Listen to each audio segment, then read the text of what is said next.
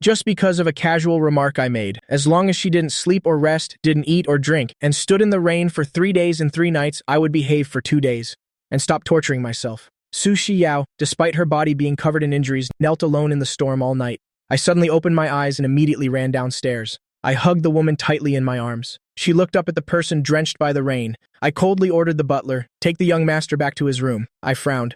What about you? The woman lowered her head. Still 12 more hours. We won't stand here anymore. I'll always be by your side. Su Shiyao tried to restrain herself. Didn't I order the butler to take the young master back to his room? I stepped forward and took her hand. Let's go inside together. You're injured. Let me apply medicine for you. Su Shiyao heartlessly tried to push me away. I directly wrapped one arm around her waist and pulled her into my embrace. I lowered my head and kissed her red lips. But Su Shiyao pushed me away forcefully and said coldly, "Don't think I'll let you go just like that. There are only 12 hours left. I won't give up." Pushed away, I froze for a moment. Then I moved closer again. Su Shiyao pushed me away once more. "Can you stop playing games?" I persisted in getting closer. She pushed me away once. I got closer once more, until she didn't push me away anymore. She went limp and nestled in my arms. "I want you to carry me back to the room. I want you to sleep with me." Su Shiyao sobbed silently. With a coquettish voice, my heart ached. I picked her up and walked into the house, step by step. As soon as we were inside, I put her down. Su Shiyao had wounds on her body. Carrying her like that would only make her more uncomfortable. I couldn't bear to let her suffer anymore. Su Shiyao looked at me, her eyes darkened. She thought I didn't want physical contact with her, that just now was only to make her give up. Those intimate actions were just for that.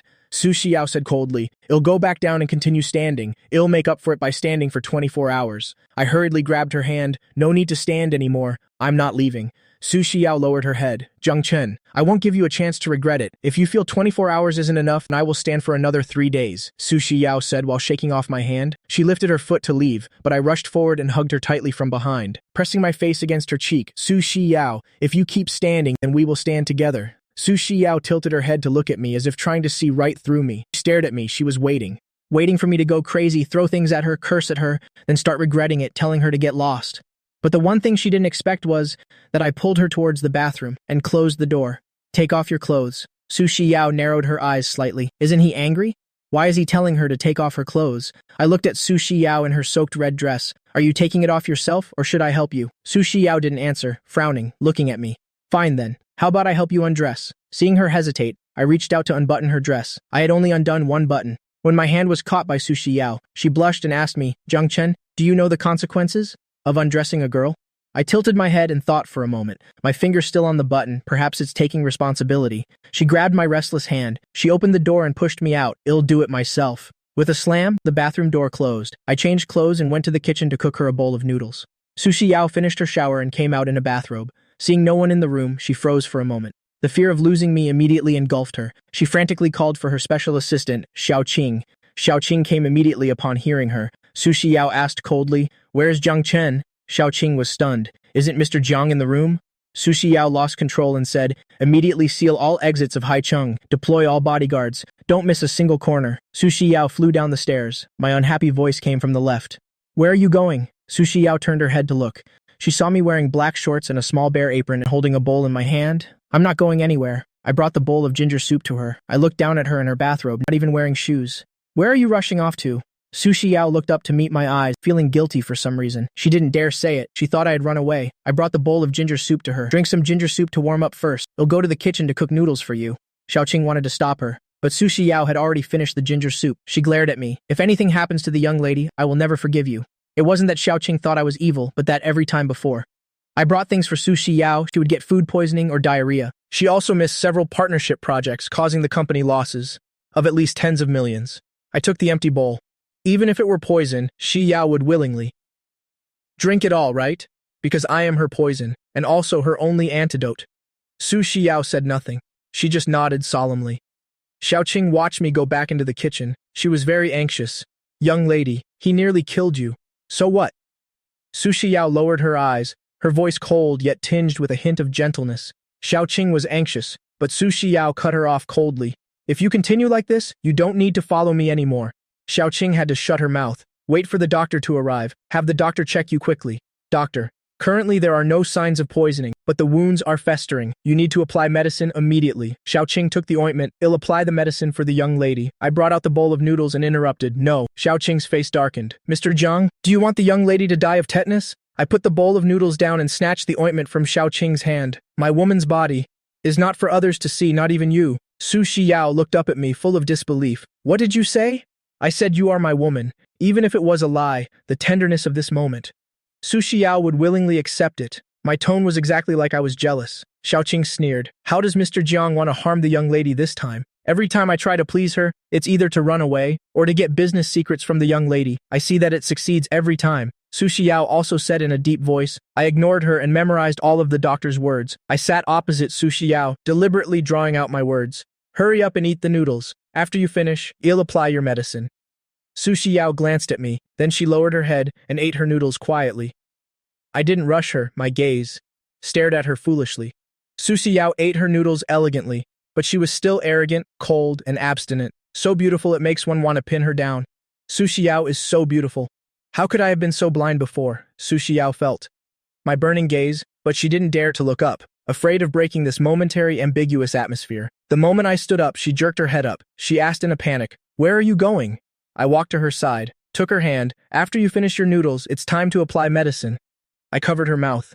The doctor said no strenuous exercise, so we can only apply medicine, as long as you're a good girl. As I spoke, I placed a kiss on her lips, as light as a dragonfly skimming the water. The softness of that moment made Su Xiao a little dizzy. By the time she came to her senses, I had already pulled her into the room. I reached out and untied her bathrobe, looking at her scarred back. The wounds were festering from being soaked in the rain. It pained me to see it. Xiao, I'm so sorry. It's all because of me. This time, I was the one who gave the Liu Corporation's proposal to Shen Xinyi, which caused Su Xiao's partnership to fail. She lost a project worth hundreds of millions. Old Master Su wanted to report me to the police. Su Xiao was determined to protect me, and that led to her being beaten like this. Don't worry. However I gave this money away, it's how I will get it back. Su Xiao's voice was faint. It's okay. I felt even more heartbroken and guilty. I carefully applied the medicine for her with my fingertips. Su Xiao frowned. Zhang Chun was actually applying medicine for her, and so gently too. She thought I would just throw the medicine away. After all, I only wished for her to die. After I finished applying her medicine, I asked, "Are there any other wounds that need medicine?" Su Xiao paused for a moment. Her thumb on the blanket twitched slightly. That's all. I noticed this detail and let out a soft snort. Are you sure you're not lying to me? She's not good at lying to me. Whenever she lies to me, her thumb will move unconsciously. This was a detail that in my past life it took me a very long time to discover. I raised an eyebrow. Are you going to tell me, or should I take off your pants? My voice was now full of domineering arrogance. Su Xiao looked up at me, her ice-cold face unconsciously flushed with a suspicious red hue. Seeing her shyness, I was very pleased. I was like a rogue, saying, "What's there to be shy about? You'll have to see it sooner or later." As I spoke, my gaze continued to move downwards. I saw a hidden wound at the edge of her underwear. A wound? Where was she injured? No wonder Dr. Li said strenuous exercise was forbidden. Su Xiao saw my hand reaching out. She leaned away to avoid it. There's nothing. Seeing her about to leave, I said intentionally, "Originally, I planned tonight." Before I could finish my sentence, a shadow fell over me, and the next moment I was pinned down by Su Xiao. She sat on top of me, her eyes filled with dissatisfaction. She looked at me, her red lips slightly parted. "Then you are not allowed to run away. Wait until my wound heals, then we will." Before she could finish, I interrupted her. "Hurry up and apply the medicine, then come here and sleep." Because she hadn't slept for 3 days and 2 nights, I needed her to recover her energy quickly. So slow. Or should I help you apply it? I have to see it sooner or later anyway. My bold words made Su Xiao blush and turn away again. No need. After speaking, she took the ointment and hurried into the bathroom. I saw she was red up to her ears. The sight of her turning and fleeing for her life made me chuckle softly. Su Xiao's shy appearance was also very cute. When Su Xiao came out after applying her medicine, the redness on her face was gone. She had returned to her noble, cold, and abstinent expression. But when she came before me, she still pouted and said aggrievedly, "I'm scared of thunder. Sleep with me." Su Xiao's eyes flickered as she looked at me. "Zhang Chen, don't even think about running away." I knew she wouldn't believe me right away, and I didn't explain. I just took her hand and led her to the bed. Su Xiao lay down with her back to me. I moved closer and hugged her from behind. The moment I held her, Su Xiao's body suddenly tensed up. "Zhang Chen, the more you act like this, the less I'll let go." Her voice was so cold it made one shiver. Our 10 fingers intertwined. "Then I won't let go even in death. I won't let go for all eternity." I pressed my face against hers and said gloomily, "Trust me one more time, okay? Trust me. This time I'll give you a world. A world that belongs only to us." Su Xiao could withstand my cold violence and all sorts of self-destructive behavior, but she couldn't stand my weakness. After all, this was exactly what she wanted. She replied in a soft voice, I believe you. I pressed closer to Su Xiao. Thank you for believing me this time. I will absolutely not let you down. Neither of us said anything more. Su Xiao greedily savored this moment of happiness, and I didn't want to break this dreamlike reality. I knew she didn't believe me, but I would use my actions to make her believe. After a while, I fell asleep. Su Xiao caressed my cheek. She gently kissed my lips and whispered, if tonight is a dream, then I'm willing to sleep in this dream forever. Pretending to be asleep, I heard this, and my heart trembled slightly. Stabbing pains shot through my chest. In my past life, I had wronged her too much. A long time later, I gently shook Su Xiao, calling softly, Yao. I called a few times, but Su Xiao didn't respond. Only then did I pick up the phone on the bedside table. 7 or 8 missed calls from Miss Shen. I looked at this saved name. I curled my lips into a cold smile. Shen Xinyi, basically, wasn't the person I was looking for. She had deceived me miserably. I changed the saved name for Shen Xinyi. Just as I finished, her phone call came. I answered it. I glanced at the sleeping Su Xiao. Shen Xinyi, what's the matter this late at night? Shen Xinyi spoke in a commanding tone. Come to room 316 at Junyu Bar. I have a social gathering here. Help me drink for my clients. The corner of my lips tilted up slightly. Okay. Having just returned to the Jiang family from the countryside, I was suppressed everywhere, but only Shen Xinyi helped me, which moved me greatly. Naturally, I listened to her. I thought it was love, but in reality, her kindness towards me had a purpose. She wanted to use me to seize the Jiang family's assets, and this time, Shen Xinyi asking me to Junyu Bar was nothing more than selling me to a 50-year-old woman in exchange for a $100 million cooperation contract. In my previous life, if Su Xiao hadn't saved me, I would have almost died because of this. I hung up the phone. A vicious glint flashed in my eyes.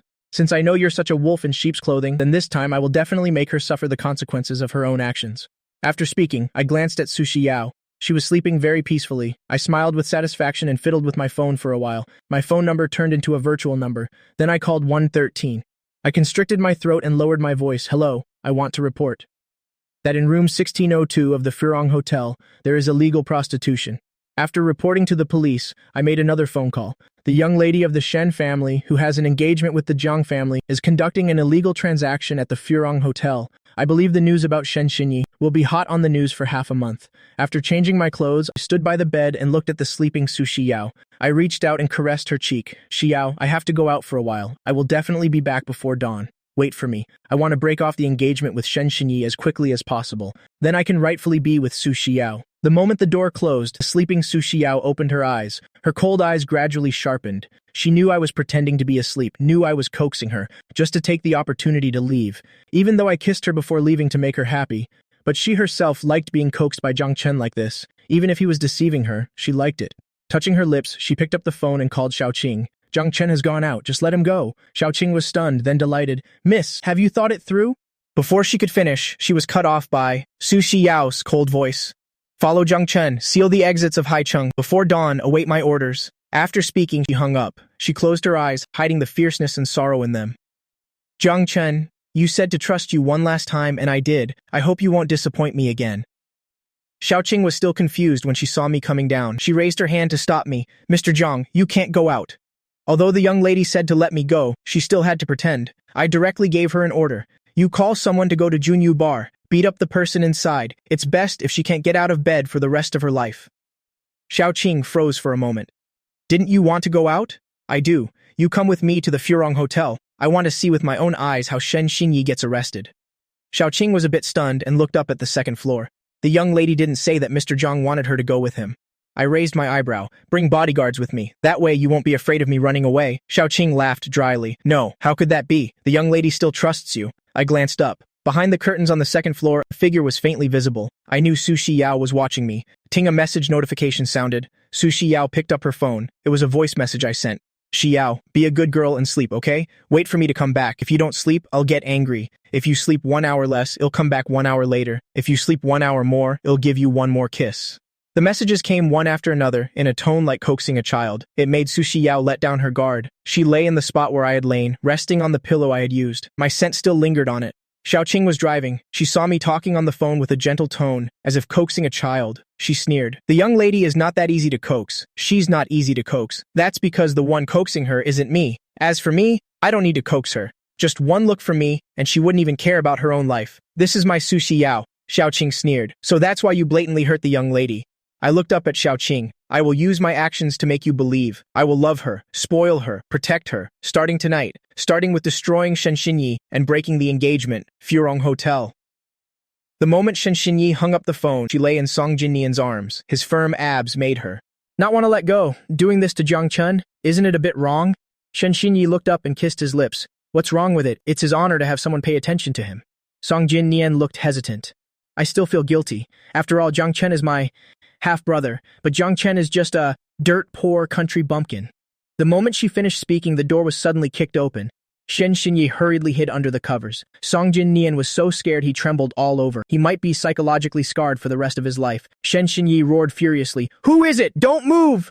In an instant, a group of police officers rushed in and stood before the bed. Shen Xinyi pulled the blanket to cover herself. "What are you doing?" The police officer showed his credentials.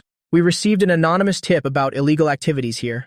Now, could you two please get dressed and come with us?" Shen Xinyi lowered her head. "You've got the wrong people. We know each other. Also, don't take pictures." "Police, get dressed. Please show your identification." Shen Xinyi looked up at the police. "This face of mine doesn't need identification, and I don't need to be convicted." The police officer looked at Shen Xinyi and found her very familiar. Isn't this the young lady of the Shen family, who had a grand engagement with the Zhang family? Shen Xinyi impatiently took out her ID from the bedside table. The police took the ID and made a note. Then he pointed to Song Jinnian on the bed. "What about his?" Shen Xinyi said with a smile. "He is my fiancé." As she spoke, Shen Xinyi took out a wad of cash from her bag. "Just a small token. You guys go get some late-night supper." She absolutely could not go to the police station, otherwise she would have a criminal record. This would not be good for me or for Song Jinnian. The police officer's face darkened. "This is blatant bribery. Hurry up, get dressed, and come with us." Shen Xinyi still wanted to stuff the money, but the police took out handcuffs. "Cuff them. Everyone, come to the station to cooperate with the investigation." Song Jinnian struggled and said, "We know each other. It's not a transactional relationship." The police glanced at Song Jinnian. He looked vaguely familiar, but he still acted officially. "Get dressed and come with us. Cooperate with the investigation." Song Jinnian had no choice. He had to get out from under the covers. Click, click. Camera flashes went off. Song Jinnian looked up. There was a crowd of paparazzi at the door. That's right, they were madly taking pictures of them. "Don't shoot, don't shoot." He covered his private parts and face. The paparazzi were extremely enthusiastic. The young lady of the Shen family, just 1 month. After getting engaged to Jiang Chen, cheated on him, hooking up with Jiang Chen's brother. Moreover, Song Jinnian is a new star in the entertainment industry. This news is hot enough. In the outdoor parking lot downstairs, I was tapping my fingers on my laptop. Xiaoqing stared at the hotel entrance. "Young master, they're out." I looked up and saw Shen Xinyi and Song Jinnian in handcuffs, being escorted out by the police. There were also restless paparazzi taking pictures. I curled my lips. "You go down and tell the paparazzi. No matter how much money Shen Xinyi offers, the photos are not to be sold. Publish them directly." Xiaoqing looked at me in surprise. "You really want to destroy her?" She thought to herself, "Isn't Shen Xinyi Jiang Chen's fiancé? Didn't Jiang Chen before go through hell for Shen Xinyi? Today he acted so ruthlessly. This move of reporting to the police, and even having paparazzi take photos, directly ruining their reputations." I indifferently hummed in agreement. Xiaoqing shook her head. This man really makes one unable to predict him. After the police car left, Xiaoqing got out of the car and spoke to the paparazzi. She even paid double. She had to make this news as big as possible. The paparazzi knew Xiaoqing and sighed inwardly. It seems Shen Xinyi has offended the great Miss Su. Xiaoqing finished her business and returned to the car. Just as I closed my laptop, she asked, "Mr. Jiang, can we go back now?" The young lady is still waiting for Mr. Jiang to return. "Have you beaten up the person I told you to?" "Yes, Mr. Jiang, she has been beaten. You go back first. Leave the car for me. I'm going to the police station." Hearing this, Xiaoqing's guard immediately went up. "Mr. Jiang, in the past, it was all an act to run away, right?" I looked up at her. "Have you forgotten Su Xiao's instructions?" Xiaoqing was speechless. "Then Mr. Jiang must also remember, no one can escape." The palm of the young lady's hand. I waited in the car for half an hour. Finally, I got a call from Shen Xinyi. Shen Xinyi used a commanding tone to instruct me. "Jiang Chen, come to the police station and bail me out." My voice was indifferent. Okay, I drove to the police station myself. Under the sympathetic gazes of the police, I didn't ask anything. I paid the fee, completed the procedures, and brought Shen Xinyi and Song Jinnian out. My silence, on the contrary, made Song Jinnian very uneasy. "Little brother, aren't you going to ask anything?" I said indifferently. "It's nothing. My father, Song Mingchen, married into the family. Song Jinnian is his illegitimate son, so he bears his surname, but he lives in the Zhang family home. In my past life, Song Jinnian was very good to me. Later, when he learned the woman who took me was Su Xiao, he even helped me escape. He was the best brother in the world. But being reborn, I finally realized how fake Song Jinnian was. Perhaps in my past life, they were the ones who killed my mother and my cousin." Shen Xinyi had no intention of explaining. Jin Nian, no need to explain to him. We did nothing wrong. She despised me for being a country bumpkin who was poor, ugly, and had no fashion sense. If it weren't for the Jiang family's assets, she wouldn't even want to give me a second glance, let alone be engaged to me. Just the thought of her fiancé being such an incredibly ugly man, she felt disgusted. Song Jin Nian looked outside. He saw through the window that they were going further and further off course. He felt something was wrong. Little brother, this isn't the way home. Where are you taking us? I drove, a smirk on my lips. Taking you to meet someone. You'll know when we get there. Song Jin Nian looked at the scenery flashing by outside. He felt very uneasy in his heart. Little brother, are you trying to take us to see that woman? Shen Xinyi's face darkened. Although she didn't like me and felt that being engaged to me was a shameful and disgusting matter, but she knew I lived with some senior executive of the Lu Corporation, and she used this relationship to make me get the project plan of the Lu Corporation for her. Song Jin Nian felt something was wrong. Little brother, I'm not going to meet her. I want to go home. My voice was indifferent. We're almost there. It was very quiet in the car. Song Jin Nian felt like he was suffocating. I drove very fast, and eventually there were no other cars on the road. I started to speed. Song Jin Nian's heart was in his throat. Shen Xinyi angrily shouted, "Driving so fast, are you trying to get reincarnated? Stop the car!" I acted as if I didn't hear her and continued driving. 15 minutes later, I parked the car, opened the car door.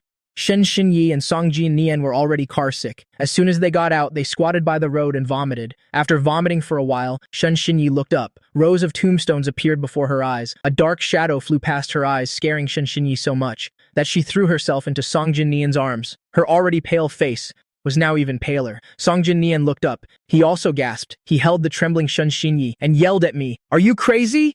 Bringing us to a cemetery in the middle of the night. This is the Haicheng Cemetery.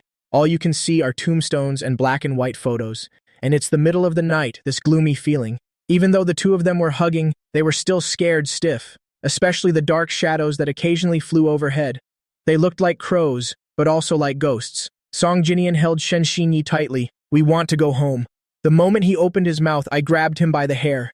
"Jiang Chen, what are you doing? Let me go!" Shen Xinyi came to her senses and immediately pulled Song Jinian back. She yelled at me, "What's wrong with you? Let go quickly! Jinian, let go!" I looked up and glanced at her. Then I directly kicked Shen Xinyi down. The movement was too fast. She was kicked unexpectedly and couldn't react, falling straight to the ground. I dragged Song Jinian deeper into the cemetery. Song Jinian also didn't expect me to go crazy tonight. He was grabbed by the collar and dragged like a dog. Shen Xinyi got up from the ground, wanting to chase after us. "Miss Shen, please stop." Two tall figures appeared from behind, blocking Shen Xinyi. "Who are you people? Get out of the way!" I heard her voice but didn't turn back. "Don't hit her. Let her follow. Otherwise it won't be fun. I know Xiaoqing has been following me all along. These two are my bodyguards." Song Jinian forgot to even pretend. "You psycho, let go." Amidst Song Jinian's struggles, I dragged him in front of a grave. On the tombstone was a gentle and elegant woman, full of kindness. The words carved on it were, "Grave of loving mother Jiang Nan, unfilial son, Jiang Chen." I pulled Song Jinian to look at the tombstone. "Mom, I've brought him here to apologize to you." As I spoke, I kicked Song Jinian's shin. With a thud, Song Jinian knelt heavily before the tombstone. I pressed Song Jinian's head down, slamming it hard against the ground. Kowtow. 3 consecutive, forceful kowtows. Song Jinian's forehead immediately broke open and bled. He was dizzy and seeing stars. "Jiang Chen, are you crazy?" In the middle of the night, with a loud slap, I raised my hand and slapped Song Jinian hard across the face. This slap sent Song Jinian's face turning to one side. His whole body was about to explode with anger. I reached out and grabbed Song Jinian by the neck, forcing him to look up at me. "Those 3 kowtows just now were on behalf of your mother. Go home and tell your mother to wash her neck clean. I want her life to avenge my mother." Song Jinian was lifted up. His already pale face now looked ashen. "Also, don't provoke me, or I'll kill you." After saying this, I let go. Song Jinian fell to the ground, coughing and choking in pain. I almost choked him to death. In that moment just now, he clearly felt that Jiang Chen really wanted to kill him. And at this moment, he developed a sense of fear towards me. I ignored Song Jinian and turned towards Shen Xinyi. She was blocked by the bodyguards and could only scream, "Jiang Chen, what's wrong with you? Song Jinian is your brother. How could you hit him like that? Are you even human?" If she hadn't spoken, I would have almost forgotten about her. I walked up to her and looked down at her. "You like Song Jinian?" Shen Xinyi said nothing. She looked up at me. She could clearly see the freckles on my face and the pitted acne scars. My skin was sallow. Other than my exceptionally beautiful eyes, when placed with my other features, I was truly hideous. Shen Xinyi looked at the 2 tall, sturdy bodyguards and forced a smile. "Song Jinian is your brother. I was just helping him. The one I like is you." Right now, she still couldn't show her disgust for me. After all, she hadn't gotten my shares yet. I smiled lightly. "You like me?" Shen Xinyi put on a gentle expression. Yes, I like you.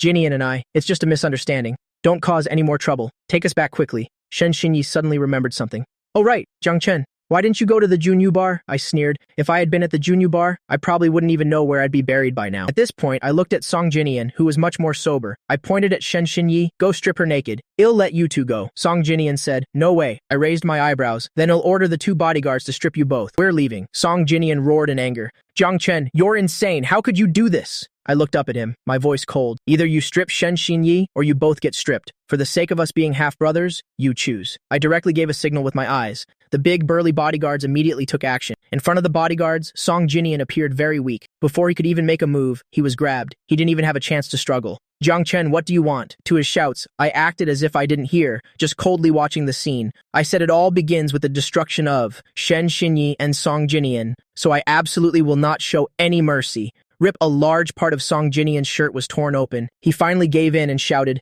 I'll do it! Let me go! I signaled with my eyes, and the bodyguards immediately released Song Jinian. Shen Xinyi was currently sitting on the ground, terrified. She looked up and saw Song Jinian walking towards her. Her eyes widened. Song Jinian, what are you doing? I stood to the side with my phone, silently recording the scene. Song Jinian, with his shirt wide open, advanced step by step towards Shen Xinyi, while Shen Xinyi, on the ground, scrambled backward in fear. This scene looked like someone about to be assaulted by a villain. Song Jinian, don't come over here. You can't do this. He's recording and Shen Xinyi's eyes appeared, tears of fear, making her look even more pitiful. Song Jinian was a little reluctant to act, but he turned to look at the 2 bodyguards, who were staring like hungry tigers. He gritted his teeth and reached out, pulling at Shen Xinyi's clothes. Song Jinian, let go of me. Shen Xinyi immediately struggled. She used her hands to scratch Song Jinian's face. Thinking about the terrible idea Shen Xinyi came up with tonight, Song Jinian felt extremely resentful. Now he even slapped her hard. It's not like I haven't slept with you. I've already worn you out. What are you pretending to be innocent for? Shen Xinyi didn't expect him to say such things. Both resentful and angry, Song Jinian, you bastard. Song Jinian saw that both of her cheeks were red and swollen. He knew that right now, to take over the Zhang group, he still needed Shen Xinyi's help. He couldn't afford to offend this person either. Don't be angry. I'm doing this for us. Otherwise, if both of us get stripped naked, it wouldn't be good. As Song Jinian spoke, he leaned in and whispered in her ear, let's just go along with him for now. Later, we'll find a chance to deal with him. We can live a carefree life. By then, the entire Zhang group will be ours. My expression grew colder and colder. Song Jinian, aren't you going to strip her, or do you want to flirt on the spot and do something children shouldn't see? My ice-cold voice sent a chill down Song Jinian's spine. Then, his hands used a bit of force. Shen Xinyi's dress was torn open. The bodyguards covered their faces, not bothering to look. A worn-out piece of goods, there's nothing to see. Shen Xinyi hugged her chest with both hands, trembling like a pitiful wretch. Jiang Chen, is that enough? I said coldly. Continue. Strip her completely. Song Jinian looked up at me angrily. Don't you? He had just opened his mouth when he saw the 2 bodyguards move. Song Jinian immediately chuckled. Honey, don't interrupt me. Shen Xinyi looked at him in disbelief. Song Jinian, you can't do this. As a rising star, Song Jinian didn't want to be the one getting stripped, so no matter how Shen Xinyi cried, he was very quick. He swiftly stripped off the piece of cloth. That was Shen Xinyi's last covering. Shen Xinyi curled up and sobbed. Song Jinian looked up at me and said, Look, is this okay? My dear brother, for the sake of our old times, let us go. After speaking, he moved forward to grab my hand, but I nimbly dodged him. I coldly looked at the fawning Song Jinian, truly disgusting and nauseating. I ordered, strip him too, take their clothes.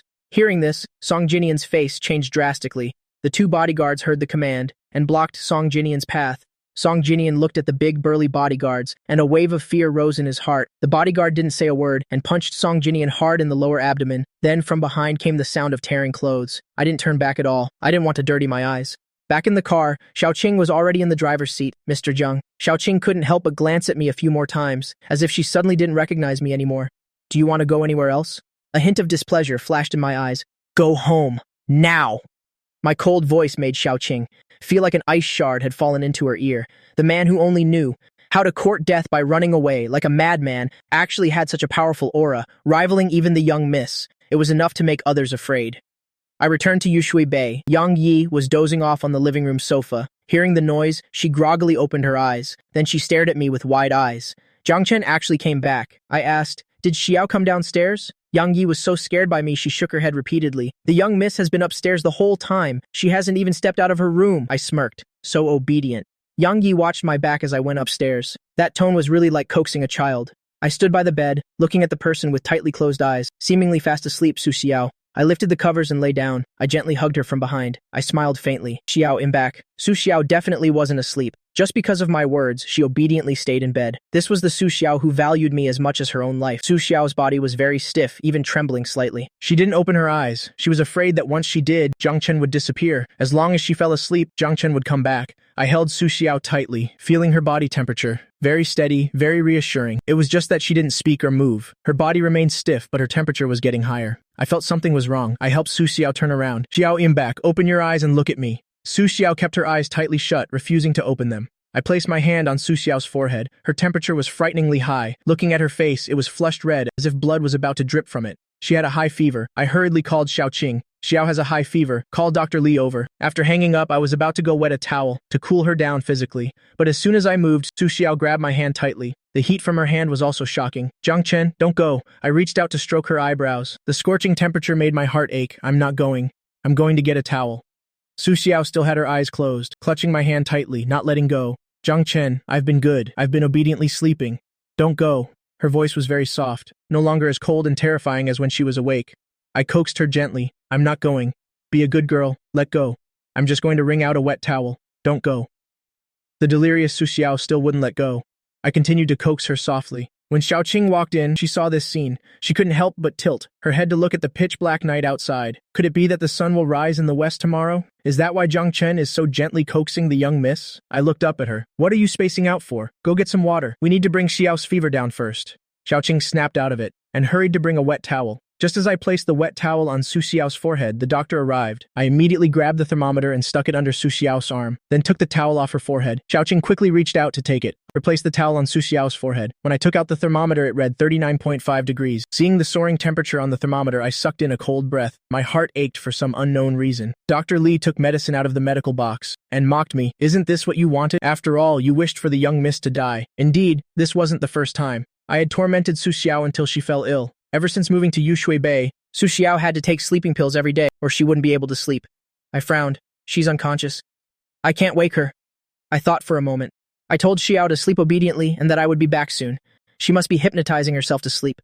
When I left Yushui Bay, she probably couldn't sleep, but because of what I said, she forced herself to sleep, so she hypnotized herself. It looks like she's asleep, but she's actually just self-hypnotized. Dr. Li understood the wounds are too severe and she was in the rain for so long. Combined with a self-induced hypnotic coma, that's why she has a fever. Let's give her fever medicine first and see how she is in an hour. Dr. Li looked at the unconscious Su Xiao, looking troubled. She's in a self-induced hypnotic coma. You can't wake her up. If she doesn't wake up, she can't take the medicine.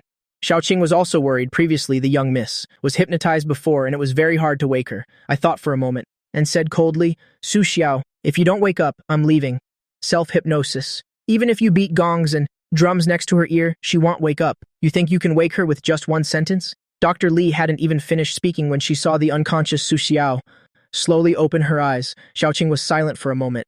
That slap in the face came so quickly. Su Xiao opened her eyes and stared at me. She said nothing. In her eyes, I was like a flower in a mirror, the moon in the water, something that would vanish with a touch. I helped her sit up, leaning against the bed to take her medicine. She frowned at the pill in my palm.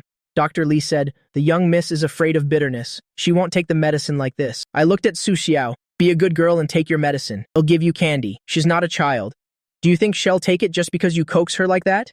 Dr. Li hadn't finished again, when she was slapped in the face again. Su Xiao, without a change in expression, took the medicine, not even drinking water. She just stared at me. I chuckled softly, then gently leaned down and kissed Su Xiao's lips. Then I used my tongue to part her lips and teeth. Su Xiao's whole body stiffened. Then she gently pushed me away. She was sick and afraid of infecting me. I wasn't angry either. Instead, I smiled and asked her, is it sweet?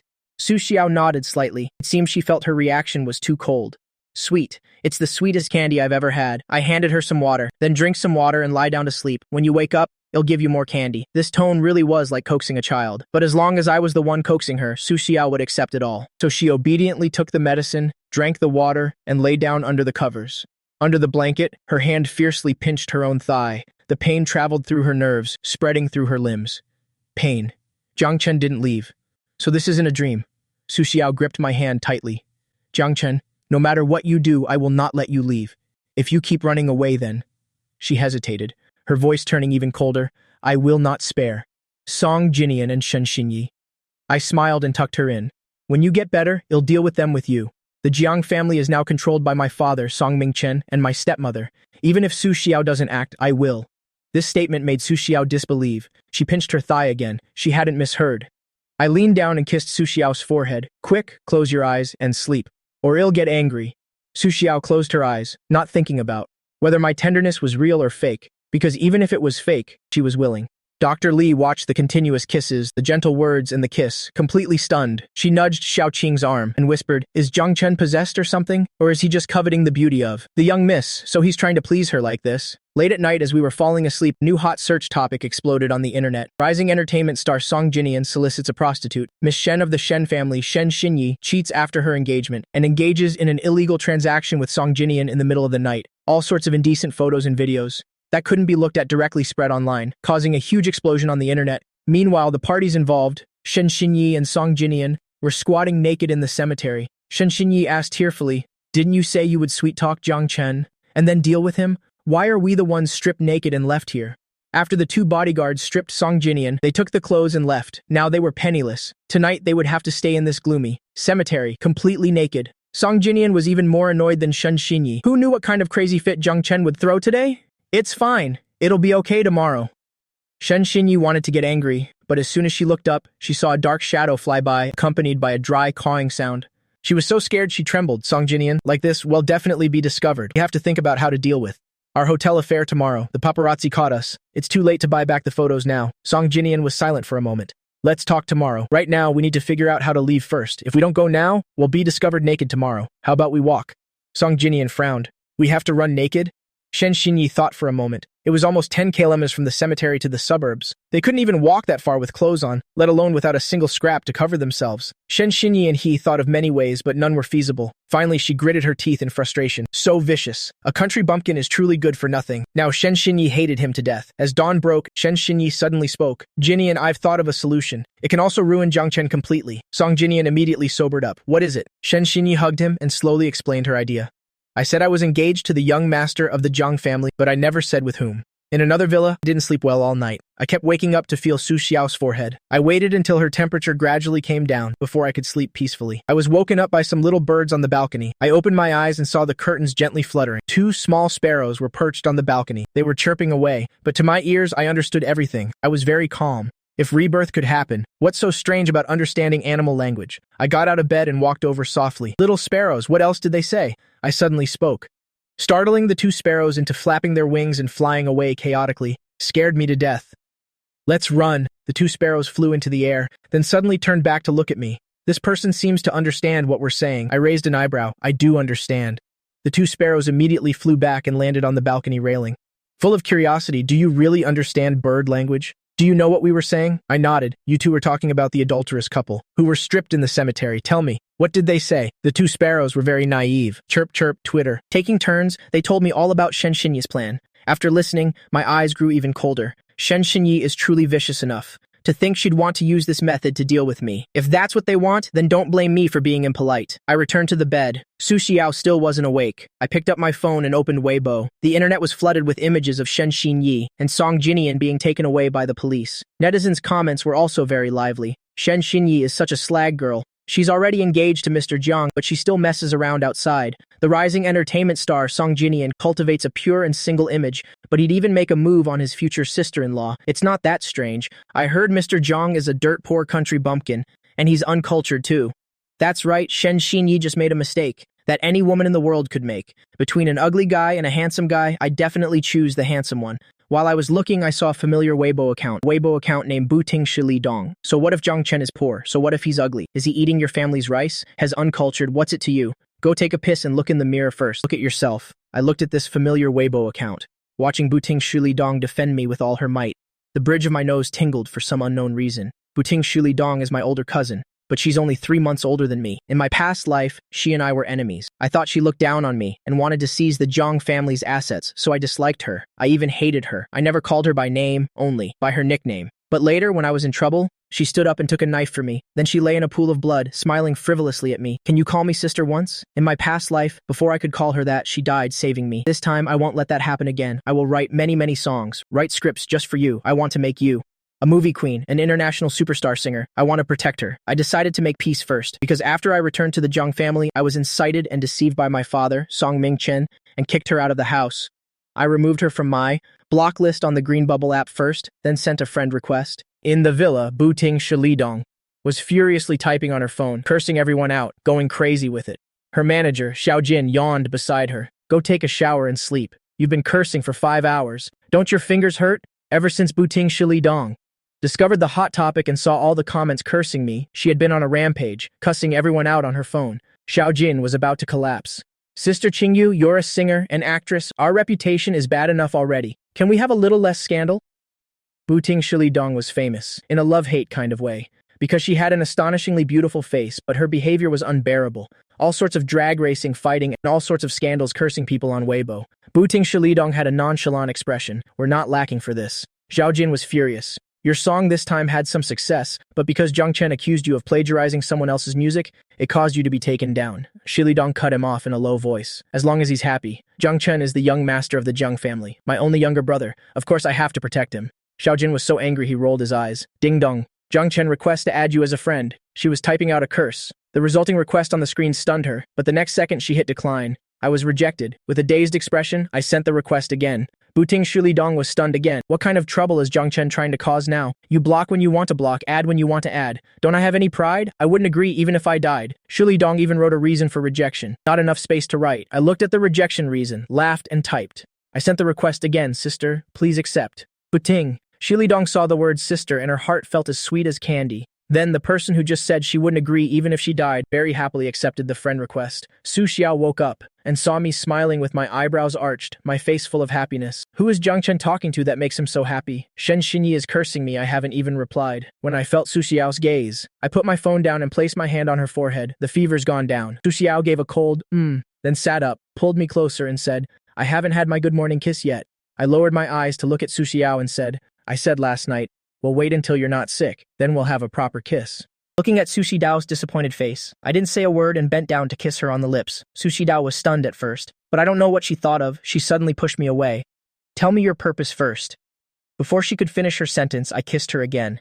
A kiss to shut her up. Su Xiao pushed me away again. I raised her chin with my hand. Su Xiao looked at me as if I had become someone else. Zhang Chen, can you tell me your request first? It's based on your beauty, it's that simple. I said that and bent down to kiss her on the lips again. This time I was even more domineering and forceful. She was kissed so much that she couldn't react at all. After a while, she gradually got into it, but she was still clumsy and awkward, even accidentally biting my lip. Fresh blood spread between our lips and teeth. She asked worriedly, Are you okay? I touched my lip. Looking at the worried Su Xiao, I burst out laughing. Was last night your first kiss? Su Xiao looked down at me, her face even redder. She nodded slightly and hummed in agreement. Then she suddenly looked up at me. I was very skilled at kissing, while she could only passively learn from me. So Zhang Chen and Shen Xinyi, thinking of that possibility. Su Xiao suddenly held her breath, not daring to think any further. She couldn't think about that possibility. She would die of jealousy. She would go crazy. She would want to send someone to shut Shen Xinyi up. A jealous Su Xiao suddenly pushed me down. This is jealousy. You're jealous. I smiled and hugged her. Last night was my first kiss too. The light shattered in her eyes. Su Xiao's eyes instantly lit up. I'm not skilled because I've kissed Shen Xinyi, but because I've kissed you so many times in my dreams. So now I'm just practicing a little. My fingers rested on her cheek. Just as I was about to take another step, the ambiguous atmosphere was cut short by the ringing of a phone. Su Xiao frowned, her gentle eyes instantly turning cold. Who dared to ruin her good moment? I pushed Su Xiao away to get the phone. Su Xiao's expression was dark. It seemed like a bloodbath would happen in the next second. I saw the caller ID was my father, Songming Chen. I pressed the record button. Immediately after, Songming Chen's roar came through. Zhang Chen, look at the good deed you've done. Your brother has been ruined by you. You even dared to strip them naked and leave them at the cemetery. Are you even human? What kind of younger brother are you? Save your brother's image and reputation. Along with the losses of the Zhang Corporation, Jin Nian will change his household registration and take the Zhang surname. He is the true young master of the Zhang family, and we will announce that Shen Xinyi is engaged to Jin Nian, and you are the third party trying to steal your sister-in-law. I held the phone without even putting it to my ear, and heard every word clearly. I asked, the person originally engaged to Shen Xinyi was me.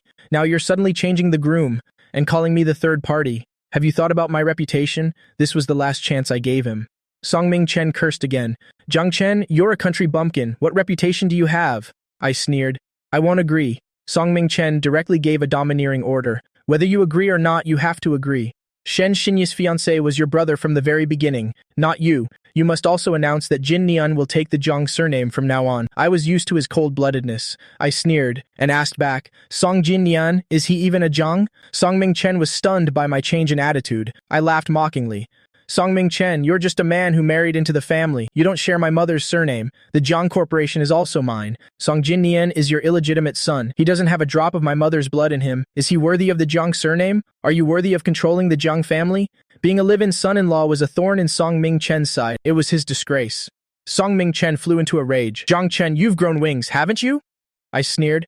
Songming Chen, you're a live-in son-in-law. Don't even think about scheming for the Jiang family's things. It will forever bear the Jiang name. You people are not worthy. In my past life, Songming Chen completely took control of the Jiang family, changing the Jiang Corporation to the Song Corporation, and I, as the heir, the #1 heir of the Jiang Corporation, was kicked out of the Jiang family. No longer the young master of the Jiang family. If it weren't for Su Shidao, I would have become a helpless orphan. I looked up and planted a hard kiss on Su Shidao's cheek, a loud smooching sound. Su Shidao lowered her head, looking at me with dark eyes. Songming Chen heard the noise and roared. Jiang Chen, who are you fooling around with? Get your ass back here now.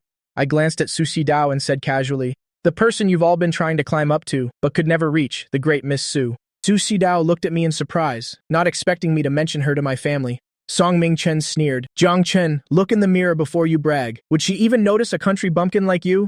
Stop dreaming. Get to the Shen family's house by 10 o'clock. We're holding the engagement party for Jin Nian and Shen Xinyi today. If you listen to me, I'll arrange a better wife for you. Otherwise, he snorted coldly and hung up, not giving me a chance to refuse. I looked at the saved recording and raised an eyebrow with a smile. Shen Xinyi's engagement party, huh? It's the perfect opportunity for a face slapping. A large-scale face-slapping scene served on a platter. How could I not go? I turned to look at Su Shidao. Su Shidao's face was dark. She said coldly, you're not allowed to go. She only heard my side of the conversation. She didn't hear the words on the other end. Shen Xinyi's fiancé is me, so all the currying favor last night and this morning was also you could go back and get engaged to Shen Xinyi. I tugged at Su Shidao's hem. He'll be back on time tonight. Su Shidao looked down at my hand. She was unmoved. I picked Su Shidao up and sat her on my lap, then buried her face in a flurry of kisses. I showered Shidao with kisses. Let me go, please? Su Shidao remained unmoved. She looked down at me with cold eyes. You should give up this idea. If you dare to go to the Shen family's engagement party, it'll have people fire cannons at the Shen family's house. I felt that if I dared to mention it again, I get the illusion that she would have someone beat me to death. But I wasn't afraid of her. Jiang Chen, no matter how many times you kiss me, it's useless. I won't let you go. Su Shidao was both doting and helpless. I lifted her face and said with a smile, I'm going to break off the engagement with Shen Xinyi, not to get engaged. Su Shidao's head shot up to look at me. Break off the engagement? She thought I was just saying that to leave. I said seriously, yes, to break off the engagement. Then we can be together officially and legitimately. The firm heart that wouldn't let me go. Su Shidao's heart began to waver. I lifted her face. Trust me this once, okay? Then, like a chicken pecking rice, I planted one kiss after another on her lips. Finally, I used my ultimate move, calling her wifey. Only then did Su Shidao forget how to think and blurted out, okay, as soon as she said it. Su Shidao already wanted to regret it. She had agreed too quickly. Hearing her agree, I lifted her face and gave her a hard kiss. Shidao, you're so good. Hearing me say this, Su Shidao felt that spoiling me like this wasn't so bad. At worst, however many times Jiang Chen runs away, she'll just catch him again. Just treat it like a game. Shidao, help me order some fireworks and firecrackers. When I get to that neighborhood, I have to set off firecrackers and celebrate all the way. Su Shidao looked up at me, then suddenly held her breath. I was actually changing clothes right in front of her. Su Shidao was stunned. I didn't hear a sound, so I turned to look at Su Shidao. Shidao, what do you think of wearing this to break off the engagement? As soon as I looked up, I saw Su Shidao had a nosebleed. I wiped Su Shidao's nosebleed. Quickly, tilt your head up. Why is it bleeding more and more? Are you feeling heaty lately? Su Shidao didn't raise her head, but looked down at me, standing naked right in front of her. The firm 8-pack abs made her dizzy. The more she looked, the more excited she got. The more excited she got, the more her nose bled. Su Shidao said in a hoarse voice, if you put on your clothes, I should be fine. Otherwise, my nosebleed won't stop. Hearing that, I looked down at myself. Then take a few more looks, get used to it. Otherwise, in the future, want you. Get a nosebleed every time you look? Su Shidao couldn't handle my bold words. She stuffed tissue into her nose, thinking to herself, isn't this something that only happens to men? How can a girl like me be like this? I look so useless. Then she turned and went into the bathroom. At the same time, she left a harsh remark. Jiang Chen, you should go quickly before I regret it. Seeing Su Shidao like a startled little rabbit, I couldn't help but laugh. Why didn't I realize she was so innocent in my past life? So innocent that it's unbearably cute. After I finished changing, I didn't leave right away, but waited for Su Shidao. But I waited a long time, and Su Shidao still hadn't come out. I was getting a little impatient. Su Shidao, are you still not done? You should go before I regret it. Hearing the sound of trickling water from inside, I knew it wasn't that simple. Then I clattered downstairs. Xiaoqing saw me downstairs. Mr. Jiang, are you all right? I tried to act calm. I'm fine. Do me a favor, buy some condoms and feminine wash. Xiaoqing's eyes widened. Is it Mr. Jiang who's a beast or the eldest miss who's a beast? The eldest miss is so injured and has a high fever, and they're still doing that. I looked at her shocked expression. It's not for Sushi Dao. Xiaoqing was shocked. Not for the eldest miss? You're telling me to buy it? That's even more outrageous. I saw that the more I explained, the more misunderstandings there were. In short, just go buy it for me, and buy a lot. At first, Xiaoqing was bewildered, but the more she listened, the more shocked she became. Mr. Zhang, what on earth are you planning to do, buying so many condoms? And also a lot of feminine wash. And you need a champagne bottle to put it in. Could it be that Zhang Chen has a special fetish? Wanting to drink feminine wash? I raised an eyebrow and smiled. Of course, I'm going to torture some scum. Go quickly. Xiaoqing was completely dumbfounded. She agreed and turned to leave, then immediately called Sushi Dao, eldest miss, Mr. Zhang. Sushi Dao's voice was low, just do as he says. Xiaoqing was doubtful but still went to do it. I sent a text to Sushi Dao, aim out. Be a good girl and wait for me at home. Don't go to the company, you need to rest a lot. Sushi Dao's heart felt sweet. She couldn't help but curve her lips into a smile. It was in the morning that Shen Xinyi and Song Jin Nian were discovered by people visiting graves. When they were found, they didn't have a single scrap of clothing on them and were photographed naked in each other's arms. They had to spend 2,000 yuan to buy 2 sets of paper clothes meant to be burned for the dead. Only then did their miserable and humiliating trip to the cemetery end. As soon as the two of them returned, they were brutally scolded. Mother Shen pointed at Shen Xinyi's nose and scolded her. I've told you so many times you have to restrain yourself. And what's the result? You go to a hotel and get reported. Now the video of you two at the cemetery has been posted online. Father Shen rubbed Mother Shen's back. This isn't Xinya's fault. Isn't it all because of that Zhang Chen? Zhang Chen is just a dirt-poor country bumpkin. He can't even function in society. He must have been the one who reported it last night. Shen Xinyi. It's all his fault. He's the one who should have been stripped and thrown in the cemetery. Shen Xinyi nodded vehemently in agreement. What's done is done. Scolding is useless. We should focus on damage control first. Father Shen nodded. The engagement party preparations have already started. We should go out and greet the guests. Mother Shen took a deep breath. Only then did she suppress her anger. Today, no matter what is said, it's all Zhang Than's fault. She looked at Song Mingchen. I don't care what you all say. You must protect Shen Xinyi's reputation. Make Zhang Chen bear all the consequences and be utterly ruined. Song Mingchen nodded. I've already spoken with Zhang Than's side. After today, it'll make Zhang Chen leave with nothing. He won't be allowed to bother Shen Xinyi after being reassured.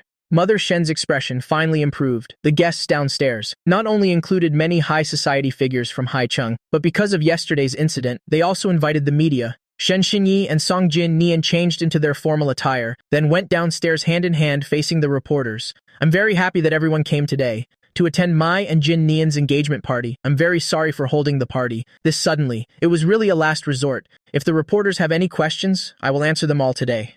Song Jin Nian was elegant and polite. Shen Xinyi was graceful and sophisticated, making people unable to see the despicable figures from the video, but those faces, they couldn't be replaced. A reporter asked, last night Mr. Song and Miss Shen were arrested at a hotel for solicitation. What happened? Shen Xinyi smiled. It's a misunderstanding. Song Jin Nian is my fiancé.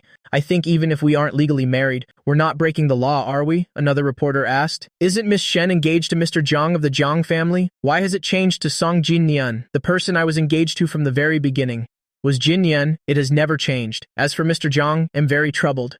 Perhaps because I helped him, it made him misunderstand that I liked him. So there has been some harassment. Jin Nian is kind and didn't want to ruin his reputation, so he didn't expose this matter.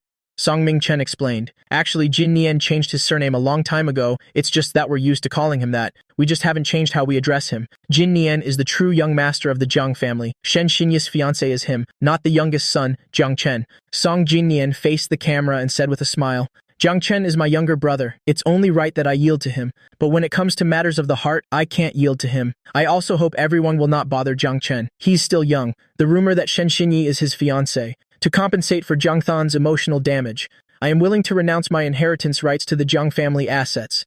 With just a few sentences, they easily changed the truth that Shen Xinyi was engaged to me, and even claimed I was the third party, while Song Jin Nian and the others became the victims. They were even the good, generous people who forgave me. Bang, bang, bang. Just as Song Jin Nian and the others were about to successfully clear their names, a deafening sound of firecrackers erupted outside. At the same time, a loudspeaker blared. Congratulations to Zhang Chen for breaking off the engagement with Shen Xinyi. There are red envelopes for celebrating. Everyone who sees this gets one. Hearing this announcement, Mother Shen was immediately stunned. What on earth is going on? The butler immediately went out to check the situation. Bang, bang, bang. The firecrackers didn't stop. The loudspeaker blared again. Congratulations to Zhang Chen for breaking off the engagement with Shen Xinyi. There are red envelopes for celebrating. Everyone who sees this gets one. Many guests heard this announcement and were extremely curious. They went outside discussing what was happening.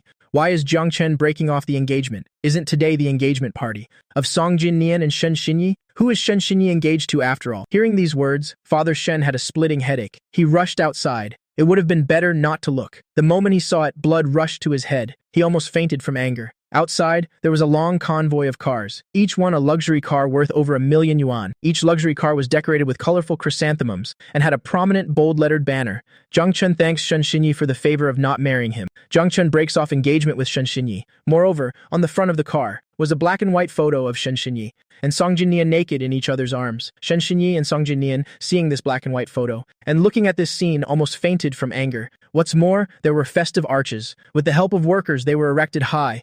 Congratulations to Jiang Chen on a successful engagement cancellation. Shen Xinyi and Song Jinnian were so angry they were about to cough up blood. Some onlookers who enjoyed the drama weren't afraid to stir the pot. They burst out laughing. Who did this? It's truly brilliant. The Shen family must have bullied someone too much to deserve this move. You can't say that. The propaganda outside says the Shen family and the Jiang family are getting engaged. It didn't specify which young master. One is a prestigious young master. One is a country bumpkin. As long as you're not an idiot, you'd know. To choose Song Jinnian, the engagement party has become a farce. It's about to become a funeral. But Jiang Chen has been hiding and hasn't shown up. I'm also quite curious about the true appearance of the invincibly ugly guy. Just how ugly is Jiang Chen? The Jiang family didn't even let a single photo leak out. He must be super ugly, otherwise the Shen family wouldn't have stooped to marrying the illegitimate son of a live-in son-in-law. Song Mingchen is a live-in son-in-law. Song Jinnian is an illegitimate son, always looked down upon by others. Hearing this, the father and son were again so angry they were about to cough up blood. The car slowly drove up and finally stopped. Shen Xinyi angrily ran forward, flung open the car door and cursed. Jiang Chen, get the hell out here as soon as the words left her mouth. Shen Xinyi looked at the man in the back seat. Her eyes widened in shock. I looked up and smiled. Seeing me smile, Shen Xinyi's heart suddenly started to race. I'm sorry, I got the wrong person. It was the first time Shen Xinyi had seen such a handsome man. She couldn't stop stuttering.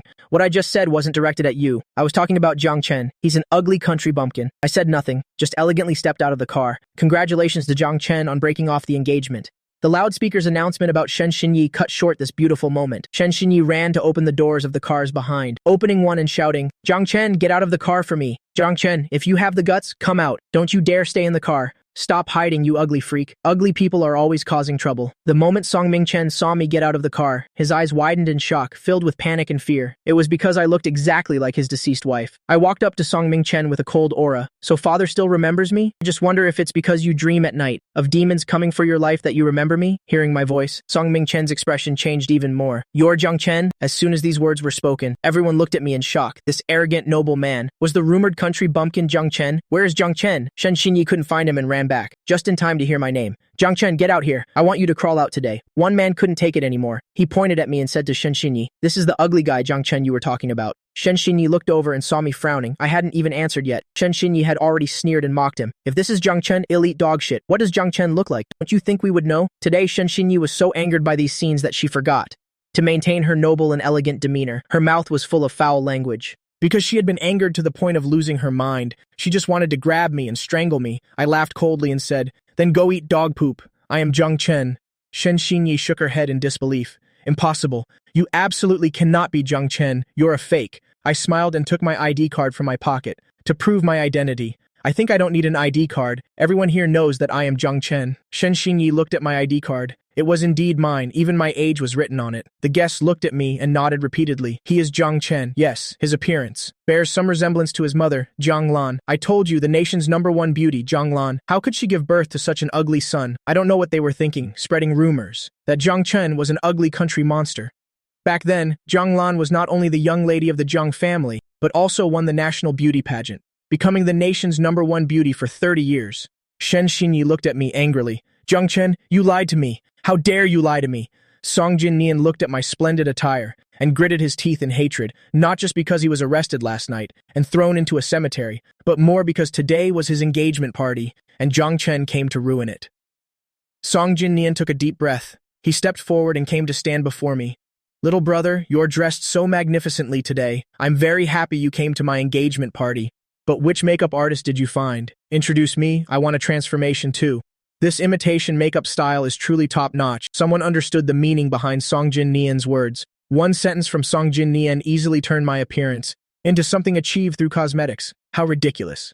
I looked at Song Jinnian. I'm sorry, but a man like me, how could I be like you, putting on such a flamboyant show? After being slapped in the face, Song Jinnian still forced a smile. Little brother, you used to pretend to be ugly and poor, pretending to be uncultured, and now you've shed your disguise. You're not here at my engagement party to steal the bride, are you? Song Jinnian put his arm around Shen Xinyi. Shen Xinyi isn't someone who only looks at faces, little brother. You should give up that idea and just wish us well. I came to give my blessings, and I brought a big congratulatory gift. With that, I clapped my hands. The bodyguard came up carrying a large box, making everyone's eyes widen, curious about what was inside. The bodyguard opened the box and poured it towards Song Jinnian and Shen Xinyi.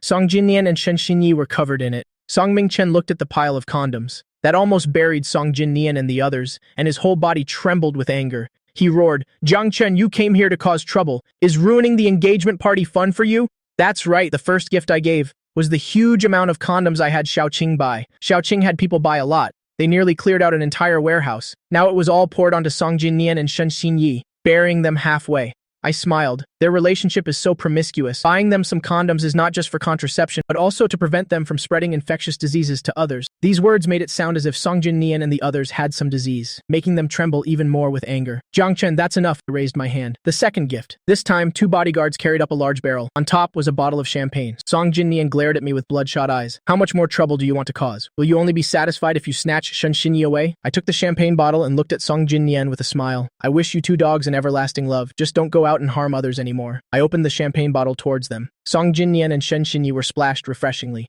The strong smell made everyone feel that something was wrong. The bodyguard opened the barrel, revealing a large container. I raised my eyebrow and shouted, Everyone, step back. They need to be washed. A little cleaning will make them healthier. Hearing this, the guests immediately backed away.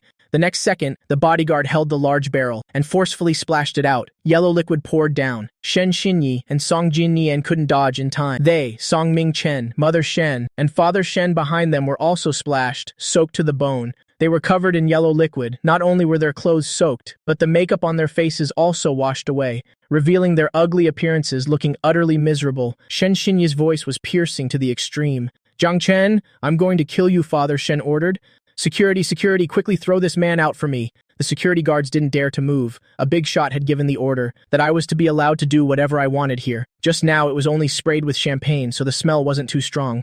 Now a whole large barrel was splashed out. The air was filled with a strong smell. Not stinky, but with a hint of a cool medicinal scent. What is that? Someone who didn't understand asked, Smell what? Probably feminine wash, haha. This Jiang Chen is really something else. First condoms, now feminine wash. It's true, the more you wash, the healthier you are. What is feminine wash used for? Then someone in the crowd explained it. The knowledge of what feminine wash is used for. After hearing it, all the guests couldn't help but want to give a thumbs up. This gift is truly amazing. Shen Xinyi and her group had never been so miserable. To be thoroughly humiliated by a country bumpkin like me, they were absolutely furious. Jiang Chen, from the beginning, the one who wanted to get engaged. To Shen Xinyi was Song Jinnian, not you, even if you turn the world upside down today. Shen Xinyi cannot get engaged to you. You've been clinging on relentlessly. Are you going to threaten us with death today? Song Mingchen said painfully. Jiang Chen, Dad has wronged you, but your older brother also said he can give up his inheritance rights. But he will absolutely not let you take Shen Xinyi away. What more do you want? Father Shen said, Jiang Chen, don't be a sore loser. The engagement partner of the Shen family was never you. I sneered. If you're all so sure, then I'll present the evidence to slap you in the face. Saying that, I took out my phone and played a call recording. Soon, Song Mingchen's voice came out. Jinnian will change his household registration and take the Jiang surname. He will be the true young master of the Jiang family. And we will announce that Shen Xinyi is Jin Neon's fiancé, and you are the third party trying to steal your sister-in-law. I asked, wasn't the person engaged to Shen Xinyi originally me? Now you've temporarily switched the engagement partner, and you're calling me the third party. Don't you care about my reputation? Song Mingchen laughed and said, You're a country bumpkin. What reputation do you have? Is it more important than your brother's? After hearing these recordings, everyone looked towards Song Mingchen. So from the start, Shen Xinyi was engaged to Jiang Chen. Because of that scandal, Song Jinnian was substituted in. Everyone shook their heads, treating an illegitimate son like a treasure, and his legitimate son like trash. A father like that is a rare find. I told you Jiang Chen is so talented and handsome. How could he be rumored to have a sharp face and hollow cheeks? It turns out it was to slander his reputation. Everyone loves a good show and isn't afraid of drama. Now they were all criticizing Song Mingchen. He looked at me, his face pale. You actually dared to record me? He never would have expected that I would record it. I raised an eyebrow. If I didn't record it, How would people know the truth? Song Ming-chen was so angry his chest heaved. He almost fainted from anger. I turned my head to look at Song Jin-nian. Stealing your younger brother's wife. Aren't you going to explain? Song Jin-nian looked at his own miserable state. While I looked like an elegant and noble prince, his face twisted with jealousy. He glared at me, grinding his teeth. Shen Xinyi and I knew each other since childhood. If you hadn't suddenly returned, the one engaged to her would have been me. It was clearly you who stole Shen Xinyi. You're the third party. Before he could finish his words, I raised my hand and gave him a resounding slap. Zhang Chun, you dare hit me? Song Jinnian rushed forward to hit back. My eyes turned cold. I lifted my leg and kicked him hard. Thud, Song Jinnian fell hard to the ground. Song Jinnian screamed like a madman. I stepped forward and stomped on his face, grinding my foot on Song Jinnian. That bitch, if you want her, just take her. But to change your surname and seize the Jiang family's assets? Dream on. The Jiang family belongs to me. You are not worthy of the Jiang surname. Song Ming-chen, feeling sorry for his son, rushed forward to teach me a lesson. That's your older brother, you're a bastard. He raised his hand to hit me. I raised the champagne bottle in my hand. Crash! Song Ming-chen's hand slammed hard into the bottle. He screamed in pain. Jiang Chen, you even dare to hit your own father. Aren't you afraid of divine punishment? I pointed the champagne bottle at Song Ming-chen. If you continue to be so biased, he'll show you what it means to choose justice over family. My voice was as cold as crushed ice, making people tremble. Song Ming-chen was also shaken by my aura. I looked down at Song Jin-nian, pressing the champagne bottle to his face. The fate of a third party is to be stripped naked in the streets. I've already been very merciful. Mother Shen shouted, Security! Get Jiang Chen! Take him to the police station again. Whoever does it, I'll give them 10,000. Seeing the security guards surrounding me, I held the champagne bottle and sneered. A good chance to test my dog-beating staff technique. One on the left, one on the right. Over here, a shoulder throw. Over there, a flying kick. Bang! Bang! Bang! In less than a minute. The security guards were all beaten and lying on the ground. I raised my eyebrow and looked at Mother Shen. Mother Shen was so scared by my gaze that she trembled all over. No matter what, Shen Xinyi will not get engaged to you. Even if you play hard to get, it's useless. You're a jinx, a bane, you'll jinx us to death. Before Mother Shen could finish her words, I threw the champagne bottle in my hand directly at her. It scared Mother Shen into squeezing her eyes shut. I walked straight up to Shen Xinyi. Give me back my family heirloom ring. Shen Xinyi's face darkened. Jiang Chen, don't. Push your luck. Everyone should just leave a way out. I know you're playing hard to get, feigning retreat to advance. You just want to get my attention. I didn't want to be nauseated by her, so I lifted the large bucket, holding Shen Xinyi's head with one hand. The Shen family had long been eyeing that 1 billion antique ring. Otherwise, as soon as I returned, why would Shen Xinyi immediately come to my house to propose marriage? They originally planned to have Song Jinnian change his surname to Jiang and proceed with the engagement as usual. That way, they could still get the antique ring. They didn't expect me to show up and cause such a scene to call off the engagement. Just as Father Shen was about to send someone to get the ring, Mother Shen shrieked, On what grounds should we give it to him? That ring should belong to our Shen family. This is the emotional distress fee you must pay to Shen Xinyi. I sneered. Emotional distress fee? Mother Shen said righteously. That's right, because of the engagement with you. Everything that happened from last night until now is your fault. You have harmed Shen Xinyi's interests. You've hurt her emotionally. You must compensate. These shameless words stunned everyone present. I turned and asked the bodyguard, Is there any more feminine wash? The bodyguard immediately brought another large bucket. Mother Shen backed away in horror. I grabbed her by the collar with one hand. Trash needs to be washed clean.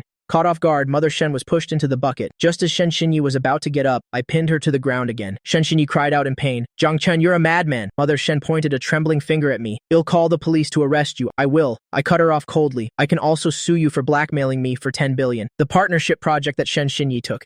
I can say she was an accomplice. Mother Shen was too angry to speak. I smiled and continued. Blackmail and theft. How many years do you think that warrants?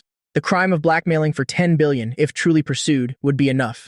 For Mother Shen to spend the rest of her life in prison, although it wouldn't really be pursued, it was enough to scare them a little. Father Shen didn't want any more trouble. He handed me the brocade box. Here's the ring back. The engagement is cancelled. We have nothing to do with each other from now on. He glared at me fiercely. Don't come clinging to us in the future. Our Shen family, whether you live or die, has nothing to do with us. In Father Shen's eyes, I was just a country bumpkin with no one to care for me. Without the Shen family's backing, I was nothing. Today's drama was just me putting on a brave front. After checking and confirming it was the family heirloom ring, I stood up and smiled lightly. Remember, it was me who called off the engagement. Shen Xinyi, it wasn't you who called it off. This distinction is very important. Shen Xinyi was finally able to stand up. Suppressing a bellyful of anger, she pointed at me and yelled, Jiang Chen, if I hadn't been engaged to you in the first place, who would have even looked at you? Let me tell you, besides me, no one would dare marry you. Just you wait to serve that old woman as a stud horse. I raised an eyebrow and smiled. I'm sorry. The noblest woman in the world, Su Shiyao, is going to marry me. As soon as I said this, everyone fell silent for 3 seconds. Then Shen Xinyi burst out laughing. The other guests couldn't help but laugh either. Who doesn't know that Su Shiyao doesn't get close to men? Any man who approaches her meets a bad end. I admit Jiang Chen is very handsome. He could even be the most handsome man in the country. But Su Shiyao isn't interested in men. This Jiang Chen must have a death wish. He can brag about anything. But he had to brag about Su Shiyao.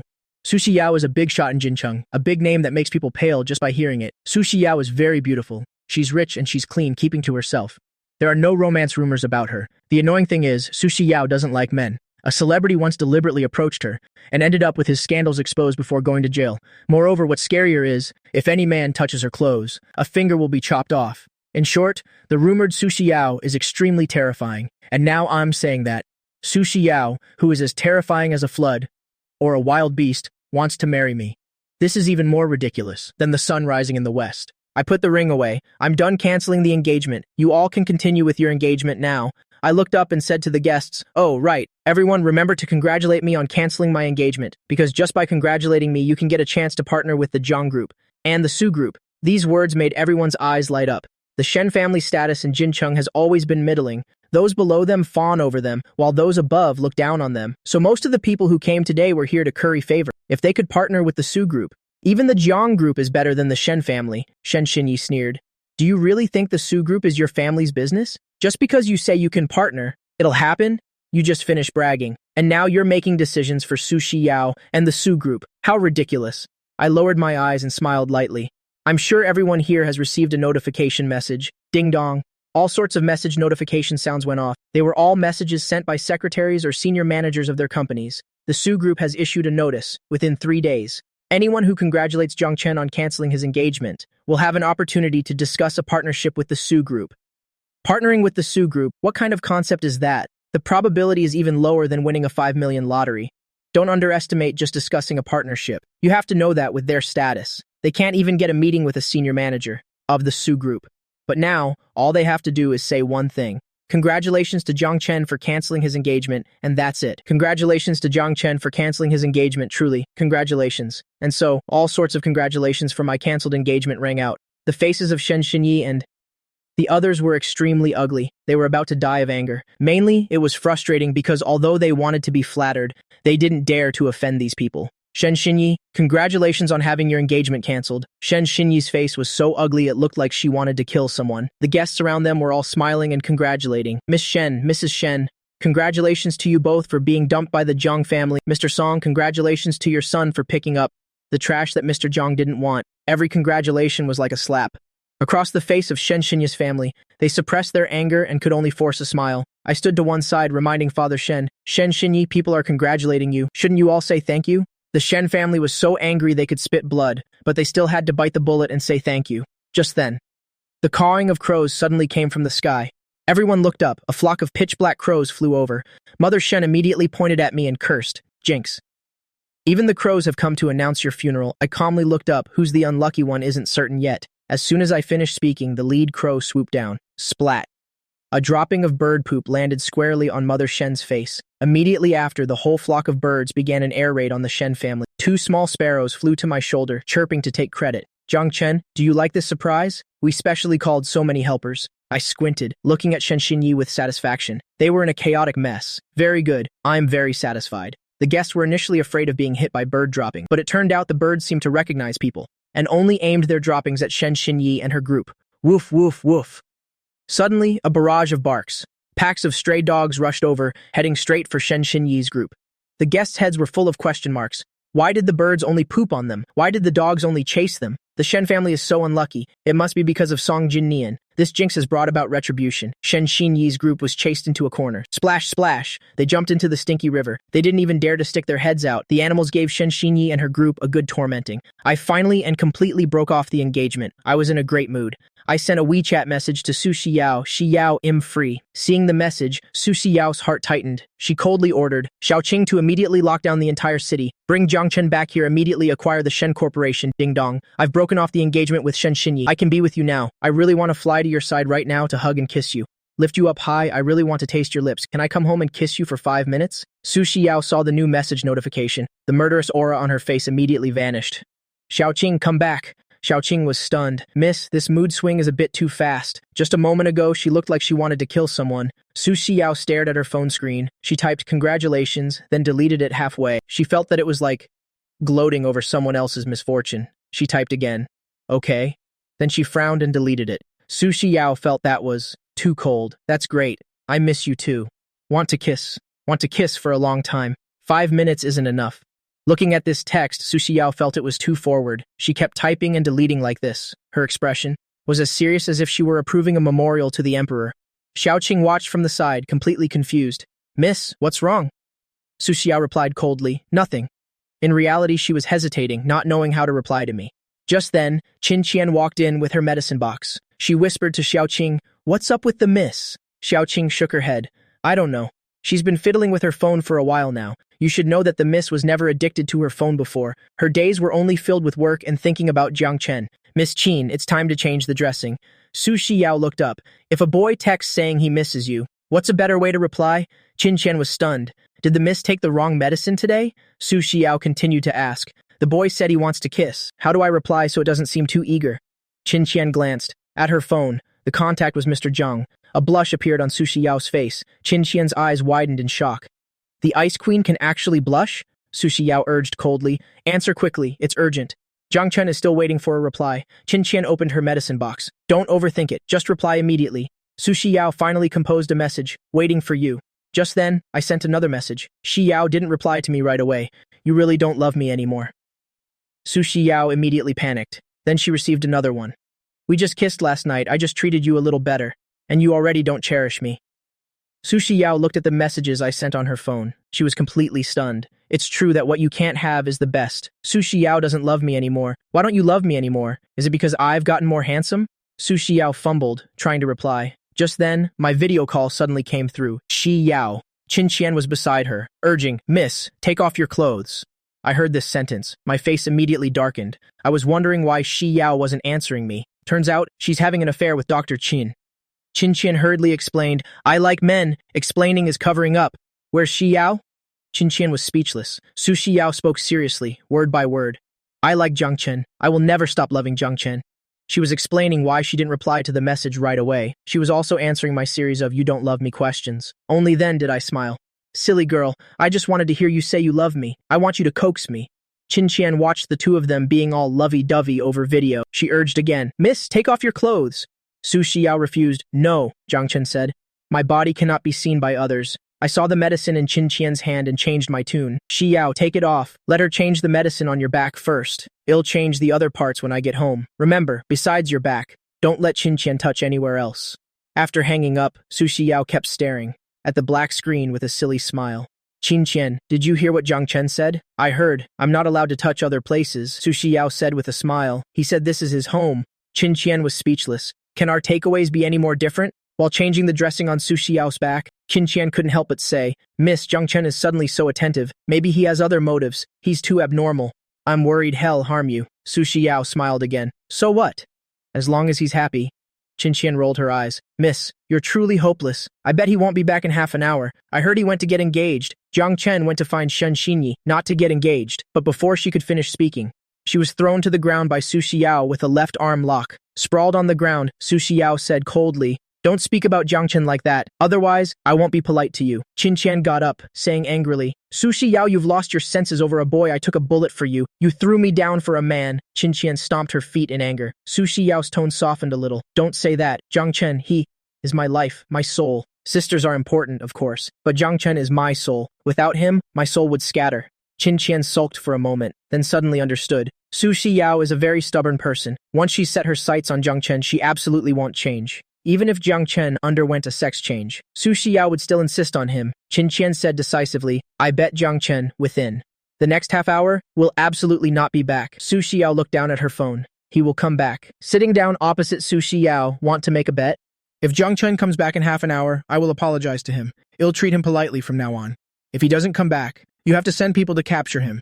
And you have to ignore him for the whole day. This bet clearly favored Su Xiao. After all, according to custom, after I was caught trying to escape, I wouldn't speak to Su Xiao for 3 days.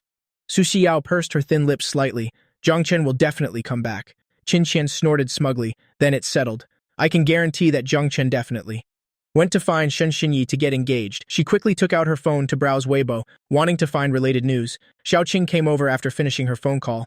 Mr. Jiang is on his way back. Su Shiyao, who had her head down, suddenly looked up. Qin Qian gave a forced laugh. It must be a smokescreen. Xiaoqing shot her a glance. She detailed the process of my engagement cancellation. The scene was incredibly dramatic. Qin Qian was stunned as she listened. Jiang Chen really called off the engagement and set off firecrackers to celebrate? Ah Biao is Jiang Chen's bodyguard. The news is absolutely reliable. Su Xiao was stunned for a moment, then the corners of her mouth lifted. Have the consequences been dealt with? She was worried the video of me hitting people in the crowd would be posted online. Xiaoqing nodded. It's all been arranged. No one dares to post news of Mr. Jiang hitting people. Ever since I was brought to Yushuiwan, all the slanderous rumors online disappeared. Su Xiao protected me very well. She didn't allow anyone to slander me. Qin Qian didn't believe it and opened Weibo. The result was that the entire screen was filled with the scene of the disastrous engagement ceremony of Shen Xinyi and Song Jinni. The two were publicly slapped in the face, and in the end, they were air-raided by a flock of birds, and the news of me calling off the engagement exploded across the entire internet.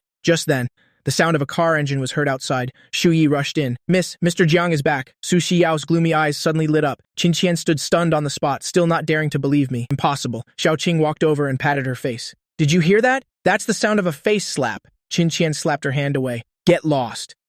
Do you want an injection? Is it really him? I have to see for myself. Jiang Chen must have run away long ago. As soon as I got out of the car, I saw Su Xiao walking towards me. Xiao. We hugged each other tightly. Xiao, I'm back. Did you miss me? Su Xiao nodded. I lowered my head and used my fingertip to gently trace her lips. I want to eat this. Su Xiao couldn't stand my teasing. She stood on her tiptoes to kiss me. Qin Qian came out just in time to see the scene of us kissing passionately. Xiaoqing leaned against the door, gloating. Not only is he back, but they're hugging, kissing, and he's even lifting her up high. Qin Qian glared at her. Isn't watching their public display of affection enough for you? Do you want another injection? Hearing about injections, Xiaoqing immediately got scared. I was kissed until I was almost out of breath. Has it been 5 minutes yet? Su Xiao said seriously. No. Should I buy an hourglass to time it? I was amused. Have you learned how to kiss today? Although she was still very clumsy last night, she has improved a lot today. Su Xiao shook her head. Still not enough. Need to practice for another 10 minutes. Just then, Qin Qian suddenly poked her large head over. Can you practice a little later? The miss needs her dressing changed. If you keep being so intimate. She was really afraid they would put on a show right there. Su Xiao glared at Qin Qian with a displeased expression. You lost. I tilted my head curiously. What did Qin Qian lose? Xiaoqing gloated from the side. She bet you wouldn't come back. She said if you did, she'd apologize to you, and she won't bother you anymore in the future. Qin Qian was very straightforward, bowing deeply to me. I'm sorry, I misunderstood you before. From now on, I will definitely treat you politely. To think this guy actually didn't run. The miss can suffer a little less today. I, on the other hand, felt embarrassed. I'm the one who should be saying sorry. I used to always lose my temper with everyone. I nodded to Qin Qian and Xiaoqing. It won't be like that in the future. Qin Qian was so scared she jumped back a big step. Are you possessed? This is too creepy. I used to call them Su Xiao's dogs whenever I opened my mouth. I even gave them dog food to humiliate them. Now I actually know how to apologize. I smiled and nodded. That's right, but I only desire Xiao's beauty. You guys are still not qualified. I remembered how badly I treated them in my past life, but they protected me until their deaths. In this life, I must make it up to them properly. Back in the room, Su Xiao sat obediently by the bed. I stood in front of her, staring until Su Xiao's heart beat faster. I blushed, cleared my throat. Take off your pants. Su Xiao shyly lowered her head. Jiang Chen, I want, I said with a mischievous smile. Then how about I help you? Su Xiao stared at me, then suddenly stood up. Okay, you take them off then. I was immediately stunned. I originally wanted her to take them off herself, so that's why I said that. I didn't expect it to backfire on me. Su Shidao looked down at me, without a trace of impure thoughts. Instead, her gaze made me blush. I gritted my teeth. Fine, I'll take them off then. I immediately pulled her pants down. Then I focused on applying the medicine. Su Shidao's face was so red it looked like it was about to bleed. After struggling to finish applying the medicine, I couldn't hold back anymore. I'm going to eat. Downstairs, Qin Qian and the others were eating. Seeing me run down, Qin Qian was surprised. That was fast. Jiang Chen, you're too weak. I immediately bristled. You're the one who's weak. I suddenly remembered something and slapped my forehead. Oh no, I forgot about my sister. And at that moment, she was staring intently at her phone. Since adding me this morning, she had been waiting until now. I hadn't sent a single message, Assistant Xiaojin said listlessly. He's definitely up to something or he wants money. Zhang Qingyu smiled like a doting aunt. But he called me sister. If he wants to play tricks, let him. If I don't have money, I'll rob a bank for him. Xiaojin had stayed up all night with her. He couldn't help but complain. Sister Qingyu, you're being too dramatic. Zhang Qingyu stared. at the two words sister in the chat box, grinning from ear to ear. Zhang Chen is the first person to call me sister. Right now, she just wanted to post it on her social media to show off immediately. Xiaojin let out a cold laugh. How many times has Zhang Chen tricked Zhang Qingyu? Every time, it was either to ask for money or to cause trouble. This time, he even disappeared for half a month. Zhang Qingyu screenshotted the chat history. She looked at the two words, sister, and giggled foolishly. Xiaojin suddenly remembered something. Sister Qingyu, I heard that the Su Corporation lost a 1 billion project. Did you know? Zhang Qingyu was busy posting on her social media. What's that got to do with me? She posted a status update. First day of being a sister, and she even specially tagged her 5 other sisters. She just didn't let Zhang Chen see it, afraid he'd get arrogant. Soon, the comment section exploded. Eldest sister, speak. How much money does Zhang Chen want? Second sister, speak. Who did Zhang Chen beat up again so I can take the blame? Third sister, is Zhang Chen's brain flooded or are you having a nightmare? Fourth and fifth sisters, reported. Zhang Qingyu replied to each of them. Zhang Chen isn't asking for money. You're all just jealous of me for being the first to be called sister. Xiaojin continued. I heard that this project was stolen by Zhang Chen. Zhang Qingyu suddenly looked up. Who did you say? Xiaojin nodded. Probably Zhang Chen. My older brother is a legal consultant at the Su Corporation. He said old Master Su wants to call the police and arrest him. If he can't compensate for the 1 billion case, he'll probably have to rot in jail. Zhang Qingyu looked at the reply she had just posted and touched her face. Xiaojin, do you think my face is swollen? Xiaojin quietly opened her social media and nodded seriously. It can get even more swollen. Zhang Qingyu replied tearfully. Sister's eldest sister, I want 10 billion. Please be my sugar mommy. Second sister, I need a favor. Sell your scientific research results. Third sister, how many years for stealing a 1 billion secret? Can the sentence be reduced? Fourth and fifth sisters, remember to visit me in prison. Take good care of Zhang Kun. Light an incense stick for me next year. The 5 sisters replied in unison. Get lost. Zhang Qingyu looked at the chat box with a gloomy face. Zhang Chen is so considerate. Even in such a difficult time, he didn't come to me for money. Xiaojin looked at her speechlessly. No way, such a considerate little brother, I have to save him. Zhang Qingyu suddenly became energetic. Take all the scripts and announcements. Also, give me a list of wealthy big shots. Xiaojin almost burst out laughing. Sister Qingyu, are you really going to sell yourself? A honey trap? Without a little suffering, how would the big shots be willing to spend money? Zhang Qingyu opened a group chat of big shots and sent a message. Big brothers, I don't want to work hard anymore. Please be my sugar daddy. The moment Zhang Qingyu sent the message to the group, those wealthy big shots immediately went into a frenzy. How much does Qingyu want? I'll give it to you. Who dares to compete with me? Zhang Qingyu replied shamelessly. I don't want much, just about 10 billion. The moment the message was sent, a system notification popped up. You have been removed from the group chat by the group owner. Zhang Qingyu sighed. Ding dong, ding dong. Her phone suddenly started ringing like crazy. The bank notified her of receiving 900 million, WeChat transfer of 10 million, red packet of 2 million. Zhang Qingyu jumped up in excitement. Eldest sister sent a message. The money is for that country bumpkin. If you dare to take it for yourself, I'll blacklist you. Second sister sighed. 100,000 in scientific research bonus. If you dare touch a single cent, I'll poison you. Third sister, fourth sister, and fifth sister also sent warnings one by one. Zhang Qingyu touched the 10 billion that hadn't even warmed her hands yet. Her heart ached so much she couldn't breathe. She really wanted to keep it for herself. Her 5 sisters are such hypocrites. Yesterday they said they didn't care about their brother. Today, they secretly transferred money one by one. As Zhang Qingyu was transferring the money, she sighed. The Su family's bank is really fast. It was received in 11 seconds. If the Su family doesn't pursue the matter, it'll be even better for Zhang Chen. After the transfer, she sighed again. If compensation is needed, it must be paid. Who asked me to be Zhang Chen's sister? On the other side, I was eating when my phone suddenly vibrated like crazy. Oh my god, I've got a sugar mommy. Su Shidao had just reached the top of the stairs when her face immediately darkened. I counted the balance, 1 billion and 10 million. Qin Qian was shocked. She looked up. The young lady gave it. She's spoiling you too much. Xiaoqing held her forehead, young lady. This is to help Zhang Chen fill the hole. I blinked. For me, 1.1 billion. Does she want to be my sugar mommy? I asked deliberately. Should I dump Shidao for 1.1 billion? Qin Qian and Xiaoqing saw Su Shidao coming downstairs. They hurriedly took a few bites of their rice. I asked strangely, what are you doing? Before I could finish my sentence. Su Shidao's ice-cold voice rang in my ear. Is 1 billion a lot? I was so scared I jumped. Shidao. Su Shidao stared at me coldly. Is 1.1 billion a lot? I first nodded, then shook my head frantically. Su Shidao's gaze grew colder. Not much? Then you still want to dump me for 1.1 billion? I quickly stood up and hugged her. Shidao, you didn't hear me finish just now. I wanted to kick you into bed. Then, Qin Qian and Xiaoqing were both stunned. Is this still the same Zhang Chen? A cold aura kept emanating from Sushi Dao. Dao, hurry up and sit down to eat. I quickly pulled her down. I kept putting food on her plate. I didn't dare mention the 1 billion again. Sushi Dao felt it was all very unreal. In the past, Zhang Chen would have definitely told her to get lost and cursed at her, but now, Zhang Chen was explaining, trying to please her. Elsewhere, Zhang Qingyu waited for me to call her sister, waited until she fell asleep, but still heard nothing. Let alone a thank you, there wasn't even a single reply. Xiaojin tucked her in. Zhang Chen is truly an ungrateful wolf. He took 1 billion and didn't even say thank you. Sister Qingyu stayed up all night for him, dealing with anti-fans, and he's not even grateful. After dinner, Sushi Dao took me to the study. She was busy in front of the safe. I looked up and asked, "What are you doing?" I know this safe is very important. In my past life, I was almost blown to death trying to crack its password. Sushi Dao said, "Give me your hand." I held out my hand. Sushi Dao took my thumb and pressed it onto the safe. Very quickly, the machine announced, "Fingerprint successful. Welcome, master. From now on, you are its master. The entire Su family fortune is stored here." I was stunned. That's not very appropriate. Sushi Dao looked at me.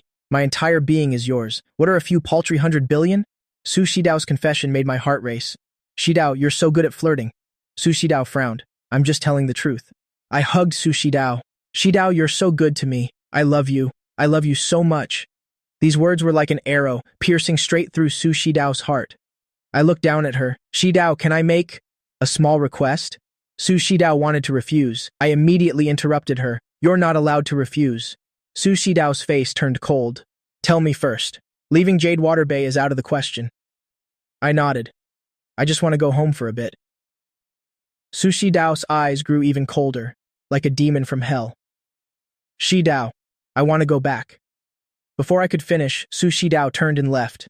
I rushed forward in fear, hugging her from behind. Shi Dao, don't go! The fear of losing Sushi Dao from my past life rushed back. Sushi Dao's body stiffened, but her words were still harsh. Zhang Chen, don't think a few kisses means you can leave Jade Water Bay. She pried my hands off. Zhang Chen, don't even think about it. This is your home. With a slam, the door closed. I frantically ran my hands through my short hair. Sushi Dao is too stubborn. At the same time, I was annoyed with myself for being too hasty. I should have waited a few more days to say it. But thinking of Songming Chen making a move on the Jiang Corporation, I have to go back quickly. Otherwise, the Jiang family will be doomed. Clearly, Sushi Dao still doesn't trust me. She's afraid I'll run away. I slumped over the table, distressed, not knowing how I could quickly make Sushi Dao trust me. But how can I? Build trust quickly. I picked up my phone and started searching. How to make a woman happy. How to make a woman believe that a man cannot live without her. How to prove a man truly loves her. The search results were all hug her, kiss her, marry her. There was one special answer. Women who use, I don't trust you as an excuse to make demands are all little wolves. Wake up. This clearly didn't apply to Sushi Dao. I had to ask for help from my good brother, Kajen. Help me. How to make a woman quickly believe that I love her and that I won't leave her. Kajen teased. First tell me which chick it is. Sushi Dao. After 3 minutes of silence, Kajen's messages started flooding in. Then he video called me. Zhang Chen, you tell me? You good dog, don't forget me when you get rich. You went home to reunite with your family and left me in the countryside to eat dirt? I laughed and asked back, so you're a dog? Kajen immediately barked, woof woof, give me money. We immediately burst out laughing. Even though we hadn't talked in a month, we could still joke around without any reservations. Kajen suddenly noticed my face. Finally willing to wash off that ugly makeup of yours? He's known me for so long, he knew long ago that I was deliberately making myself look ugly. I can't believe he washed it off after just 1 month. It seems the power of love is truly great. Kajen suddenly remembered something. Wait a minute, isn't your fiancé Shen Xinyi? Why are you with Sushi Dao now? Let me tell you, Shen Xinyi is no good. I was stunned. A month ago, when I had just gotten engaged to Shen Xinyi, Kajen had said Shen Xinyi was promiscuous. At that time, I was angry about it and cut off contact with him, thinking about how in my past life, because I didn't listen to his advice, I cut ties with Kajen, and in the end, Kajen died a horrible death. The killer has never been found to this day. Me. The bridge of my nose tingled. Kajen, I've missed you. Kajen shuddered. Don't be so mushy. Hurry up and talk about your problem. At this moment, Sushi Dao at the door heard, I miss you. Her expression immediately darkened until she heard a male voice. The killing intent gradually subsided. Kajen asked me seriously, do you really want to be with Sushi Dao? I lowered my head. Yeah. Right now I'm being locked up at home by Sushi Dao. I need to gain her trust before I can go back. Sushi Dao's eyes immediately dimmed. As expected, it's just because he wants to go home. I continued, but I will still come back to Shi Dao's side. She's so possessive, my 6. Sisters will definitely not agree. If you like someone, you should pursue them first, date, and then finally get married. Sushi Dao's eyes lit up again. I recalled the regrets with Sushi Dao in my past life. Since I was young, I've never even known what love tastes like. Kajen quickly interrupted me. Wait a minute, do you really want to pursue Sushi Dao? Outside the door, Sushi Dao pressed her whole body against the door to eavesdrop. I nodded seriously. Shi Dao is the woman I've chosen for this lifetime. Kijen laughed helplessly. Do you know Sushi Dao's nickname? I counted on my fingers. The female king of hell, arrogant, cold, and ruthless. Kijen advised, since you know, then stop dreaming. I was unconvinced. She liked me first. I'm at her house right now. Kijen rolled his eyes. If you want to pursue Sushi Dao, then use the first move I taught you. I immediately blushed. Isn't this a bit too fast? We haven't even defined our relationship yet. Kijen threatened me. Then you might as well give up. I heard that if you touch her, you'll get your hand chopped off. Suddenly the door opened, and Sushi Dao strode in. I looked at her in surprise. Shi Dao, when did you get here?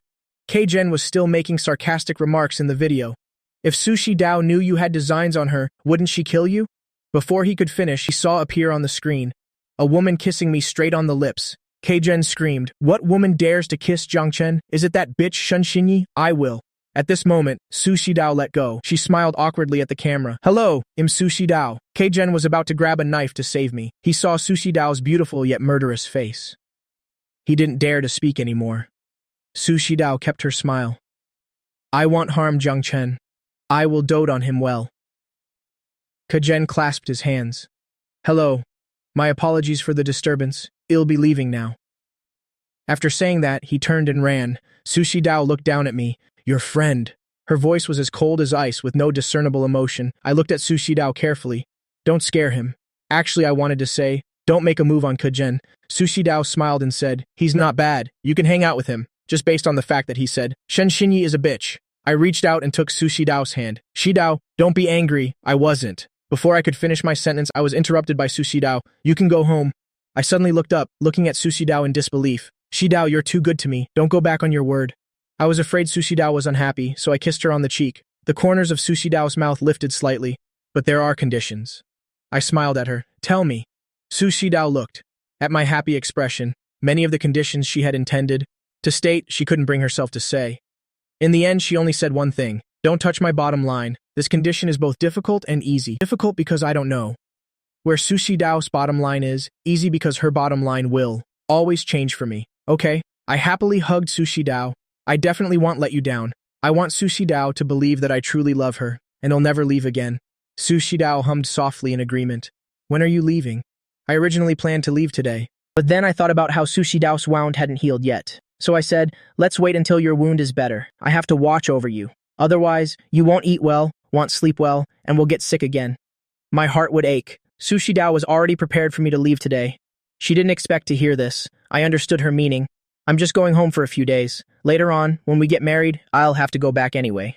The 4 words, later on, get married, put Sushi Dao in a very good mood. I hugged Sushi Dao. Shi Dao, get well soon, so we can have a long future together. Back in my room, I took out my phone and sent a WeChat message to Jiangqing Yu. Thank you, sister. When you have time, let's have a meal together. The moment the message was sent, the system immediately notified me. You are not friends with this person. She actually deleted me. I couldn't believe it. The sister who doted on me the most deleted me as a friend. I called her directly. The first time, no one answered. The second time, it finally went through. An angry roar came from the other end of the line. Jiangchen, you're a jinx. Can you please stop harming Sister Qingyu? I froze for a moment and then realized it was Xiaojin on the other end, Jiang Qingyu's manager. Although his abilities are average, he's especially good to Jiang Qingyu. In my previous life, there were even rumors that they were a couple. Xiaojin, hiding in the bathroom, lowered his voice. You can fool Jiang Qingyu, but you can't fool me. Yesterday, something happened to you. Jiang Qingyu stayed up all night cursing on Weibo. This morning, I heard you stole a project from the Su Corporation. She immediately gathered 1 billion for you, just because you called her sister. The more Xiaojin spoke, the angrier he got. And what's the result? You didn't even say a single word of thanks. And there's also the matter of you framing Sister Qingyu for plagiarism. You ungrateful bastard, take your 1 billion and get lost. Don't come and harm Sister Qingyu anymore. My ears hurt from his yelling, but hearing that my sister stayed up all night arguing and gathering money for me, my heart warmed. 900 million of that was from eldest sister, right? For eldest sister from 5 years ago to be able to come up with 900 million, the company's capital must have been tight. Xiaojin was wary. You just took the money and now you're targeting eldest sister? I changed the subject. I'm not going to harm her this time. I want to help her write lyrics and compose music. Xiaojin's voice suddenly shot up. What? You said you want to write music for Sister Qingyu? Do you even know how? I blinked. Of course I know. I am the world-famous composer Fan Buxiang. Since I was young, I've studied the 4 arts with my mysterious grandmother. I'm proficient in everything, including computer technology. Grandma K didn't let me use my real name, so I use a pen name, this Fan Buxiang, to publish my works. Xiaojin scoffed. You're Fan Buxiang? When Master Fan was composing music, you were still in diapers. I frowned. That's not true. I composed my first piece of music when I was 5. Xiaojin almost burst out laughing. 5 years old? At 5, you probably couldn't even sing the song Under the Big Bridge. In front of the door completely. Being looked down on like this, I was really angry. Xiaojin, I really am Fan Buxiang. I want to write music for my sister. I want to make her a global superstar. Xiaojin was amused by my bragging. My little ancestor, as long as you don't cause trouble, and don't call her sister, I'll even kneel down and call you grandpa. Can we stop bragging now? Aren't you afraid that Sister Qing Yu's reputation isn't bad enough? Someone like you wants to write music? He noticed the other end of the line suddenly went silent. Xiaojin panicked a little. This is Jiang Qing Yu's precious baby. I've really pissed him off. He'll have to be hospitalized tomorrow. Xiaojin quickly changed his tone. Forget it. Can I call you young master? Just stay away from Sister Qing Yu. Don't call her sister anymore. I took a deep breath. I won't argue with this loyal assistant. Give the phone to her. She will believe me. Xiaojin refused outright. It's fine for you to be a young master. Don't be Fan whatever, Buxiang anymore. They'll block your number. After I finished speaking, I hung up. He looked at the phone. In the end, Xiaojin couldn't bring himself to block it. If it weren't for you, you jinx, Jiang Qing Yu would have been a superstar long ago. I stared at the phone with a wronged expression. Why does no one believe the truth these days? Forget it. I'll write the music first. When I see my sister, I'll show it to her directly. I sat at the table and closed my eyes. My fingers tapped lightly on the tabletop, seemingly at random, but an expert would definitely be shocked. The tapping contained an astonishing rhythm. Perhaps only when someone sings this song will people be able to understand the magic within. Su Shidao had been leaning against the door for who knows how long. I opened my eyes and saw Su Shidao at the door. My eyes immediately curved into a smile. Shidao, was it nice? Su Shidao nodded seriously. I was tapping so lightly. Su Shidao basically couldn't hear it, yet she lied without batting an eye. I looked at Su Shidao. Has that bastard from the bar yesterday been dealt with? Su Shidao lowered her eyes. No. Any woman who dares to touch Jiang Chen will meet a tragic end, but she didn't want Jiang Chen to know how ruthless she could be. I glanced at Su Shidao's fingers. Let him rot in jail. Su Shidao nodded. Okay. I suddenly wrapped my arms around her slender waist. Shidao, were you a good girl and went to sleep last night? Do I owe you a few kisses? Su Shidao's breath hitched and her heart pounded. Jiang Chen still remembered this promise. Does he want to kiss her? I counted on my fingers seriously. I left at 10 and got back at 2. By that calculation, I owe you 4 kisses. Su Shidao hummed softly. You have to calculate the interest. Pay 1 back for everyone owed. I quickly gave her a kiss. I'll pay 1 back today. I still owe 3, plus interest. Yeah, my math isn't good. My flustered appearance made Su Shidao feel delighted. I decisively kissed her again. Forget it. This kiss. I want to owe you for a lifetime. I'll use my entire life to pay it back. I raised my hand that was holding Su Shidao's. But before we live and die together, I have a small request. Su Shidao's eyes darkened. It's definitely another request to run away. I smiled. I want you to say every day from now on, Jiang Chen, I miss you. Su Shidao was stunned for a moment.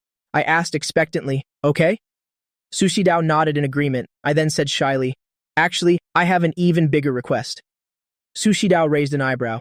So many requests today. In the past, Jiang Chen wouldn't even spare her a glance. Now he's kissing and hugging her, I said carefully.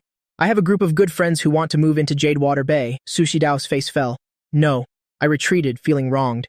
Fine then. I was planning to introduce the most important person in my life to my friends. Su Shidao rubbed her temples. We'll talk about it tonight when we meet. I immediately laughed. If a woman says okay, it definitely doesn't mean she agrees. Shen Xinya's group was chased until dark. The river water was ice cold. Only then did the strange group of animals disperse. Shen Xinya's group crawled out of the river. Several people were so cold they couldn't stop sneezing. They walked on the street soaking wet. Isn't that the Shen family and the Song family? Why are they in such a pathetic state? You just got back, so you don't know about this. Shen Xinyi was originally engaged to the young master of the Zhang family, but it turns out she was fooling around with her own brother-in-law. An enthusiastic passerby recounted the shameful events at today's engagement party. This whole family is no good. Stay away from them in the future. When looking for a partner, absolutely do not look for the Shen family or the Song family. They're all scum. The spit from the passers-by was about to drown them. Shen Xinyi's group wished they could find a hole to crawl into. When Mother Shen got home, she suddenly screamed. Father Shen and the others were all shocked. The living room was a mess. The antique vase was shattered on the floor. The genuine leather sofa was bitten to shreds. There was trash everywhere. Father Shen was so angry he was trembling. Who did this? Where's the butler? The butler crawled out from under the table. Sir, I'm here. Father Shen pointed at the messy house. What on earth happened? Mother Shen screamed. Call the police! It must have been Jiang Chen Woof.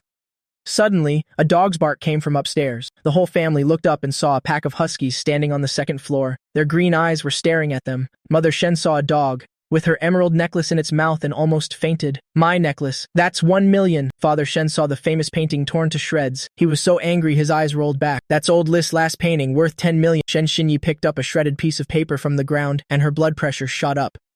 My 1 billion contract, the butler said tearfully. It was this pack of huskies that came and wrecked the house. We couldn't stop them. Because of a pack of huskies, the Shen family was thrown into chaos. They destroyed everything from the first-floor hall to the third floor, breaking whatever they saw. Even the safe was dented, and then they ran off. This is just a pack of dogs. No one will compensate for a pack of stray dogs. To beat or kill the stray dogs, you have to find them first. Father Shen looked at the house that was almost completely destroyed. He could only swallow his anger. It was so frustrating. Song Jin Nian and the others had changed into a different set of clothes. It's just that the clothes had an unpleasant smell, because this pack of huskies not only wrecked the house but also defecated and urinated everywhere. They didn't even spare the inside of the wardrobe, but Song Jin Nian and the others had, soaked in the water all afternoon, and could not change their clothes, so they could only endure the stench and change. Song Jin Nian turned to look at Shen Xinyi. Shen Xinyi, are you just going to let it go like that? Shen Xinyi was kneeling on the ground, picking up the scraps of paper one by one. Those were the pieces torn up by the husky. I stole the contract from the Su Corporation, a project proposal worth 1 billion. Now that it's been torn to shreds by a husky like this, Shen Xinyi is having a major headache. Don't talk to me. I have to piece this contract back together first. Song Jin Nian looked up at Father Shen. What about you, uncle? Father Shen didn't even look up, hugging the painting with lifeless eyes. His heart was like dead ashes. Song Jin Nian finally looked over at Mother Shen. She was holding the emerald necklace. Her expression was also as if she wanted to die. Song Jin Nian continued, Auntie, since last night, Shen Xinyi and I were at the hotel and got. Before he could finish his sentence, Song Jin Nian was slapped hard across the face. He looked up at Mother Shen, his face twisted with anger. Auntie, why did you hit me? Smack. Mother Shen raised her hand again and slapped him hard one more time. Song Jin Nian was slapped to the ground. You jinx, it's all your fault. You ruined the Shen family and made Shen Xinyi this way. Mother Shen cursed as she raised her hand to hit Song Jin Nian. Song Mingchen didn't expect her to strike and was stunned for a moment. He quickly grabbed Mother Shen's hand. What right do you have to hit my son? Mother Shen screamed. This is the good son you raised, so young and already capable of doing such thing. He deserves a beating. Song Mingchen couldn't hold back and slapped her in return. Mother Shen staggered back from the slap. Her anger flared up even more. You dare hit me? I'll fight you to the death, you crazy woman. Father Shen and Shen Xinyi saw Mother Shen get hit. They immediately rushed forward to intervene. Song Jin Nian also joined in to break it up. It ended up with the 5 of them wrestling with each other. After finishing my meal, I went out to the balcony to rest. 2 little sparrows flew back, chirping and telling me the story of what happened at the Shen family's house. I was bent over with laughter. Tears were even streaming down my face. Whose idea was it for the huskies to wreck the house? I couldn't help but laugh just thinking about that scene. It was the huskies' idea. We just guided them a little.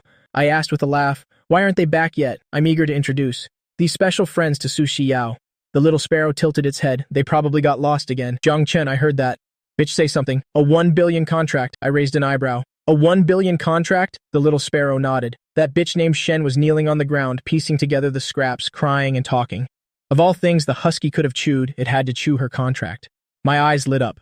The 1 billion contract was torn to shreds by the husky? That's great. I was worried I had no way to win this project back. I never expected the husky would help me out so much. I turned around to get my laptop. My fingers flew across the keyboard. I'm going to hack into Shen Xinyi's computer now. The contract may be torn, but there's still a digital copy. I just need to modify it a little, and it'll be perfect when they sign the contract. I can already imagine the scene. Young miss, help Qin Qian's terrified screams. And the sound of barking rang out at the same time. Shu Yi looked up. A large pack of stray dogs was rushing this way. Leading them was a husky. Shu Yi's scalp tingled. Quick, close the gate. I just saw the news today. The Shen family was chased into the river by stray dogs. I never thought it'd be our turn so soon. Qin Qian ran for her life. Shu Yi, I'm not inside yet. Shu Yi had already locked Qin Qian outside. Su Xiao was in the study, waiting for the good friends I mentioned. She didn't expect to hear cries for help instead. I leaned against the railing and said, Qin Qian, don't be afraid. They don't bite people. Qin Qian looked at the approaching pack of dogs. Just because you say they don't bite, they won't? I'd have to be a fool to believe you. I laughed and said, they really won't bite you. Qin Qian clung to the main gate like a gecko. If they listen to you. They'll sleep in the doghouse tonight. I raised my eyebrow and shouted, good boys, stop, don't scare her. The pack of strays, which had been about to charge at Qin Qian, stopped dead in their tracks all at once. Qin Qian turned her head to look at the dogs that had suddenly stopped. Her face was bewildered. They really stopped. I nodded calmly. Qin Qian couldn't believe it. Impossible. Stray dogs are the hardest to tame. Even police dogs aren't this obedient, are they? Unconvinced, she yelled, this must be a coincidence. You want me to sleep in a doghouse? No way. The corner of my mouth curled up. Good boys, go on, bite her. The pack immediately rushed towards Qinqian. Qinqian was so scared she climbed onto the second floor railing. She looked up and saw Su Xiao, who had appeared on the balcony at some point. I laughed and asked, Qinqian, do you believe me now? Qinqian's face was crestfallen. I believe you. I believe you. I'll sleep in the doghouse tonight. I gave a command. Good boys, sit. The pack immediately sat down obediently in a row. Su Xiao looked at the dogs, then back at me. The special friends you mentioned are them? I nodded. Can they stay? Su Xiao didn't hesitate at all. Of course, Wu Shui Bei is so big. What's the big deal about keeping a pack of dogs? I looked down and said to Qinqian, aren't you going to come down? Qinqian looked at the pack of dogs staring at her. Her legs had already gone soft. After confirming multiple times that the dogs didn't bite people, Zhu Yi had people bring dog food and supplies. Qinqian and the maids were busy bathing the dogs. I looked at the pack of dogs all washed clean.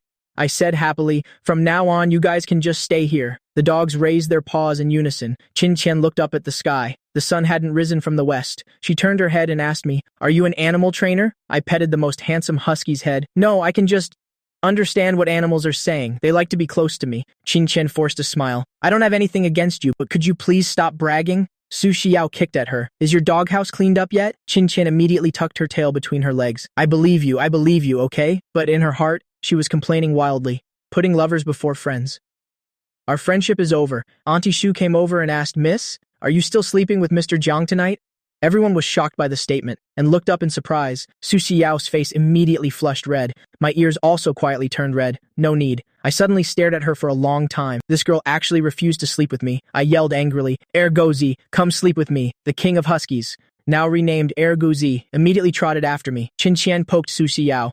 Aren't you going to learn to bark and follow him? If you don't chase after him now, you're really worse than a dog. Su Xiao hesitated in front of the room door for a moment, then knocked lightly. Ergozi's barking came from inside. Su Xiao pushed the door open and entered. Zhang Chen. Ergozi immediately bared his teeth and growled threateningly at Su Xiao. I shot it a cold glance. It's getting cold. It's time for some dog meat stew. Ergozi was instantly terrified. He tucked his tail and hid under the table. Boss, your woman is too fierce. Do you want to take care of her? I spoke to the dog without any embarrassment. If anyone's going to take care of my woman, it'll be me. How could I let a dog bully Su Xiao? Su Xiao only heard barking. What do you want to do? I blurted out. Of course I want to do. I swallowed the words that reached my lips. What's it to you?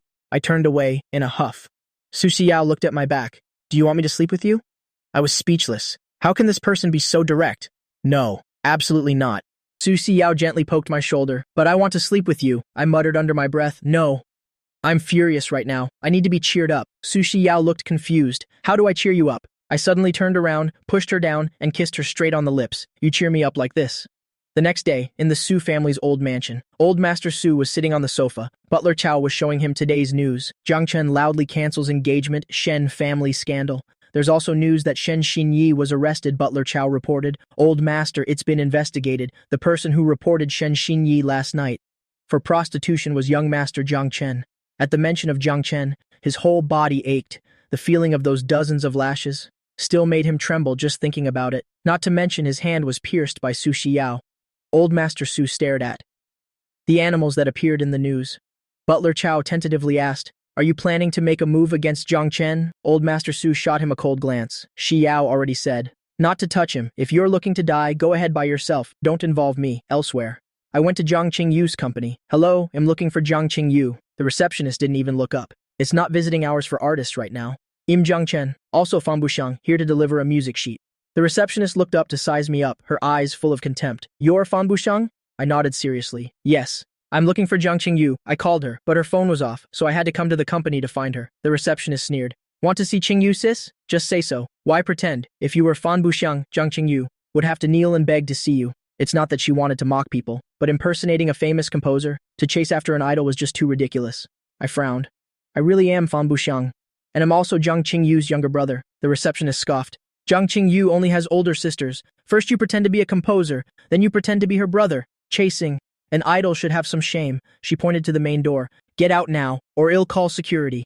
I sighed. Nowadays, no one believes you even when you tell the truth. The receptionist directly called security to escort me out. Watch him carefully. Don't let him cause trouble. The two security guards blocked me. I frowned and said, you won't even make a single phone call before kicking someone out?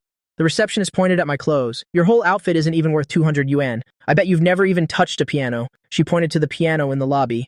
If you can play a complete piece, they'll call you Grandpa. I frowned. Are you sure? The The receptionist sneered. Play just one note, and it'll still call you Grandpa 3 times. I elegantly walked towards the piano and sat down. I casually adjusted the sound. The receptionist snorted coldly. Quite a convincing act. Don't let your playing sound like a wailing ghost in a moment. The video of me beating that bitch is very popular right now. Some fans around recognize me. I'm a grade 10 pianist.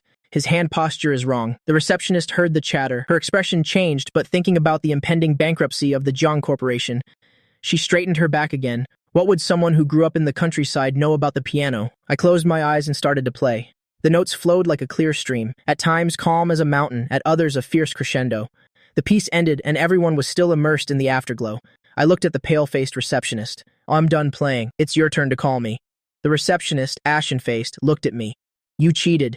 You definitely used your phone to play the music. I walked towards the receptionist step by step. Weren't you talking big just now? Why are you stuttering now? The receptionist was so pressured by me she didn't dare breathe loudly. She hurriedly called out 3 times. Grandpa, Grandpa, Grandpa. She was afraid I would post about her online. After calling, she glared at me. Are you satisfied now? I smiled with satisfaction.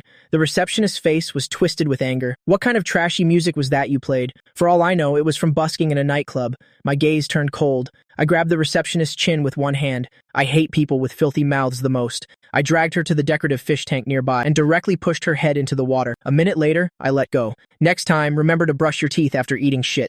The receptionist gasped for air in terror. Just now, she thought she was going to die. After recovering, the receptionist glared fiercely at me again. You just wait. I'm going to call the police. Just then, a voice rang out. What's going on? Everyone shouted. Ah, it's Sister Qing Yu. The receptionist immediately ran up to Zhang Qing Yu to tattle. Sister Qing Yu, he's impersonating Fan Buxiang. He said he wants to write music for you, and he also said he's your brother. He even just pushed my head into the water. You should post on Weibo and expose him quickly. Zhang Qing Yu looked up to size me up. I felt both familiar and strange. She blurted out, Who are you? I was completely speechless. Didn't I just wash off that ugly makeup? Was it necessary to not recognize me? The receptionist looked at me smugly. See? Zhang Qing Yu doesn't know you at all.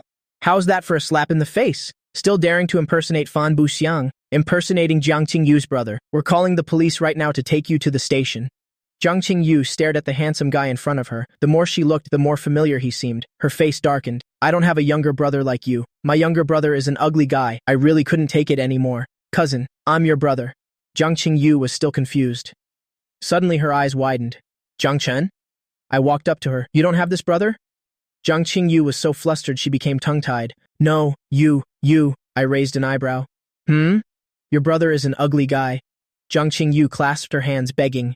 You are my brother. My brother is the most handsome guy, the most handsome in the world. The receptionist immediately stammered. Sister Qing Yu, is he really your brother? Didn't they say Zhang Qing Yu only has 5 older sisters? Zhang Qing Yu nodded seriously. I pointed at the receptionist. Sis, fire her. Zhang Qing Yu had a troubled expression. Zhang Chen, I'm just a contracted artist at this company. I don't have the authority to fire people. The receptionist said smugly. Mr. Zhang, this isn't a place where you can call the shots. I advise you to watch your words and actions. Don't tarnish Zhang Qing Yu's reputation. Although Zhang Qing Yu is a top star, there are many who are famous and hated. Zhang Qing Yu didn't care what others said about her, but bullying her younger brother was absolutely not allowed. She was about to make a move when I pulled her back. I called Su Shiyao. Babe, I'm at Hongming Media being bullied by the receptionist. Help me fire her. Avenge me. Su Shiyao was in a meeting. She directly put the call on speaker. My voice echoed throughout the meeting room. All the senior managers looked up. They sympathized with the man who called the young Miss Babe. Just wait to be dealt with. But then they saw Su Xiao's cold face instantly soften. Wait for me for 2 minutes. Xiaoqing immediately used her phone. For work. Calling the general manager of Hongming Media. The receptionist was still mocking me. I'm the vice president's relative. You want to fire me? Dream on. I held up 2 fingers. 2 minutes is enough. The receptionist sneered. You just wait. If you dare fire me, I'll have the vice president cut all of Zhang Qing Yu's marketing accounts. Exactly 2 minutes later, the elevator dinged and opened. The chubby general manager ran out, panting. He nearly rolled to a stop in front of me. He bowed 90 degrees. Mr. Zhang, I'm sorry. I will fire this employee immediately. The receptionist's eyes widened. Zhang Qing Yu was also stunned. The normally high and mighty general manager, whom even she looked down on, was bowing and apologizing to Zhang Chen. I made a V sign at the receptionist. Exactly 2 minutes. The receptionist hurriedly explained. General manager, it's not like that. Before she finished her sentence, she was slapped hard by the relative she'd been bragging about. The vice president, with bloodshot eyes, roared, Hurry up and apologize to Mr. Zhang. The terrified receptionist bowed repeatedly. Mr. Zhang, I'm sorry. I won't do it again. The general manager wiped away his cold sweat. Mr. Jiang, please don't bother with such a petty person. Let's go upstairs to talk. This vice president is also fired. I linked arms with my sister Jiang Qingyu. No need. I want to have a meal with my sister. The general manager bowed 90 degrees. Yes, please take your time, Mr. Jiang. The general manager didn't dare to raise his head, sweat dripping down profusely. I was about to leave, but then I stopped. I looked down at the general manager. It seems my sister doesn't have much status in the company. The general manager immediately started sweating buckets. That's not true. Jiang Qingyu is the big sister of our company. From now on, even if we have to sell everything we own, I will still serve Jiang Qingyu. Only then did I leave, satisfied. The vice president carefully asked the general manager, "Do I still have a chance?" "A chance, my ass." The general manager backhanded him with a slap. My damn company was almost bankrupted. I was almost ruined by you people. The young miss called me personally. A small company boss like me actually received the death call from the young miss. If I had been 1 second late in apologizing to Zhang Chen, I might as well have jumped off the building. The receptionist was still muttering, "Isn't he just a fallen young master?" The vice president slapped her again. "Shut up!" The general manager roared, "All of you, get the hell out! You're all fired. Don't ask why. Ask and you die." No one knew who I had called. The onlookers were quickly cordoned off, given hush money, and forbidden from spreading the story. This was Sushi Yao's arrangement. I just had to act recklessly. Even if I poked a hole in the sky, she would be there to carry the burden. Even if one day I actually went on a killing and arson spree, she would still cover for me. I took Jiang Qingyu to a restaurant. Jiang Qingyu stared at me, then suddenly reached out and pinched my cheek. "When did you get plastic surgery?" I slapped her hand away. "Use your brain, sis. Is anyone in the Jiang family ugly?" Jiang Qingyu spread her hands. "What if there was a genetic mutation? For example, the Jiang family. We're all geniuses, with IQs of at least 200. But when it came to you, you were a little lacking. Your 5 older sisters are all successful in their careers. Only you make a living with your face. Jiang Qingyu." The moment I said her full name, Jiang Qingyu immediately shrank back. Just kidding. She suddenly leaned close to me. "Quick, tell me, who did you call just now? Jiang Chen has only been home for a month, and his 6 sisters haven't spoiled him enough yet. And he's already been snatched away by some girl. This can't be happening." I laughed and said it was Sushi Yao. Jiang Qingyu, who was drinking water, choked. Her eyes widened. "Who did you say?" I calmly repeated. "That's Sushi Yao." "Why are you reacting so strongly?" Jiang Qingyu wiped her mouth. Believe it or not, if Sushi Yao heard these words, she could strangle you, the kind that would also cut out your tongue. I recalled how it was when I kissed Sushi Yao. In fact, she quite liked my tongue. Jiang Qingyu flicked my forehead. I yelped in pain, and held my forehead. "Sis, why did you hit me?" Jiang Qingyu had a serious expression. "I did that to snap you back to reality. Sushi Yao is not someone you can even think about, not even in your dreams." I smugly said that she was the one pursuing me. Jiang Qingyu doesn't believe you can just keep bragging. Hurry up and fill that hole in the Su Corporation. Stop daydreaming. I pouted and took out my phone.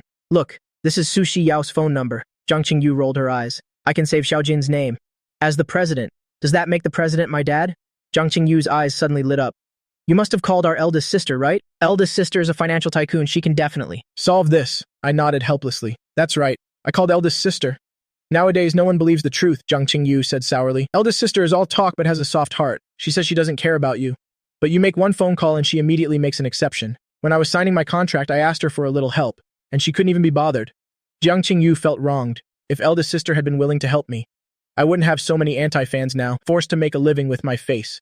I quietly watched her act. This sister of mine is truly a drama queen, but I like this side of Jiang Qingyu. In my past life, after the Jiang family's incident, Jiang Qingyu changed. She stopped smiling. Although she became famous, her eyes always carried a hint of sadness. It was heartbreaking. I looked at her with deep affection. "Sis, I missed you." Jiang Qingyu immediately got goosebumps. "Jiang Chen, did you get into trouble again? Murder or arson? I'm really out of money this time. But if you beat someone up..." I smiled, touched. "No, I just missed you." Jiang Qingyu couldn't stand my cheesiness. Her expression was as if she was about to die. "Tell me, how many years in prison? It'll go in your place."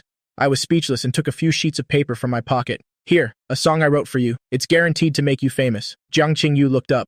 "You know how to write music?" "I don't believe it." I nodded seriously. "It's true. Im fan bu xiang."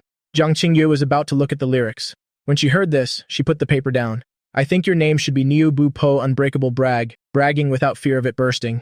I was frustrated. Why is it that when I tell the truth, no one believes me? Jiang Qingyu folded the lyrics. "I believe you. He'll sing it tomorrow. He'll even post on Weibo that the great master fan doesn't want to write music for me anymore. It'll definitely become the biggest joke in the entertainment industry." I saw Jiang Qingyu's nonchalant attitude and knew she wasn't taking it seriously at all. But I didn't care either, as long as she was willing to sing it. Once the new song is released, she will quickly become the new star of the entertainment industry. After ordering, I suddenly said, "Sis, Shen Xinyi and I broke off the engagement." Jiang Qingyu suddenly looked up. What did you say? I was a little surprised. I broke it off yesterday. You don't know? This news is already all over the place. Jiang Qingyu quickly took out her phone to browse the news. She saw the video of me domineeringly calling off the engagement, cursing the bitch to her face. Jiang, you're too handsome. I'm in love. In love. Is that the main point? The main point is that I broke off the engagement, okay? Jiang Qingyu was busy liking comments from netizens who praised me. I was catching up on sleep yesterday, so I didn't see the news. The day before, I stayed up all night waiting for news. I really couldn't take it during the day, so I fell asleep. I was speechless. Is that the main point? Jiang Qingyu suddenly became serious. Jiang Chen, did you break the law again? Let me ask our third sister. How many years in prison you get for impersonating the Su Corporation to commit fraud? I gritted my teeth. Sis, I want to crush your dog head. Jiang Qingyu giggled. If you crush it, who will go to jail for you? After saying that, she suddenly realized, you really broke off the engagement? I rolled my eyes. This idiot finally got the main point. After confirming the news was true, Jiang Qingyu excitedly slammed the table. I told you a long time ago, Shen Xinyi is a bitch. You wouldn't listen and insisted on getting engaged. You even kicked your 5 sisters out of the house for her. Do you see your mistake now? Let me tell you, not only is she narrow-minded, marrying her would surely mean you'd never have a peaceful day. Under my warning gaze, Jiang Qingyu quickly shut up. Haha, anyway, congratulations on successfully breaking off the engagement. After the meal, Jiang Qingyu still didn't believe me. I was very frustrated. If it weren't for old Master Su not allowing it to be public, I really wanted to video call Su Shiyao and blind my sister's dog eyes. Before leaving, Jiang Qingyu reminded me again, Jiang Chen, wait until you find someone who treats you better than I do, then you can get married, understand? I nodded. Su Shiyao treats me even better than you sisters do. Jiang Qingyu flicked my forehead. Don't you dare think about Su Shiyao again, not even in your wildest dreams. Your sisters are one thing, but we don't want to see you get thrown into the sea to be eaten by sharks. I held my forehead. Yes, sis. I won't daydream anymore, seeing me being so obedient. Jiang Qingyu's heart softened. Where are you staying now? It'll take you back. I waved my hand. No need, I'll walk around a bit more. Jiang Qingyu looked at her watch. She was notified yesterday that she had to attend a meeting today and couldn't be late. All right then, remember to fill that 1 billion hole for the Su Corporation. Also, don't have any ideas about Su Shiyao. Otherwise, you would never know how you died. I raised an eyebrow. I'll die happily. Jiang Qingyu raised her fist at me. I reminded her, sis, remember to sing the new song. Jiang Qingyu hurriedly left. Got it. It'll definitely make the song of the great Master Niu Bupo famous throughout the universe. I looked up at the blue sky, then lowered my head and smiled. In my past life, Su Shidao even bought a whole planet and named it after me. Thinking of this, I immediately texted Su Shidao. At that moment, Su Shidao was in a meeting. The previous cooperation project ends here. From now on, it is not to be mentioned again. The new project is the development of the ecological zone. Ding dong. Seeing that it was my message, Su Shidao immediately picked up her phone, completely unaware that her phone was connected to the projector. The content was projected onto the large screen. Baby, I suddenly miss you so much. I want to hug you and kiss you, and I also want to. Followed by an emoji that left much to the imagination. The senior manager's eyes widened. Where did this demon come from, daring to seduce the young miss? He must be tired of living. Xiaoqing hurriedly reminded, Miss, your... Su Shidao raised her hand to interrupt. Pause the meeting. Su Shidao immediately replied, I'm coming over now. The senior manager's eyes were about to pop out. Not only was the young miss not angry, but she also wanted to pause the meeting to go find that man. Everyone was packing up their things. Xiaoqing reminded her again, Miss, your phone. Su Shidao glanced at her coldly. Do I need you to teach me how to do my job? Ding dong. It was a new message from me. No need. Just work hard and earn money to support the family. When you get home, it'll let you kiss me. Su Shidao was very satisfied. Continue the meeting. The senior managers had just left, reached the door, and were called back to sit down again. Ding dong. There was another new message. The senior managers eagerly looked at the big screen. But it would probably be better to have my girlfriend by my side. The word girlfriend made Su Shidao's heart flutter. She waved her hand. Meeting adjourned. In her eyes, being with her boyfriend was more important than anything. The senior managers shot up and rushed for the door, but their feet hadn't even stepped outside when they heard Su Shidao call out, Come back, meeting's on. The senior managers looked up with aggrieved faces. The image on the big screen changed, but I like a hardworking woman even more. That's the most charming. The senior managers' hearts were on a roller coaster ride. I had no idea that my messages had caused such great psychological trauma to the senior managers of the Su group. Just because of the messages I sent, the senior managers ran out and back into the meeting room for half an hour. In the end, they were all numb, only moving their butts symbolically, indicating they wanted to adjourn. After half an hour of struggle, the meeting continued. Xiaoqing pointed at the big screen. Young miss. Your phone is screen mirroring. Su Shidao calmly moved her phone away. So what? Can't I let others see me being in love? The senior managers looked at the corners of her mouth that couldn't suppress a smile and suddenly felt that the young miss was doing it on purpose. She just wanted to show off their affection. But for the she-devil to actually be in love, this was rarer than Buddha falling in love. Sushi Dao tried to maintain a serious expression and said in a cold voice, "Let's continue the meeting. Where were we?" She had to work hard to earn money for Jiang Chen to spend. Meanwhile, Jiang Qingyu ran back to the company panting. Manager Xiao Jin was so anxious he was stomping his feet. She's going to be late in 3 minutes. That kid Jiang Chen has caused trouble again. Jiang Qingyu shook her fist. "Don't you dare speak ill of Jiang Chen. Qingyu, I heard that today's meeting will cut your resources to promote the newcomer, Tang Danhong." Jiang Qingyu said indifferently. "Oh, Tang Danhong is a newly signed artist of the company. She looks quite pretty, knows how to create scandals, going for the nation's girlfriend image. Her acting and singing skills are slightly better than hers. She's already caught up to her in just 1 year. The two have never gotten along." Xiao Jin was so anxious he was jumping up and down. "Qingyu, please pay some attention. The contract only has 1 year left." Jiang Qingyu didn't care at all. "It's fine. I make a living with my face. A whole bunch of handsome guys are lining up to be my sugar daddies." Tang Danhong, with her plastic surgery face, walked over. "Jiang Qingyu's ambitions are truly lofty," Jiang Qingyu retorted with a grin. "Do you want me to introduce a few to you? But when they see this face of yours, I'm afraid they'd rather go eat shit. Of course, those uncles who like to stir up trouble might be interested in a cesspool like you." Tang Danhong snorted coldly. "Don't get cocky. After the meeting, all your resources will be mine." Jiang Qingyu shrugged indifferently. "If I'm not famous, I'll just go home and inherit the family fortune. My Jiang family has plenty of money. Eldest sister has money. My second, third, fourth, and fifth sisters have money too." Tang Danhong disliked Jiang Qingyu, who has a gold mine at home but still bothers to work. She gritted her teeth and said, "Just you wait." Xiao Jin watched Tang Danhong enter the meeting room and sighed with a headache. "Qingyu, why bother competing with her?" Jiang Qingyu strode into the meeting room.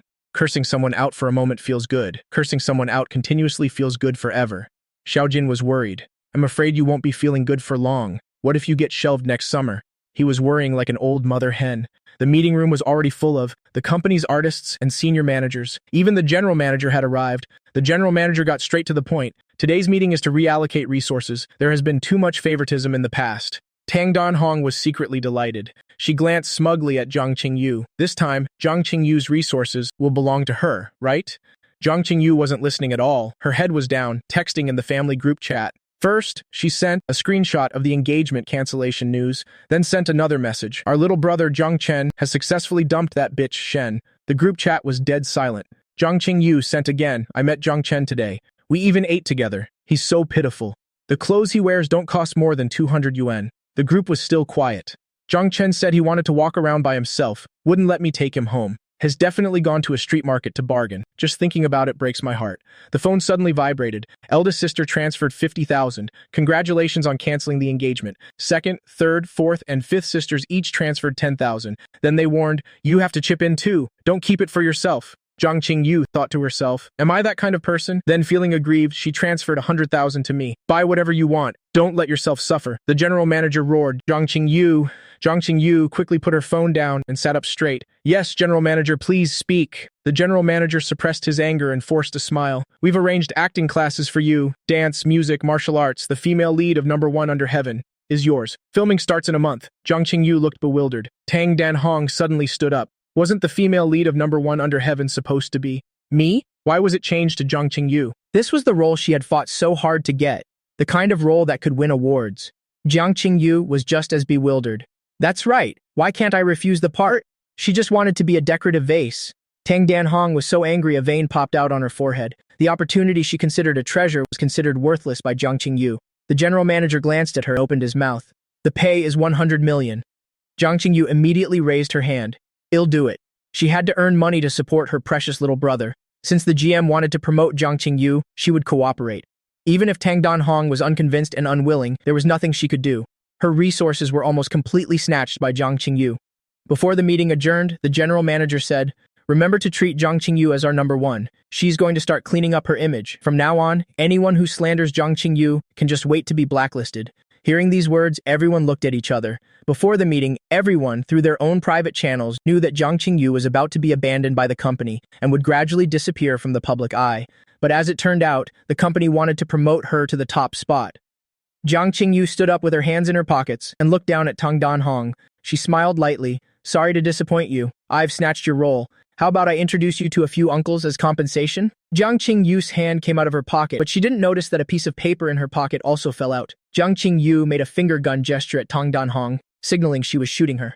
Tang Danhong was fuming. The veins on her forehead were throbbing. She angrily swept everything on the table to the floor. All the papers were mixed up with the sheet music that Jiang Qingyu had dropped. Everyone in the meeting room had left. Tang Danhong's assistant squatted down to pick up the documents and saw a folded piece of paper. She opened it, stunned for a moment, and placed the sheet music in front of Tang Danhong.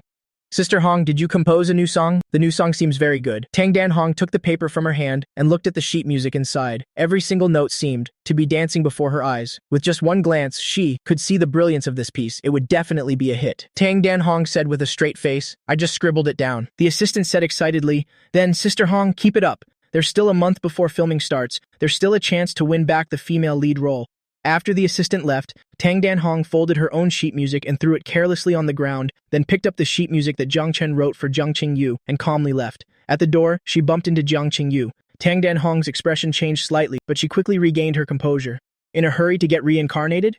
Jiang Qingyu paid her no mind and went into the office to search around, finally finding a piece of paper. She opened it and, after confirming it was the sheet music, Jiang Qingyu slumped to the ground and heaved a sigh of relief. Thank goodness, I didn't lose the work of Master Niu Bupo. Otherwise, this dog's head of mine would be gone. Although she didn't believe Jiang Chen was Fan Buxiang, but even if the song Jiang Chen composed was ear-piercing, she would still have to sing it. My own precious little brother, I have to spoil him myself. Tang Danhong perked her ears and heard this, snorting lightly. Niu Bupo? Never heard of him. Seems he's a new composer, and she wouldn't feel any pressure singing it. I originally just came to the mall to walk around, but when I see things, I can't walk away. So I looked around while taking pictures and sending them to Sushi Dao. Couple mugs. Aren't they pretty? Couples toothbrush cups for drinking water, and a full set of toothbrushes. Thinking about us standing next to each other using them in the future, I feel so happy. I also took pictures of couples' pajamas and couples' outfits and sent them to Sushi Dao.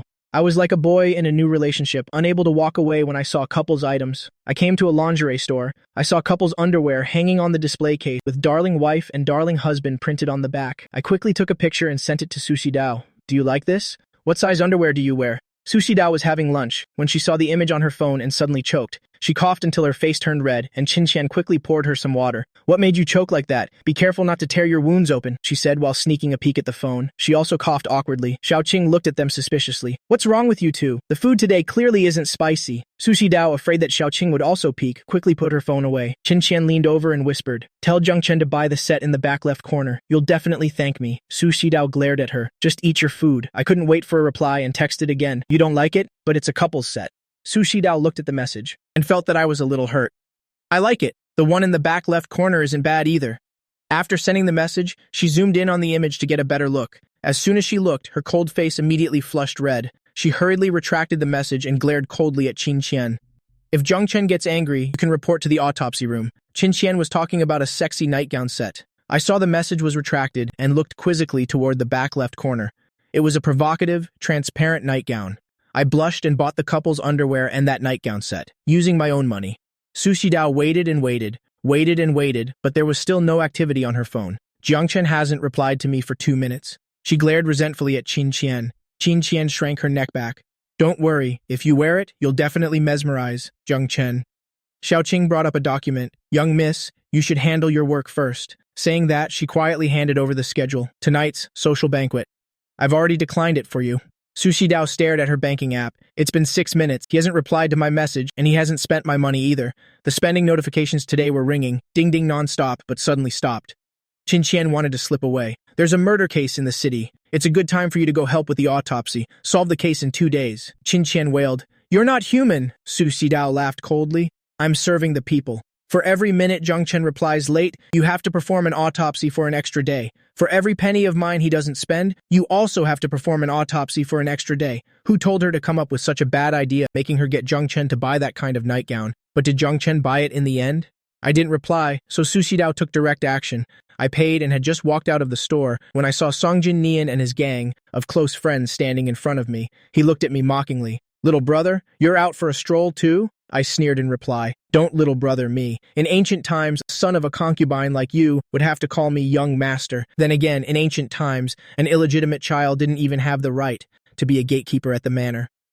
Song Jin Nian's expression turned ugly. He who was usually good at hiding his feelings now couldn't hide the hatred in his eyes. Yesterday, he and Shen Xinyi got engaged, but ended up being taken to the police station, making him lose all face. Furthermore, Mother Shen even hit him, scolding him for harming the Shen family. Now Song Jin Nian hated me even more. Song Jin Nian's lackey looked me up and down and said contemptuously, "Just a country bumpkin. Are the clothes on your body even worth 200 yuan?"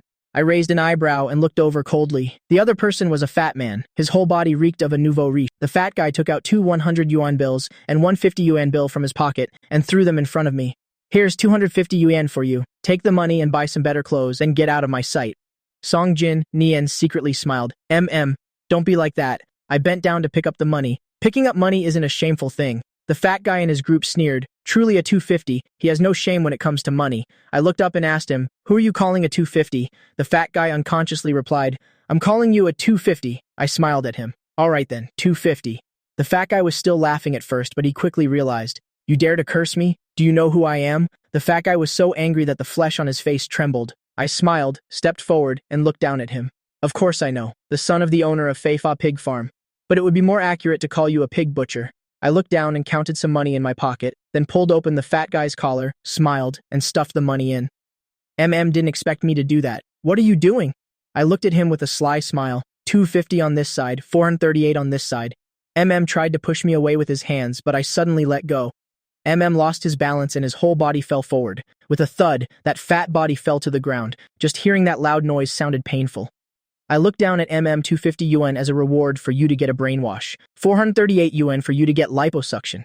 This was calling a 250 idiot, and that he acted like a 438 slut. My skill in cursing people has also reached a sublime level. Song Jin Nian and his group quickly helped up. Don't hold it against my little brother. He grew up in the countryside since he was little, and his mother is gone, so he's a bit stubborn. Song Jin Nian hadn't even finished speaking, and I slapped him hard across the face. The slap mark from yesterday hadn't even faded, and he was hit again today. Song Jin Nian glared fiercely at me. "Jiang Chen, you hit me again." I looked up and stared coldly at Song Jin Nian. "If you don't want to kowtow before my mother's grave again, then shut your mouth." Song Jin Nian wanted to curse, but thinking about that night at the cemetery, he had to swallow it and didn't dare say anything more. But was burning with rage. Isn't he just a bastard child with a mother who gave birth to him but didn't raise him? I looked up and shot him a cold glance. Then I lifted my leg and kicked hard. Was kicked to the ground. Before he could even get up, I quickly rushed forward, grabbed M's collar, clenched my fist, and punched him several times. Thwack, thwack, thwack, right in his face. In front of me, M's weight was nothing. Seeing him get punched a few times, he screamed in pain non-stop. Song Jin Nian pretended to intervene. "Little brother, stop hitting him. Be careful or something might happen." After what happened yesterday, he didn't dare to truly intervene now. I dusted off my hands and adjusted my clothes. A moment ago, I was violent, but in a flash, I returned to the appearance of a gentle young master. I glanced at them coldly. "If you want to fight or argue, you'll be happy to oblige, but don't bring my mother into it. Otherwise." and his group were frightened by my murderous gaze and took a step back. I clapped my hands and said, "I'm going for a walk. You guys can take your time playing." I turned to leave. How could Song Jin Nian miss an opportunity to embarrass me? He quickly said, You were in the wrong this time. Hurry up and go for a walk with my little brother and apologize while you're at it." Held his face and refused. "He hit me, and now you want me to apologize? Is there any justice in this world?" Song Jin Nian winked desperately at him. Was bewildered. "Are your eyes cramping up?" Song Jin Nian almost fainted from anger. "Where on earth did this idiot come from?" he said angrily. "If you don't apologize, we're not friends anymore." Not far away, I burst out laughing. This conversation is so childish. Felt wronged and wanted to cry. He helped Song Jin Nian vent his anger, got beaten, and now he had to apologize. Song Jin Nian leaned into his ear and whispered, "My little brother is very poor. Later, when we're walking around and see he can't afford anything, won't that be even more satisfying?" The others also gathered around to chime in. Finally, Song Jin Nian pretended to say, I came up with this idea for your sake. I really don't want to be the bad guy." Said, moved, "Jin Nian, you're so good to me." After they finished discussing, they hurriedly chased after me. They found me in a clothing store. Song Jin Nian said with a smile, "Little brother, Dad was afraid you'd spend money recklessly, so he didn't give you much. If you like anything, he'll help you." I glanced at him and said directly to the salesperson, "All the clothes in the store, you'll take them all. He's paying." The salesperson looked at Song Jin Nian. The corner of Song Jin Nian's mouth twitched. "You can't wear that much if you buy it all." Asking for several 100,000 yuan right off the bat, he really has the guts to ask. I smirked. "If I can't wear it all, he'll just donate it." After all, I'm a country bumpkin. It would be foolish not to take advantage of a fool. Song Jin Nien sneered. I'm not as wasteful as you. Just buy 2 sets, that's enough, I said contemptuously. No money but still trying to save face, pretending to be a good person. Pfft. I turned and walked out of the store, continuing to browse the next store. Song Jin Nien felt the salesperson's contempt and was so angry he could hardly breathe. They continued to follow me. They didn't buy anything, but they offered all sorts of opinions. The salesperson saw that I seemed to like something. She was about to close the sale, but these bastards made her lose the sale. The salesperson went crazy and took a small mirror, rushed in front of that man, and made him look at himself. Compared to that gentleman, you are a piece of dog crap on the ground. That man glared angrily at the salesperson. Where's your manager? What kind of service attitude is this? I want to file a complaint against you. While choosing clothes, I watched them make a fuss and call the manager out. The man pointed at the salesperson, demanding to dock her pay and fire her. Insulting a customer, the customer is king. After hearing what happened, the manager was silent, then looked up with a polite smile. You're affecting my ability to make money. At this moment, I walked over with the clothes I had chosen. All right, let's pay first. The salesperson saw that I had picked out several outfits. Her eyes lit up, and she immediately went to ring me up. And the others also pulled that man back, telling him not to be angry and to let it go. Song Jin Nien secretly followed. He saw that my WeChat balance was only 3,000 yuan. The few outfits cost 2,900. I only had 100 yuan left. I checked Alipay again, and there was also a bank message. I sighed. This 3,000 yuan is my own money. Before returning to the Zhang family, I did manual labor at a neighbor's factory in my hometown. I didn't earn much, but I spent it freely. As for clothes, I'm not picky, whether they're branded or not. As long as it's something I like and it's comfortable, I'll buy it. Besides, I also like going to street markets, where it's very crowded. I also paid the remaining 100 yuan. Could you please deliver this to my home for me? When the salesperson saw the address I wrote, her eyes immediately widened. Jadewater Bay. Jadewater Bay is known as the castle of Jin City. I walked around some more. Song Jin Nien and his group were still following me. I glanced around, then turned and walked into a luxury brand store. This is a luxury brand store. One tank top costs at least 10,000 yuan. Pulled Song Jin Nien and said excitedly, Jin Nien, our chance is here. Song Jin Nien glared at him, then followed me into the luxury store. A salesperson saw Song Jin Nien and immediately came forward to greet him, Mr. Song. Song Jin Nien nodded with a smile, pointed at me, and said, I'm with my little brother. He just came back from the countryside, so please bear with him. Quickly added, but he's quite greedy and treats Jin Nien like a fool. He hasn't paid his debts for years. I listened to them go back and forth and looked up at the store's prized item, a suit worth millions of yuan. I smirked slyly. As soon as the salesperson heard I was from the countryside, she immediately showed a disgusted expression. Sir, you can look, but don't touch anything. This suit costs 30,000 yuan. You couldn't afford it even if you worked for a whole year. I reached out and touched it. The style is too tacky, the color is too gaudy, and the fabric is nothing special. 300 yuan would be more like it. The salesperson glared angrily. This is a luxury brand, you country bumpkin. If you can't afford it, don't touch it. I smiled lightly. If I don't touch, how will you make money? The salesperson was stunned, feeling that there was something strange about that sentence. I went to touch another dress. How much to touch it once? The salesperson's face turned pale. I touched the diamond attached to the suit. I've touched it twice now. How much are you going to charge me? The salesperson hurriedly stopped me. If I were to wear it, don't talk nonsense. If you get it dirty, you won't be able to compensate. I raised an eyebrow and smiled. When you talk, stand a little further away from me. I'm afraid of catching a virus. Only then did the salesperson realize I was insulting her. Song Jin Nien pulled the salesperson back. Don't mind my little brother. He's a country bumpkin who doesn't know any better. Be careful or you'll get a complaint. The salesperson gritted her teeth in anger. Song Jin Nien gave a signal with his eyes. Immediately kept an eye on me, preparing to find a chance to make a move. I pointed to the most expensive suit. Take that one out. I want to have a look. The salesperson wanted to curse. Song Jin Nien stopped her. Go get it. He's got a sugar daddy to pay for it. A lackey asked quietly, Jin Nien, do we make a move now? Song Jin Nien nodded.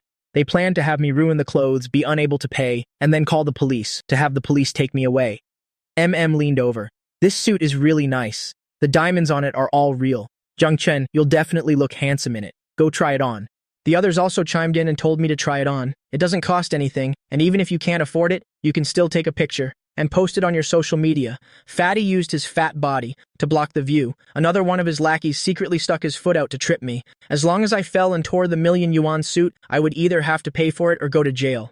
Along with a blood-curdling scream, the sound of the suit ripping was heard, but the one who fell wasn't me. It was the lackey, Fatty, and the salesperson. The million yuan suit had been torn by them, the decorative diamonds scattered everywhere. I looked at him gleefully. You guys are in big trouble. That's a million yuan suit. Song Jin Nien was so angry he was speechless. These idiots. I clearly instructed them. It was supposed to be Jung Chun who took the blame, but they ended up ruining the suit themselves.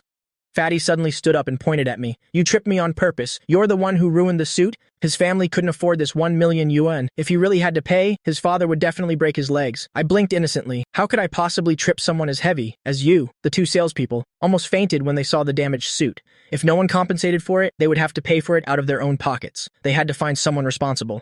They hurriedly shouted loudly, "None of you are leaving. You have to pay up, otherwise we'll call the police." I crossed my arms. I didn't even touch this suit. I was still 2 steps away from it. Song Jin-nian stood up and gave false testimony. "Little brother, I saw you trip Fatty." The others immediately chimed in. "That's right, we all saw it."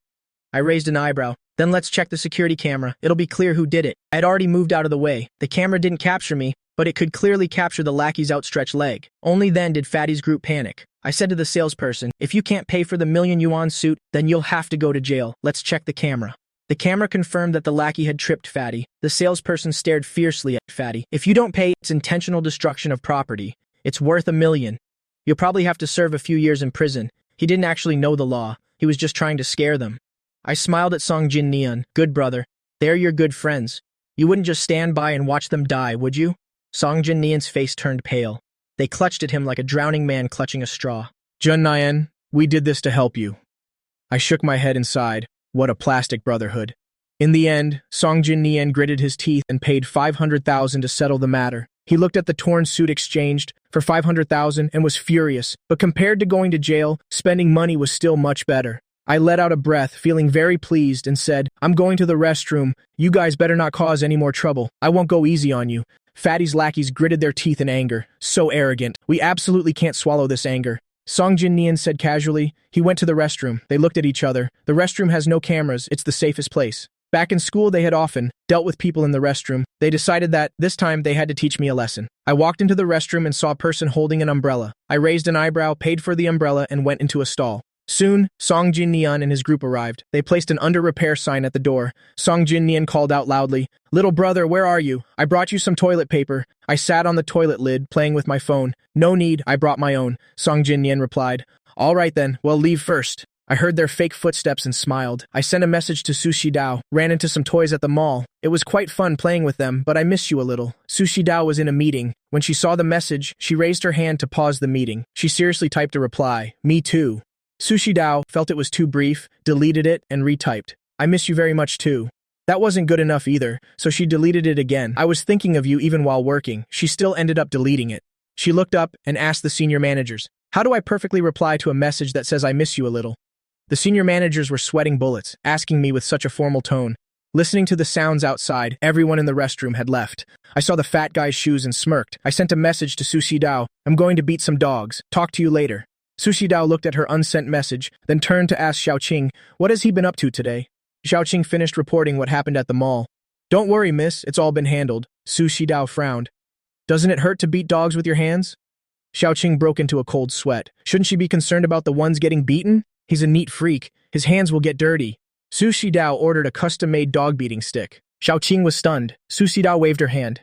"Let's have the meeting and make money first." Having just received the notification that I spent 5 million, she was in a very good mood.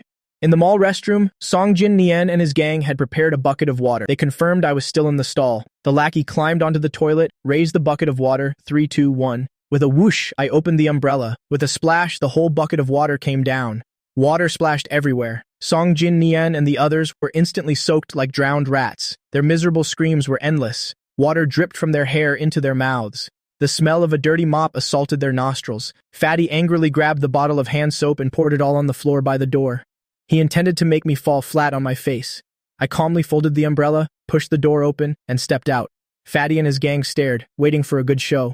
Who would have thought I would smile at them and then suddenly poke Song Jin-nian with the umbrella? Song Jin-nian's feet slipped and he instinctively grabbed Fatty. Fatty in turn pulled down a lackey. Thud, thud, thud. They all fell to the ground one after another. I raised an eyebrow. "Did you guys decide to eat shit together? Or are you taking secret photos?" Sprawled on the floor, Song Jin-nian yelled, "Get up and beat him up for me!" The lackeys tried to get up, but the floor was too slippery, and they fell again. I held the umbrella and shook my head. "I already told you, don't come looking for trouble. You guys just don't listen." Song Jin-nian held onto the door, struggled to his feet, and glared at me fiercely. I smiled and said, "If you dare cause trouble again, I'll make you sleep in the toilet tonight." Seeing they still hadn't given up, I added another sentence. "Go and ask around. When it comes to bullying others, I'm the founding master. I was clearly smiling, but it sent a chill down the spines of Song Jin-nian and his gang. Their intention to shove my head into the toilet was instantly extinguished. What if it backfired? Better forget it. After I was long gone, they held onto the wall and slowly dragged themselves out of the restroom, looking completely drenched. Their appearance attracted strange looks from passers-by. Their gazes made it seem as if they had really eaten shit. Song Jin-nian was furious. Not only did he lose millions today, but he was also filled with rage. Running into Zhang Chun was truly 8 lifetimes of bad luck. On the other hand, I was in a great mood. When I got home, I laid out the matching items I had bought. I took the sexy pajamas and underwear and washed them by hand. After washing for a while, it suddenly occurred to me, who washed Sushi Dao's underwear? My heart filled with sour bubbles. Such private items, how could someone else touch them?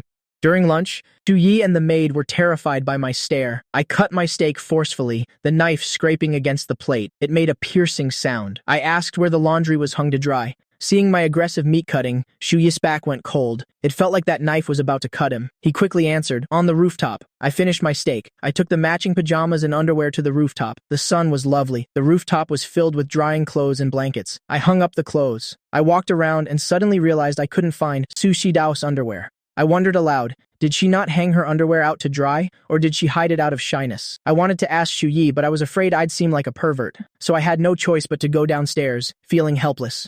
All afternoon, the maids avoided me. At the company, Sushi Dao kept checking her phone, waiting for my message. But even by the end of the workday, her phone remained silent. She rushed home, only to find the villa eerily quiet. Only Erguzi was lying at the door, blinking his big eyes, watching the birds flap their wings and fly away from the balcony. Young miss, you're finally back. Xu Yi rushed over as if he'd seen his savior. Sushi Dao frowned. What happened? Mr. Jiang suddenly got angry at noon. He hasn't spoken a word since and didn't even eat dinner. Xu Yi lowered his voice. I'm afraid he's going to act up again. Just then, Qin Qian walked in. She was surprised by how quiet it was today. Woof woof. The moment Ergozi saw her, he excitedly pounced on her. Qin Qian was so scared she hid behind Sushi Dao. Does this dog have a grudge against me? Sushi Dao coldly stepped aside. She ordered Ergozi to make her run 10 laps. Ergozi charged after her. Qin Qian cursed as she ran. Sushi Dao, you're not human. This is for your own good. Sushi Dao's face was expressionless. Lack of exercise can lead to osteoporosis. Her heart was in turmoil. From my room, I heard Sushi Dao come home. I happily ran to the door, but when I thought about the underwear, I deflated and slowed down. Sushi Dao stood at the top of the stairs. She nervously called out, Jiang Chen. I answered slowly. Sushi Dao's heart sank. He really was angry, but it was better than before. At least he wasn't smashing things and cursing. I stood on the last 2 steps. Looking down from above, I said, go collect the clothes from the rooftop. I blushed, thinking, that way she can see the transparent nightgown I bought, and I can ask who washes her underwear. Xu Yi quickly stepped forward. Mr. Jiang, let me handle this small matter. Sushi Dao nodded in agreement. I instructed nonchalantly, after you collect the clothes, come down for dinner. Sushi Dao's heart filled with sweetness. She likes me. The feeling of having her do housework, that's what gives it the warmth of a family. She happily skipped up to the rooftop. She found that all the other clothes had already been collected. Under the gloomy sky, only 3 particularly conspicuous items remained on the balcony, the matching underwear and that sexy transparent nightgown. Sushi Dao's heart immediately started racing, her face burning red. She looked around furtively like a thief. After confirming no one was there, she quickly blushed and took down the transparent nightgown. When she saw the matching underwear, her heart pounded even harder, and her face was so red it looked like it would bleed. After stuffing the nightgown into her arms, she glanced around warily, just like a thief, completely oblivious to the 2 sparrows gossiping on the rooftop. This young miss is so timid, collecting a nightgown like she's a thief. Zhang Chen is still the impressive one. Who do you think will be on top later? Or maybe next time they're doing it, we can sneak a peek to confirm. Sushi Dao brought the nightgown back to her room, folded it carefully, and placed it on the bed. Her face felt like it was about to explode while she was folding it. When she went downstairs again, she had regained her arrogant and cold demeanor. I looked up and asked her, finished collecting them? Sushi Dao replied in a low voice, I put them in your room. I saw her cold expression and lack of reaction, and said sullenly, let's eat. We ate in silence, neither of us looking at the other. Xu Yi sighed with relief beside us. He thought to himself, they can still eat together, so there's probably no major issue. Sushi Dao was shy and didn't dare to speak while I was preoccupied with the underwear issue. Even though I knew I shouldn't care about her past life, I couldn't control myself. Right after dinner, Qin Qian finished her 10 laps and lay collapsed on the ground, panting. She secretly flipped Sushi Dao off. I said to Erguzi, bring the babies, let's go for a walk. The pack of dogs excitedly rushed over. Qinxian's face turned pale. Su Shidao glanced at her. Get up and walk the dogs with us. Qinxian wanted to kill someone. I looked at Su Shidao, annoyed. Other people just want to be alone together, but she proactively found a third wheel. During the walk, no one said a word. After we got home, I had thought it through. I won't care about the past anymore. From now on, I'll wash all her underwear. But when I went into the bathroom to look around, I found nothing. I stormed out angrily to confront Su Shidao. Where's your underwear? Su Shidao looked up, puzzled. I ran up to her angrily. Where's the underwear you changed out of? I had been sulking all day. It was so hard for me to decide not to be petty, and I wanted to wash them for her myself. But then I found the underwear was gone. Su Shidao still hadn't reacted. I unhappily looked at her, small, puzzled face. Tell me, who washed them? I'll go deal with that person. Why didn't she leave them for me to wash? Do you still want me to be your boyfriend or not? Only then did Su Shidao understand why I was angry. She said softly, there's a special washing machine for underwear in the bathroom. I was stunned. There's such a thing? Su Shidao nodded seriously. Do you want to help me? I blushed and said, no, it's fine. Then I quickly ran out of the room. How embarrassing. I got jealous of a washing machine. Su Shidao watched my retreating back. She couldn't help but smile and mumble. He got jealous, didn't he? Thinking of this, all of Su Shidao's frustrations from the day vanished. Her heart felt sweet. Even during her online meeting, she couldn't help but smile. This left the senior foreign managers stunned. I ran back to my room and saw the matching underwear neatly folded on the bed. My face turned even redder. In front of Su Shidao, I really have no IQ. I quickly stuffed the underwear into the closet and went straight to bed. The next day, I went downstairs to look for Su Shidao. Shu Yi came over. Mr. Jiang, the young miss, had something urgent and has already left for the company. I was startled. Shu Yi, you walk so quietly. After breakfast, I was on the balcony reading financial news. 2 sparrows flew over to report. Jiang Chen, that scum Shen, is about to go sign a contract. 10 o'clock at Huili restaurant. I glanced at the clock. There was still time. I will use my own abilities to make sure Shen Xinyi can't sign this deal. Meanwhile, at the Su Corporation, Su Shidao was having a headache over the stolen project. Xiaoqing came in to report. Mr. Jiang has gone to Huili restaurant. Shen Xinyi is there too. She was worried I had gone on a date with my ex. Hearing this news, her chest immediately tightened. Just then, her phone rang. It was a message from me. My love, don't misunderstand. I love you. When Su Shidao saw this message, the feeling of a knife twisting in her heart instantly vanished. The corners of her mouth curved up and she sent me a reply. As long as he wasn't on a date with Shen Xinyi, that was enough. Xiaoqing looked puzzled as Su Shidao suddenly burst out laughing. Su Shidao stared at the message content. Trust me. Within half an hour, I'll have the person in charge call your company. This contract is still yours. She could almost see my confident, diligent appearance. Okay, I believe you. Xiaoqing couldn't help but ask again, young miss, aren't you going to give any instructions? Jiang Chen went to see Shen Xinyi.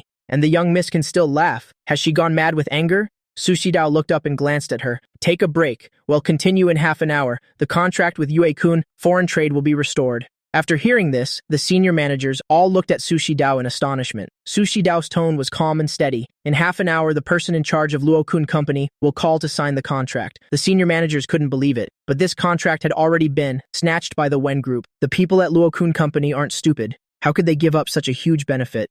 Su Shidao smiled faintly. If my man says he can do it, he definitely can. The senior managers thought to themselves, it's that mysterious man again. He was the reason the project plan was stolen in the first place. Now she's saying it can be salvaged. A senior manager couldn't help but sneer, young miss, don't forget. He's the one who caused the company to lose this $1 billion contract, and that's just the monetary loss, not to mention the future damage to our reputation and influence. Another senior manager chimed in, you're the head of the company, but you can't just let a man act so recklessly. And he said half an hour. When we first created this plan, it took us 3 months of overtime. I worked so much overtime, my wife almost divorced me. Now he's bragging, saying he can get the contract back in half an hour. What a joke. Su Shidao glanced at them coldly. If you're not satisfied, you can leave right now. Her voice was bone-chillingly cold, making people shudder without the cold. The senior managers immediately fell silent. Su Shidao wasn't like other bosses. If she said she'd fire you, she'd fire you. She wasn't afraid of losing talented people at all, because she could poach similarly talented people at any time. Su Shidao instructed in a low voice, Xiaoqing, keep an eye on things. If Jiang Chen fails to negotiate, then use my name to force the other party to agree. Since they don't believe in Jiang Chen, then she would use her own methods to make them believe. Xiaoqing wasn't surprised at all and turned to make arrangements. But as soon as she left the room, she received a call from Old Master Su. The Su family was still run by Old Master Su. Xiaoqing didn't dare to ignore the call. She answered respectfully, Old Master. Old Master Su grunted in acknowledgement. Did Shi Dao tell you to go help Jiang Chen? Xiaoqing answered honestly, yes. Since the old master had asked, he must have already known. Old Master Su's tone was very stern. The Su family is not allowed to help. We don't need a useless son-in-law. Xiaoqing wanted to say something, but Old Master Su lost his temper. Just tell Shi Dao, if she dares to help, I dare to take action. The phone was hung up. Xiaoqing looked at the closed meeting room door.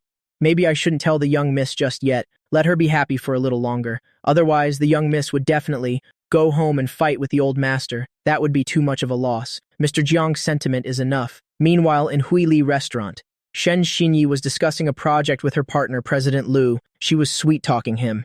President Liu kept nodding. Not bad. It fits our philosophy very well. This meant he was about to sign the contract. Shen Xinyi quickly took out the contract. There was a small matter at home last time. The contract was intentionally sabotaged by someone. Let's sign it again. This is the second time we're signing. Before this, the legal department has already reviewed it. There are no problems. President Liu picked up the pen and said, Miss Shen, be more careful in the future. The business world is like a battlefield. Don't let others play you for a fool. Shen Xinyi laughed along. She turned to the signature page. President Liu, just sign here. Just as President Liu was about to put pen to paper, a hand was placed on the contract. President Liu looked up. This is... Shen Xinyi's expression changed abruptly. Jiang Chen, we've already broken off the engagement. Stop bothering me. She said it loudly on purpose, wanting others to think I was here to beg her to take me back.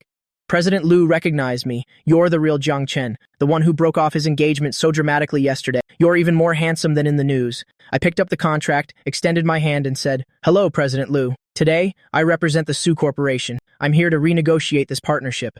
President Liu politely shook my hand, but looked at me with a suspicious expression. He asked, You represent the Su Corporation? I nodded confidently. Yes, that's me. Shen Xinyi quickly shouted, Jiang Chen, get out, don't cause trouble here. I smiled at President Liu. President Liu, even if you don't give me face, you must give face to the Su Corporation. I couldn't be bothered with Shen Xinyi. The more you talk to that mad dog, the more excited it gets. President Liu nodded. Since Mr. Jiang has said so, how could I dare not give you face? I sat down comfortably. My every move exuded a convincing charm. Shen Xinyi watched as her home turf was about to be taken over by me. She was fuming. Jiang Chen, I already told you, don't cause trouble, or I'll hate you even more. She snatched the contract from my hand and gave it back to President Liu. President Liu, don't mind him. Let's continue signing the contract. President Liu gave me a lot of face and said, Miss Shen, please be quiet for a moment. I want to hear what Mr. Jiang has to say about his plan. Shen Xinyi became anxious. I looked up at her with a smile. Don't interrupt me. I'm here on behalf of the Su Corporation. You'd better watch out or you'll get crushed. Shen Xinyi was so frustrated she almost coughed up blood. She didn't dare to disregard the Su Corporation's reputation. I took out the documents and got straight to the point. President Liu, this plan is more beneficial for expanding business overseas. Initially, President Liu was just giving face to me and the Su Corporation, but soon, as he looked at the planning documents and heard my smooth, breezy voice, President Liu became more and more passionate. It felt completely different from when he was talking to Shen Xinyi. What Shen Xinyi said, he only felt it was a partnership, profitable, money to be made. But when he heard my voice, he saw a grand future, not just expanding the business map, but also contributing to the country. That feeling was truly inspiring. After finishing the presentation, I smiled and said, his vision is very far-reaching. He not only sees the mutual benefits for both companies, but also wants to take a further step for the country. President Liu, do you think this contract can be signed? President Liu was still feeling emotional after hearing it. He nodded vigorously. Young Miss is truly a business genius. This plan is amazing. Let's sign it right now. I smiled. Thank you for your support, President Liu. I glanced at the time. There were still 3 minutes left until the half-hour mark I had mentioned. Shen Xinyi was also drawn in. When she heard the word sign, her expression changed. She put her hand on the contract. President Liu, we already agreed. We're supposed to sign this contract. We've already signed it once. If you don't sign now, it's a breach of contract. President Liu felt awkward upon hearing this. That's right, they had already signed the contract once.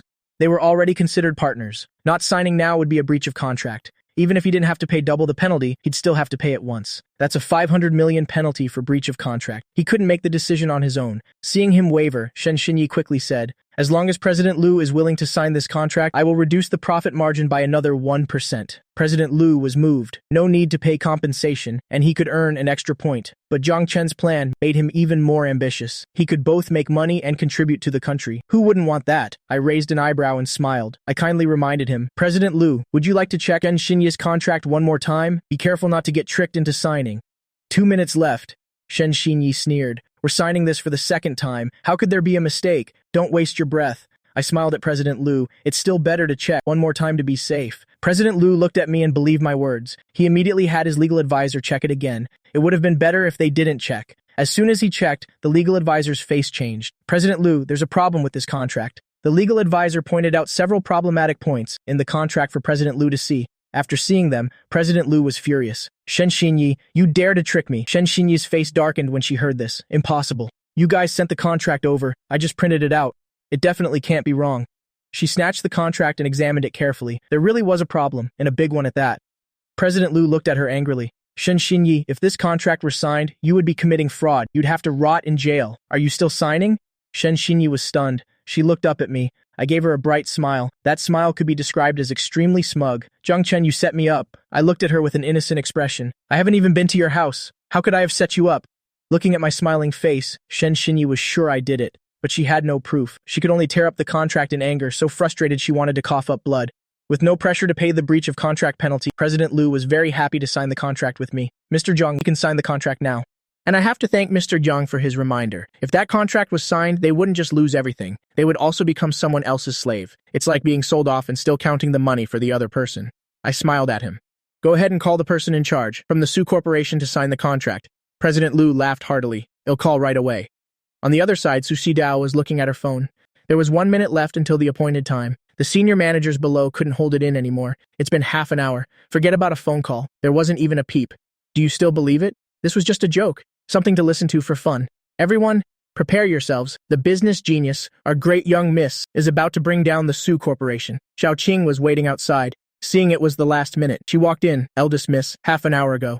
The old master instructed not to intervene. Su Xidao looked up coldly. Looking at her, her voice immediately turned cold. Why didn't you say so half an hour ago? There's only a minute left, it's too late. Xiao Qing lowered her head. The old master said if you dare to help, he will take action. You can just punish me. Su Xidao's expression grew even colder. Call the general manager of Lacun. This contract must be signed whether they want to or not. Otherwise, just wait for the news that the company, Lacun, will be acquired tomorrow. The senior managers felt the pressure radiating from Su Xidao at that moment. They were too scared to even breathe loudly, but their faces still showed a mocking expression. Xiao Qing lowered her head. Half an hour is up. Everyone was laughing silently to themselves. But the phone of the person in charge of the partnership suddenly rang. He saw the caller ID, President Lu of the Lacun Company. Everyone's eyes turned to the person in charge. It can't be that that person angered President Lu, right? Is he calling to hold us accountable now? He's definitely not calling. To sign the contract, the person in charge looked up and asked Su Xidao, Eldest miss, should I answer it? Su Xidao looked at him coldly. Answer it. And while you're at it, tell him what I said. Daring to embarrass Zhang Chen, I will absolutely not let him off. And everyone thought that I had offended President Lu. Even Xiao Qing thought so. The person in charge tremblingly answered the phone, and even put it on speaker. He said apologetically, President Lu, I'm sorry. A junior employee from our company came to discuss the partnership with you without authorization. He has offended you. I apologize. Please don't take it to heart. President Lu sounded confused after hearing this. Offended me? Not at all. We had a very pleasant conversation. I'm calling now to discuss signing the contract with your company. The person in charge looked up, stunned. Everyone was stunned, including Su Xidao. Under Su Xidao's signal, the person in charge asked blankly, sign a contract? Didn't that junior employee offend you? President Lu laughed and replied, yes, sign a contract. We had a very pleasant conversation. There was no offense. Ms. Su's proposal is excellent. Besides, it seems I called within the half-hour time frame. President Lu chuckled. Ms. Su is truly formidable. If I were a second late, this contract would have flown away. The person in charge dazedly scheduled a time with President Lu to sign the contract. After he hung up the phone, everyone was still staring at him blankly. The person in charge was also stunned. The whole meeting room was a scene of a dozen stunned people staring at each other. Did President Lu really agree to sign the contract? The person in charge, still dazed, replied, yes. And he even proactively gave us a point. This time, all the senior managers were completely dumbfounded. Xiao Qing looked towards Su Xidao. She gave her a thumbs up. Eldest miss, you're amazing. That was quite a performance. Su Xidao frowned. It wasn't me. The credit was stolen. He had optimized the contract to perfection. Besides, he didn't even know I was going to fight for it. This partnership went so smoothly. Xiao Qing and the senior managers smiled. No one believed that someone's proposal could be better than Su Xidao's. Besides, President Lu himself said that it was Ms. Su's plan. Su Xidao glanced at them and said coldly, you all said that if in half an hour the contract was successfully negotiated, you would work overtime. In that case, work overtime for 3 months. They'll teach you to look down on Zhang Chen. Work yourselves to death with overtime. The senior managers felt their faces being slapped hard. If time could turn back, they would never dare to say such things again. After seeing President Lu off, I lowered my head and sent a message to Su Xidao. Half an hour, a perfectly successful negotiation, helped you save face. No, it's more like worthy of the great miss of the Su family. Su Xidao looked at the message, extremely curious. But for me, all I needed was her praise. Zhang Chen, you're so amazing, I replied to her. Then you have to treat me to a meal. That would be our first date. I was chatting happily when I heard Shen Xinyi call me. I frowned and looked up at her. I asked coldly, what is it? Shen Xinyi stared at me. You came here today to cause trouble, didn't you? A $1 billion contract ruined just like that. She could have used this partnership to turn her situation around. I chuckled. You could also thank me. If I hadn't shown up in time, you'd be in jail picking up the soap soon enough. Shenxinyi took a deep breath. In the end, she didn't curse me out. What is your relationship with Su Shidao? You said you represented Su Shidao to negotiate the partnership. Su Shidao is not someone just anyone can represent. I smirked and replied, a boyfriend-girlfriend relationship. But right now, we haven't officially confirmed our relationship. But we're getting there. Shenxinyi was stunned for a moment. She thought she misheard. What did you say? I replied calmly, boyfriend and girlfriend. Shenxinyi couldn't help but burst out laughing, saying mockingly, you of all people want to date Su Shidao? I raised an eyebrow. Is there a problem? Shenxinyi laughed so hard she couldn't stand up straight. Jiang Chen, you've definitely gotten more handsome. But think about your own circumstances. Halfway through her sentence, she looked me up and down. Su Shidao is the great young miss of Jincheng, a business genius. The Su family doesn't just care about looks, but also education, IQ, EQ, and family background. And you? Shenxinyi's face was full of contempt.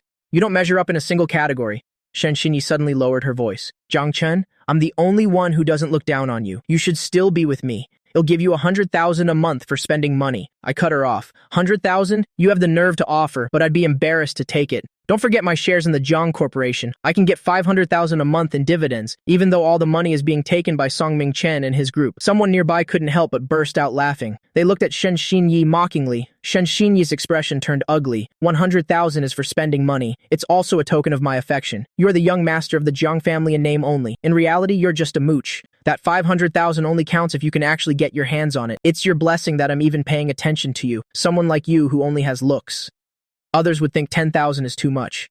I let out a cold laugh. Shenxinyi's face darkened. Jiang Chen, don't be ungrateful. In Jincheng, no one will want you besides me. Even if someone does, they can't afford to give you 100,000. I stood up. Everyone in the restaurant looked over. A few women approached. Sir, if you're willing to marry me, I'll give a 10 million dowry. If you'll be my boyfriend, I'll give you 20 million. Mr. Jiang, just look at me. I'll give 50 million. Shenxinyi was about to curse at them. She looked up and recognized a few big shots, powerful figures in the business world. She immediately put on a smile. President Xu, Director Wan. Just a moment ago she said nobody wanted me, and in the blink of an eye, she was proven wrong. Shenxinyi felt her face burning. I smiled sweetly at Shenxinyi. Thank you for the high praise, ladies, but I'm already taken. The powerful women saw my smile, understood the hint, and left. Shenxinyi's face was dark. Jiang Chen, don't you? I have both money and looks. I picked up the teacup and splashed it right in her face. I put the teacup down. I smiled politely and said, turn left, turn right, go straight, go to the bathroom and look in the mirror. You're the one who should be grateful. I'm only giving you this one chance. I saw Su Shidao's car at the restaurant entrance. With long strides, I walked over in a few steps, opened the door, and got in. Shenxinyi gritted her teeth and glared as the car drove away. Jiang Chen, you ungrateful bastard! Before she could finish her sentence, a basin of ice water was suddenly poured over her head. The waiter smiled and said, congratulations, you've won our restaurant's award. The Narcissism Award, with a prize of 8,088 yuan. Before she could react, another basin of ice water was poured down. Congratulations on winning the Plain Jane Award. One basin of ice water followed another, leaving Shenxinyi drenched like a drowned rat. This is your prize. Valued at 5480, a 1,000-year-old turtle worth 16,438 yuan. Please pay 8,888 yuan. Shenxinyi trembled. A turtle is worth over 50 million? The manager smiled and replied, that's right. The meaning is very auspicious. Shenxinyi could only suppress her anger and pay. She carried the turtle and scurried away. In the car, I hugged Su Shidao. Darling, why did you come here? I pecked her on the lips like a chicken pecking grain. Su Shidao blushed. Someone's watching. I don't care. I want to kiss you. I lifted her face and gave her a firm kiss. I was about to deepen the kiss, when I suddenly felt a burning gaze. I turned my head and saw Qin Qian leaning out from the passenger seat. Her eyes were wide, and she was drooling from the corner of her mouth. You two, please continue, Qin Qian said earnestly. I'll just watch. Su Shidao shot her a cold glance. Qin Qian immediately turned her head back in fear. Xiaoqing was driving, laughing at her misfortune. Qin Qian's inner voice screamed, I've been single following the eldest miss for 27 years. Why does the eldest miss get to have a smooching session while I'm not even allowed to drool while watching? I let go shyly. Su Shidao sat up straight. Su Shidao raised her hand to wipe her mouth. I looked up and narrowed my eyes, looking at her dangerously. Are you disgusted by the saliva from my kiss? Su Shidao froze for a moment, then brought her hand to her nose and sniffed. No. I was just smelling to see what it smells like. That sentence made my ears turn beet red. I decisively lowered my head to fiddle with my phone, opening WeChat. Seeing 99+ messages from Zhang Menghao, I ignored them completely. I opened my moments, and after scrolling for a bit, I saw Shenxinyi's post. Especially unlucky today, but I guess you could say I gained something. Received an award, a 1,000-year-old turtle worth 54.80, 16,138 yuan. Even though it's an exaggeration, I like it. She also posted a picture of a large soft-shell turtle. Below, comments flooded in. 1,000-year-old turtle, 548164118. First time seeing someone curse themselves.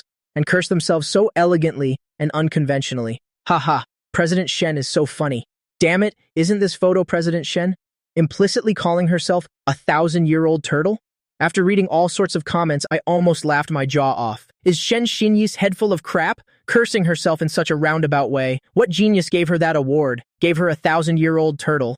And even quoted such an interesting price? Qin Qian poked her head out, about to speak. Su Shidao glanced at her coldly. Qin Qian was speechless and pouted, forced to swallow her words. This was her idea after all. But as a result, the eldest miss forgets her friends once she has a boyfriend. Not only did she not praise her, she even glared at her. I was engrossed in my phone when Su Shidao looked at me and asked, Jiang Chen, what happened with the LeCun partnership today? I was talking to Zhang Menghao.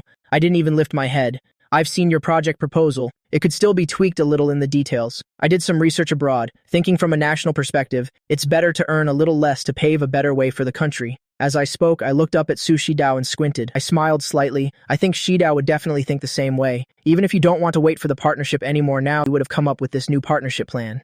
Half of it was Su Shidao's idea. The other half was me benefiting from my past life, knowing that it could be more perfect. After hearing this, Su Shidao asked again, then why did you say you were representing me? To negotiate discreetly. Otherwise you'd be too amazing. Everyone would look for you in the future. Wouldn't you be busy to death then? I smiled slyly. I just want to be Shidao's baby, to tease Shidao every day, to have a little romance with Shidao, and protect you. With great power comes great responsibility.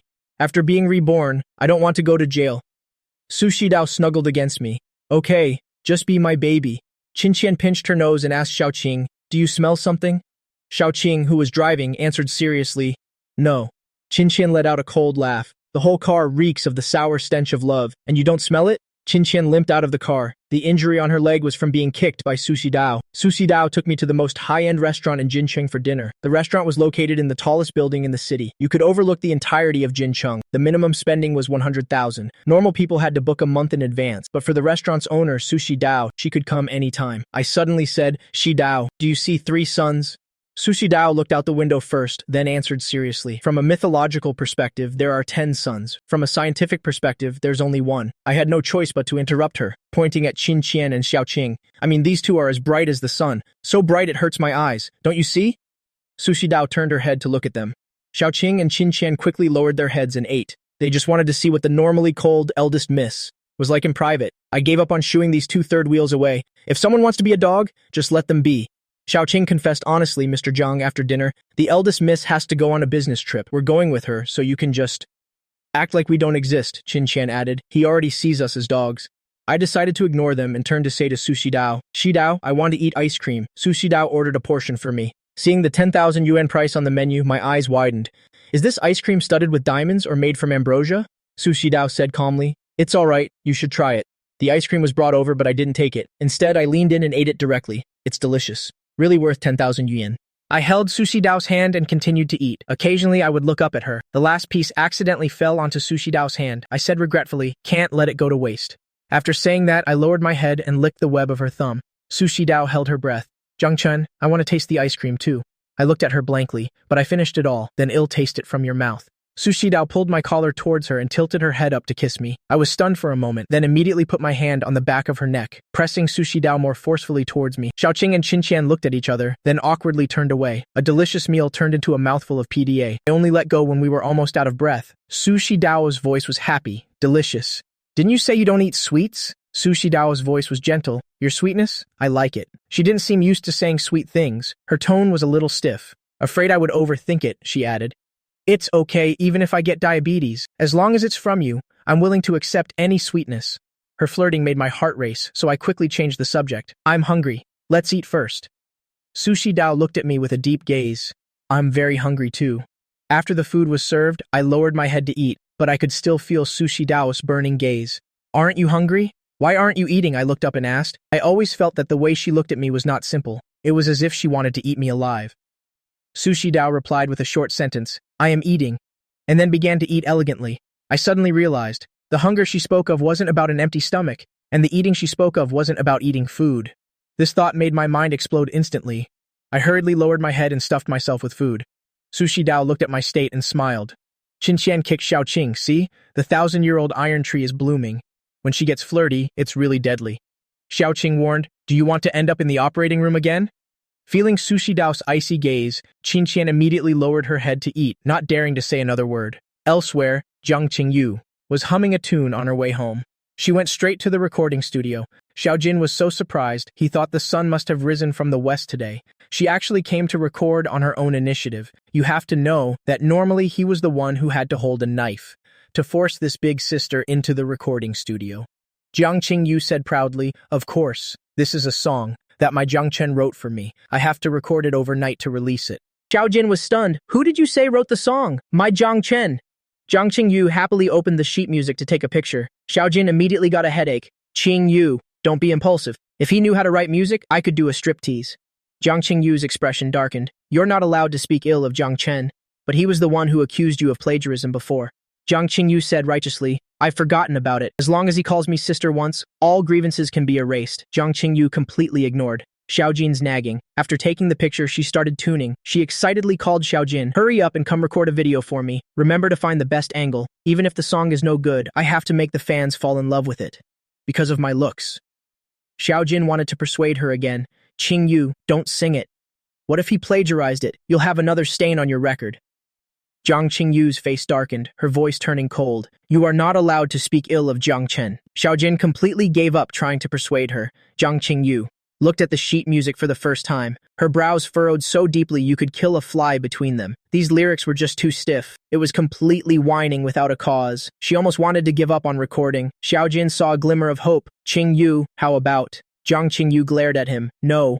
A song written by Jiang Chen must be sung, and sung well. Jiang Qingyu adjusted her emotions and hummed along to the notes. She practiced for a whole hour. She finally got a bit of the feeling and tried a few more singing styles. Finally, she found a suitable melody. She was busy in the recording studio until late at night and finally finished recording. Jiang Qingyu asked smugly, how was it? Jiang Chen's music isn't bad, right? Shouldn't you go do that striptease now? Xiaojin was speechless. Doesn't your conscience bother you when you say that? Although Jiang Qingyu tried her best, the whole song still exuded the strong scent of a spare tire. Jiang Qingyu clasped her hands over her heart with a sincere expression. This is the best song I've ever sung. Xiaojin gave a cold he-he laugh. The eye-rolling expression he couldn't hold back already betrayed him. Jiang Qingyu glared at him. Hurry up and go mix it. I want to post on Weibo right away to share with my fans. Jiang Chen's masterpiece. It will definitely gain me a lot of fans. Xiaojin retorted sarcastically, anti-fans more like. Jiang Qingyu ignored him. She excitedly sent the photos and videos to the love-hate relationship group chat. This is the song the little young master, Jiang Chen, specially wrote for me. It's truly heavenly music. Aren't you jealous? Xiaojin suddenly said. Qingyu, this style is a bit like Tong Dan Hong's. Jiang Chen didn't plagiarize her, did he? Jiang Qingyu's expression changed instantly. Who the hell is Tang Dan Hong? Is she even worthy of being plagiarized by Jiang Chen? Xiaojin took 2 steps back in fear. Jiang Qingyu snorted coldly. She's not worthy. Accusing her of plagiarism is one thing, but accusing Jiang Chen is absolutely not allowed. At the same time, 5 beautiful women all fell silent after watching the video. The singing was okay. It's just that the lyrics really didn't match this level of singing skill, but it's rare for Jiang Chen to compose, so they had to praise it. So the 5 of them replied against their conscience. It's great, but your singing skills don't do the lyrics justice. Jiang Qingyu looked at the message on her phone and couldn't help but laugh out loud. Sisters, can you say that with a straight face and not blush? The 5 sisters replied in unison. We're not blushing. After all, they couldn't let their little brother's confidence be shattered. Receiving their sister's affirmation, Jiang Qingyu satisfactorily posted on Weibo, a song personally written for me by my little young master. Jiang Chen is my lucky star. Starting from today, I'm going to clear my name and become famous again. I have to work hard to earn money and buy candy for my little brother. Elsewhere, Tang Dan Hong was recording over and over in the studio. Her assistant gave a thumbs up after the first take. Sister Hong, this is already perfect. But Tang Dan Hong stared at the sheet music and frowned. No, I feel like it can be even better. The more she sang, the more she felt this song could make her famous overnight. She could even live off this success for the rest of her life.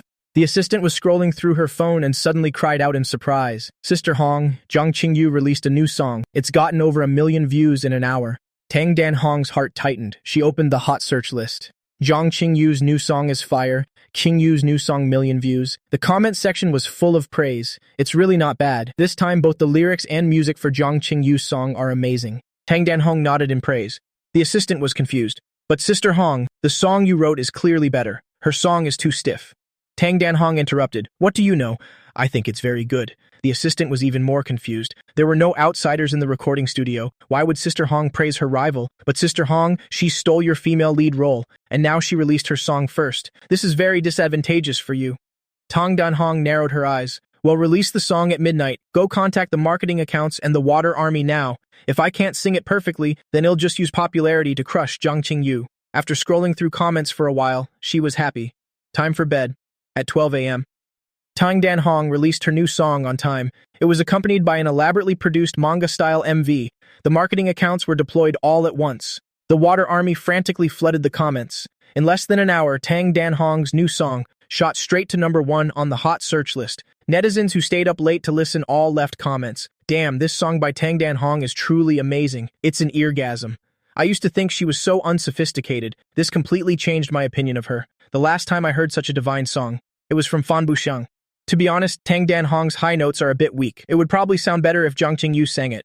Is the poster above a fan of Zhang Qingyu? Their songs were released only an hour and a half apart. Is there a need to praise one while putting the other down? If you hadn't mentioned Zhang Qingyu, no one would have noticed. But listening closely, Zhang Qingyu's new song seems to have plagiarized Tang Dan Hong's.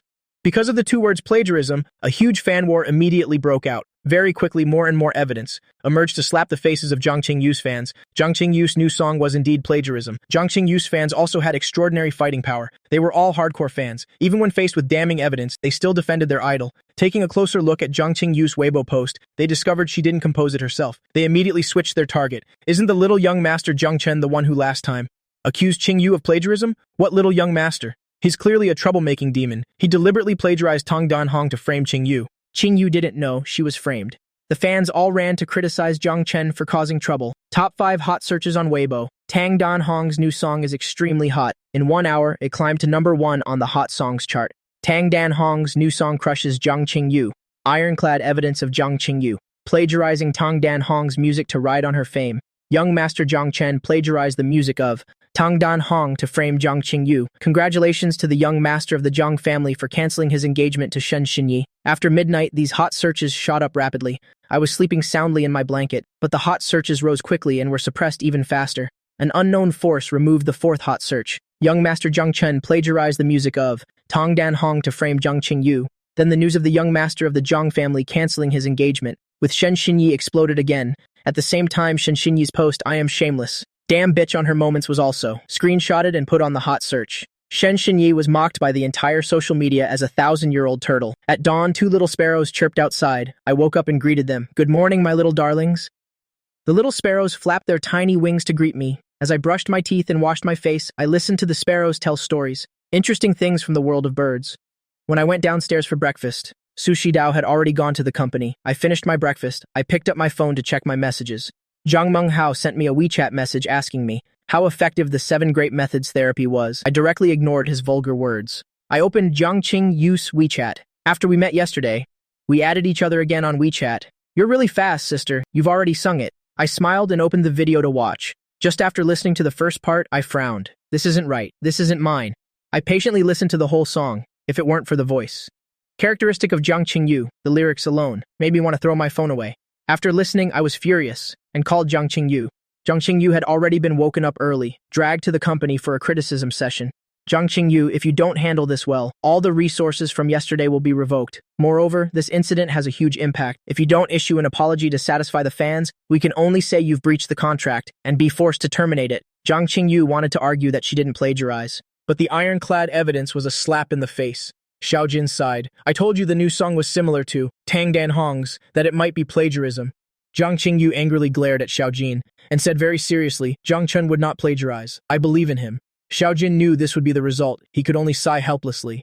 But the evidence was ironclad. It was a direct slap in Qingyu's face. Zhang Qingyu was worried, not knowing how to solve it. Then I called. I suppressed my anger and grievance and asked, "Sister, why didn't you sing my song? You said you would pamper me unconditionally. But in the end, you changed the song, and the lyrics are so disgusting." Zhang Qingyu was stunned, and upon hearing the slight anger in my voice, she panicked.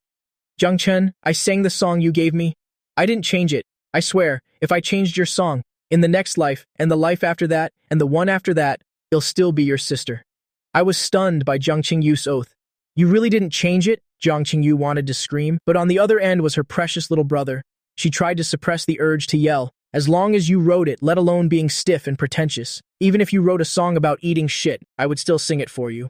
Sister Qingyu and I were born in the same year, though a few months apart. Before I went to the countryside, she often bullied me, forcing me to be her son. Later, I was sent to the countryside. Sister Qingyu was the one who cried the most heartbrokenly. She said she would never bully me again, that whatever I said was right. So when I returned to the Jiang family home, Sister Qingyu was the one who doted on me the most, an unconditional kind of doting. Even if I told her to bark like a dog, she would happily do it.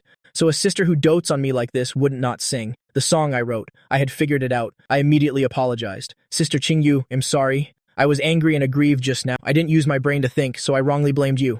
Seeing that I believed her, Jiang Qingyu almost burst into tears. She felt too wronged. Jiang Chen, I really did sing the song you gave me. I pursed my lips. But the song you sang isn't the one I wrote. I wrote it especially for your voice. Besides, it's not some spare tire song. The song Jiang Qingyu sang was called Love. The lyrics were basically about I lie next to you, but I'm thinking of someone else. I have her scent on me. I don't care either. It's a typical song about a man two-timing, while the woman doesn't mind at all. On the surface, the woman seems deeply affectionate, but in reality, she's just A. The song I wrote is called Do-Over, I said as I hummed softly. The melody was beautiful. My gentle, deep, and warm voice was not at all stiff or pretentious. Furthermore, it expressed a person's regret and the appreciation of getting a fresh start. And this isn't just about love, but also family and friendship. It can evoke emotions in anyone. After I finished singing, I said, Sister Qingyu, this is the song I wrote. There was no reply from the other side. I looked at the call screen. She hadn't hung up. I called out louder. Sister Qingyu, Jiang Qingyu came to her senses. She wiped the corners of her eyes and sniffled. It's nothing. I'm just a little emotional. Jiang Chen, you sing so well. I smirked. This is the song I wrote. This melody. It seems I've heard it somewhere before. Jiang Qingyu wiped her eyes again. Jiang Chen's singing moved her to tears. Then why didn't you sing my song? Did you put it together with old sheet music and grab the wrong one? Jiang Qingyu said firmly. No. Since coming back from the restaurant, I haven't taken the sheet music out at all. I sang it as soon as I got home. I frowned. Think again. Are you sure you never took it out? Jiang Qingyu froze. When I got back, I had to have a meeting first, then the sheet music was swapped. Then she remembered that when she went to get the sheet music, she had met Tang Dan Hong. It was Tang Dan Hong who swapped the sheet music. I heard her hesitate and pressed on. And then what? Jiang Qingyu suddenly said, I know now, Jiang Chen. Wait for me, I need to go handle something first. I grumbled. Can't you tell me what it is first? I was afraid Sister Qingyu would act impulsively. I went out planning to find her. Jiang Qingyu hung up the phone and stormed over to Tang Dan Hong's office. Tang Dan Hong, you. Just as Tang Dan Hong stood up, she was slapped hard across the face by Jiang Qingyu. Jiang Qingyu slapped her opponent until she was dazed. How dare you touch my little brother's things? Are you looking for death? Jiang Qingyu was boiling with rage and slapped her again. Tang Dan Hong was hit so hard her teeth clattered together, and her jaw was knocked askew. Tang Dan Hong reacted and immediately fought back. You're the one, you plagiarizing bitch! The two of them started fighting. The assistant jumped up anxiously. Stop fighting! Stop fighting! In the end, they had to call security to forcefully separate them. In the meeting room, the vice president slammed the table in anger. You are artists, public figures. What kind of behavior is this? Tang Dan Hong held her face and tattled. You said you would pamper me unconditionally. You switched my sheet music. You even dared to steal the song my little brother wrote. Tang Dan Hong laughed coldly. Where's the proof? My new song is called Holding On. You can't even say the lyrics. They were about to check the surveillance cameras, but one look revealed that the camera had been broken since the day before yesterday. You must have done something. Jiang Qingyu was about to charge again, but was held back by security. Tang Dan Hong said smugly, Jiang Qingyu, it's one thing for you to plagiarize my song, but you're also slandering me. How about this? You publicly apologize, and we'll call it even. Jiang Qingyu was so angry her hair stood on end. Nonsense. That's the song my little brother wrote. Jiang Qingyu was so angry her eyes shot sparks. You stole my thing and are now demanding an apology from me. Thank you. Truly shameless to the extreme. Normally she was a gentle person, laughing all day long, never one to fuss. But if anyone dared to touch her precious little brother Jiang Chen, she would definitely turn hostile. Tang Dan Hong said hypocritically, Jiang Qingyu, for the sake of us being colleagues, I've already given you a lot of face. 1. You apologize publicly. Thank me. 2. I take the new song elsewhere. After speaking, she acted magnanimous. Actually, all I need is an apology and a thank you.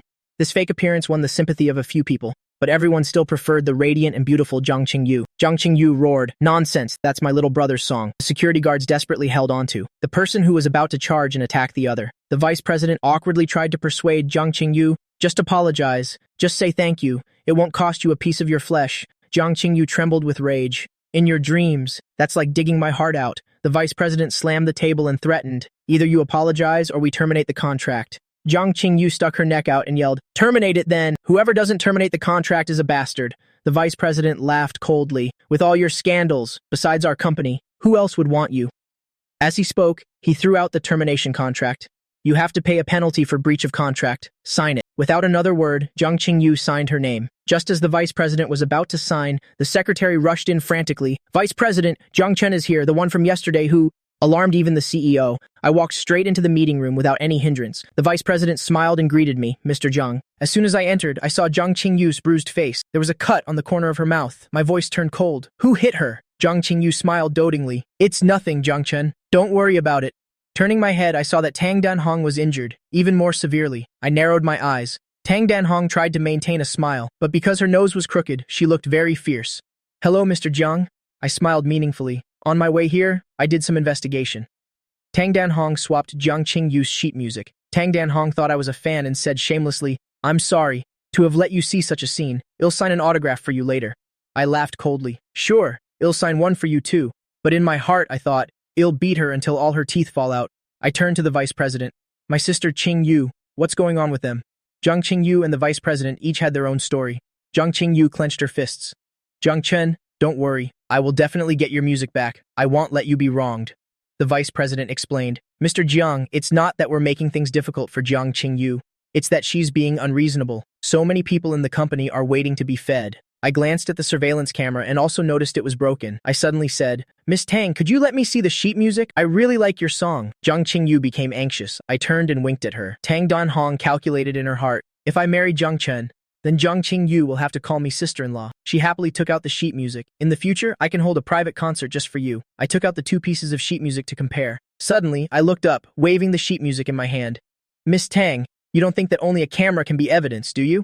Handwritten sheet music can be analyzed for handwriting. One look and we'll know who wrote it. Tang Danhong's face changed drastically. She reached out to snatch it back. Give the sheet music back to me. I nimbly dodged. Let's talk in private. I calculated in my heart, I must get revenge for Sister Qingyu. Tang Danhong thought I wanted to ask her out. Her expression softened a bit. Okay, Jiang Qingyu said worriedly. Jiang Chen, I stopped her from continuing. Wait for me for 3 minutes. I went outside and sent a message to Su Shidao. Shidao, I'm about to beat up that bitch. Your big sister-in-law is being bullied. Remember to help me. Su Shidao replied immediately. Definitely. Su Shidao gave a cold command. To Xiaoqing, go investigate this clearly. Call the director of Hongming Media. Xiaoqing hurriedly dialed the number. In a hot spring resort. The director of Hongming was embracing women left and right, smugly boasting to the beauties. Our company's about to promote a big shot, someone who has connections with the great miss of the Su family. He swirled his wine glass, his dirty hand groping the beauty's waist. Do you know who the great miss of the Su family is? She's the great miss of the Su family, someone who can make Jingcheng tremble with a stomp of her foot. With the great miss backing us and promoting this big shot, our Hongming will become the second largest media company. As he was speaking, his phone rang. The director looked at the phone number and his expression changed. See, the great miss herself is calling me. This kind of treatment is enough for my descendants to brag about for 8 generations. He obsequiously answered the phone. Great miss, what are your instructions? Su Shidao spun her pen.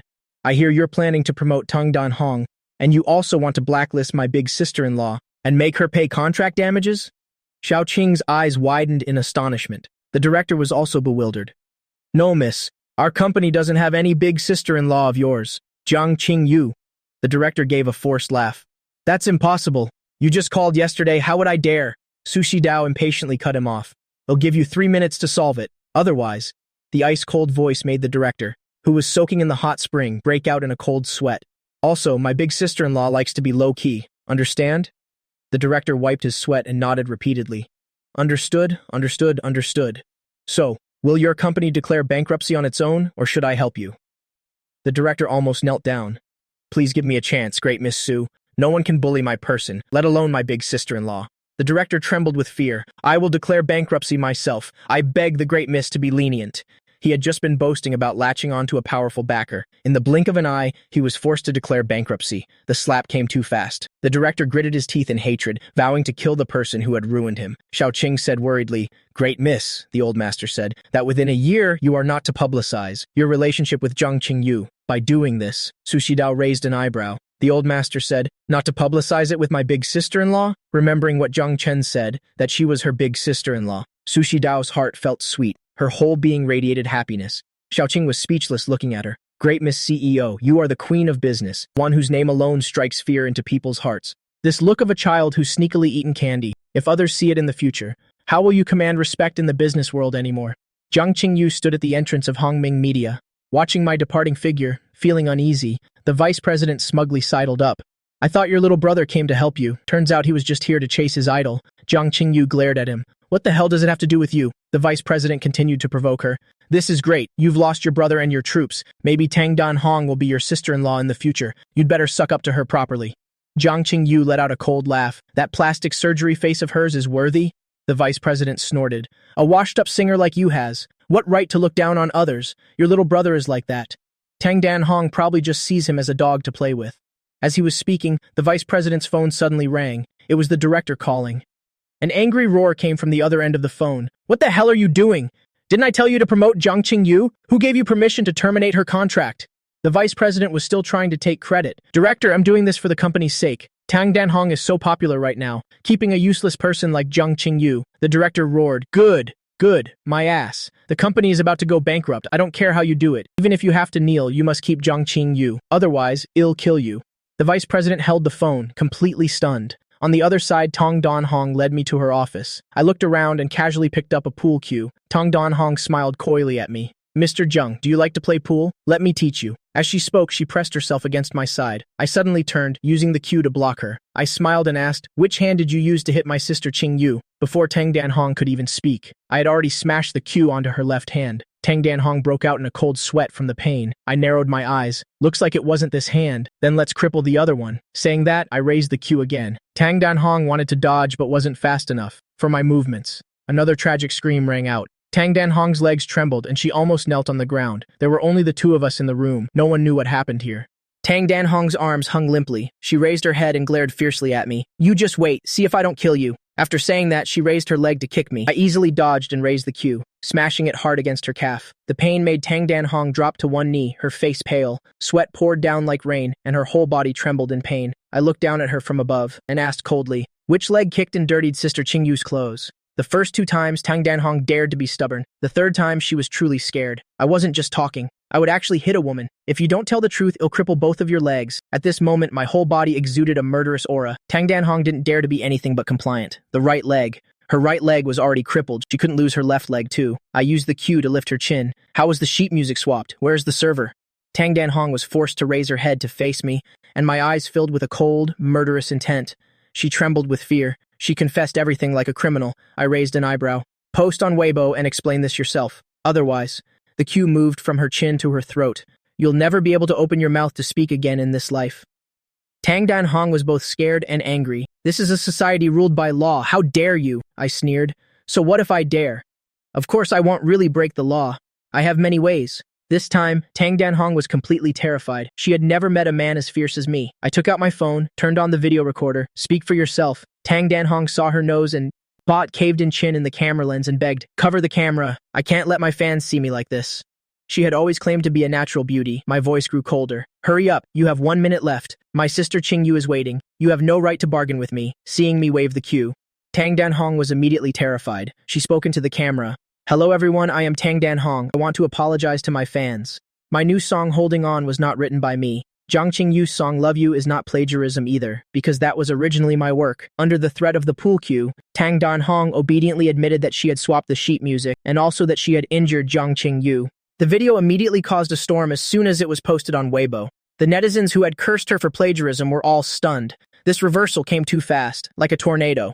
Exactly 3 minutes later, I walked out of the room and called Tang Dan-hong's assistant to help her to the meeting room. The assistant was stunned upon entering. Sister Hong, you're like this. Could it be? You were beaten by Jiang Chen? Tang Dan-hong gritted her teeth resentfully. I fell on my own. The assistant looked incredulous. These injuries don't look like they're from a fall. What amazed her even more was the scene in the meeting room. The vice president was bowing at a 90-degree angle in front of Jiang Qingyu, bowing and scraping, begging for forgiveness. Qingyu, I was wrong just now. I deserve to die, he said while slapping himself. Can you please stay? Jiang Qingyu crossed her legs, sipped her tea, and put on an arrogant air. Hurry up and sign the termination contract. I already said whoever doesn't sign is a dog, you bastard. The vice president's face was grim. We are all colleagues. Why must you be so ruthless? I've been begging you for 3 minutes. Jiang Qingyu slammed her cup down. From the day you people stole Jiang Chen's music sheet, aside from my Jiang Chen, I won't give anyone any face. She grabbed the vice president's collar and said fiercely, you can mess with anyone, but you cannot mess with my little brother, Jiang Chen. I stood at the door and frowned. Sister Qingyu, mind your image. Jiang Qingyu let go. Consider yourself lucky. Then she turned her head, her expression changing instantly. She looked at me gently. Jiang Chen, are you okay? Only then did she notice Tang Danhong's limp arms and limping leg. What's wrong with her? I said with an innocent face. I hit her. Jiang Qingyu's eyes widened. Nonsense. My Jiang Chen is so well behaved. How could he hit someone? She must have fallen on her own. I nodded obediently. Sister Qingyu is right. Jiang Qingyu dotingly pinched my cheek. Hitting someone doesn't require you to lift a finger. If you hurt your hand, can she afford to compensate you? I suppressed a laugh and pointed at the vice president. What's going on? In my heart, I was sure Su Shidao had made a move. As expected of my woman, the vice president looked as if he'd seen his savior. Mr. Jiang, I was wrong just now. Please advise Qingyu not to terminate the contract. We guarantee we will do our utmost to promote her. I raised an eyebrow. The vice president pressed his advantage. Jiang Qingyu doesn't have a good reputation. After terminating the contract, her acting career will be ruined. You have to think about her future. Jiang Qingyu spoke up. Shut up. Fine. Whoever doesn't terminate the contract is a scumbag. I looked coldly at the vice president. You really want to keep her? Then learn to crawl like a turtle first. Learn to bark like a dog. To prove your sincerity. In my heart, I knew. Right now, only Jiang Qingyu is in Jincheng. My 5 other sisters are all busy with their own careers. My eldest sister is in business. My second sister does scientific research. My third sister is a lawyer. My fourth sister is stationed at the border. My fifth sister is a diplomat. Sister Qingyu works in the entertainment industry. Besides Sister Qingyu, my other sisters are so busy that in 3 years, they might not even gather once. The last time the whole family reunited was because I returned from the countryside. As a result, not even 2 days later, I kicked them out of the house. Thinking of this, I said guiltily, I'm sorry. I was so stupid before, always instigated by others. Jiang Qingyu pinched my cheek. It's okay, your sisters don't hold grudges. Otherwise, they wouldn't have given you pocket money. Just remember to be our little young master, and that's enough. I dodged her hand. Don't pinch, I'm driving. It's strange, though. The vice president was looking down on you just now.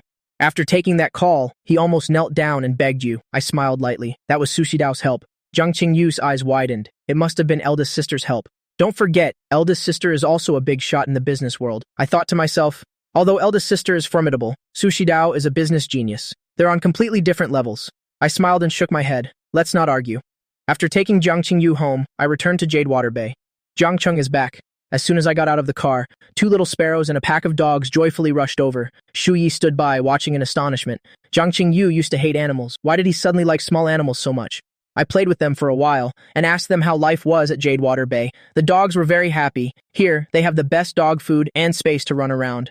Ergozi rubbed against me and said, Jiang Cheng, we want to go out. Why? Isn't it good here? It's very good here. But we want to help you. We are stray dogs. We're familiar with every nook and cranny of Jincheng. We can help you build an information network. That way it'll be convenient for you to find out anything you want. The other dogs also barked in agreement.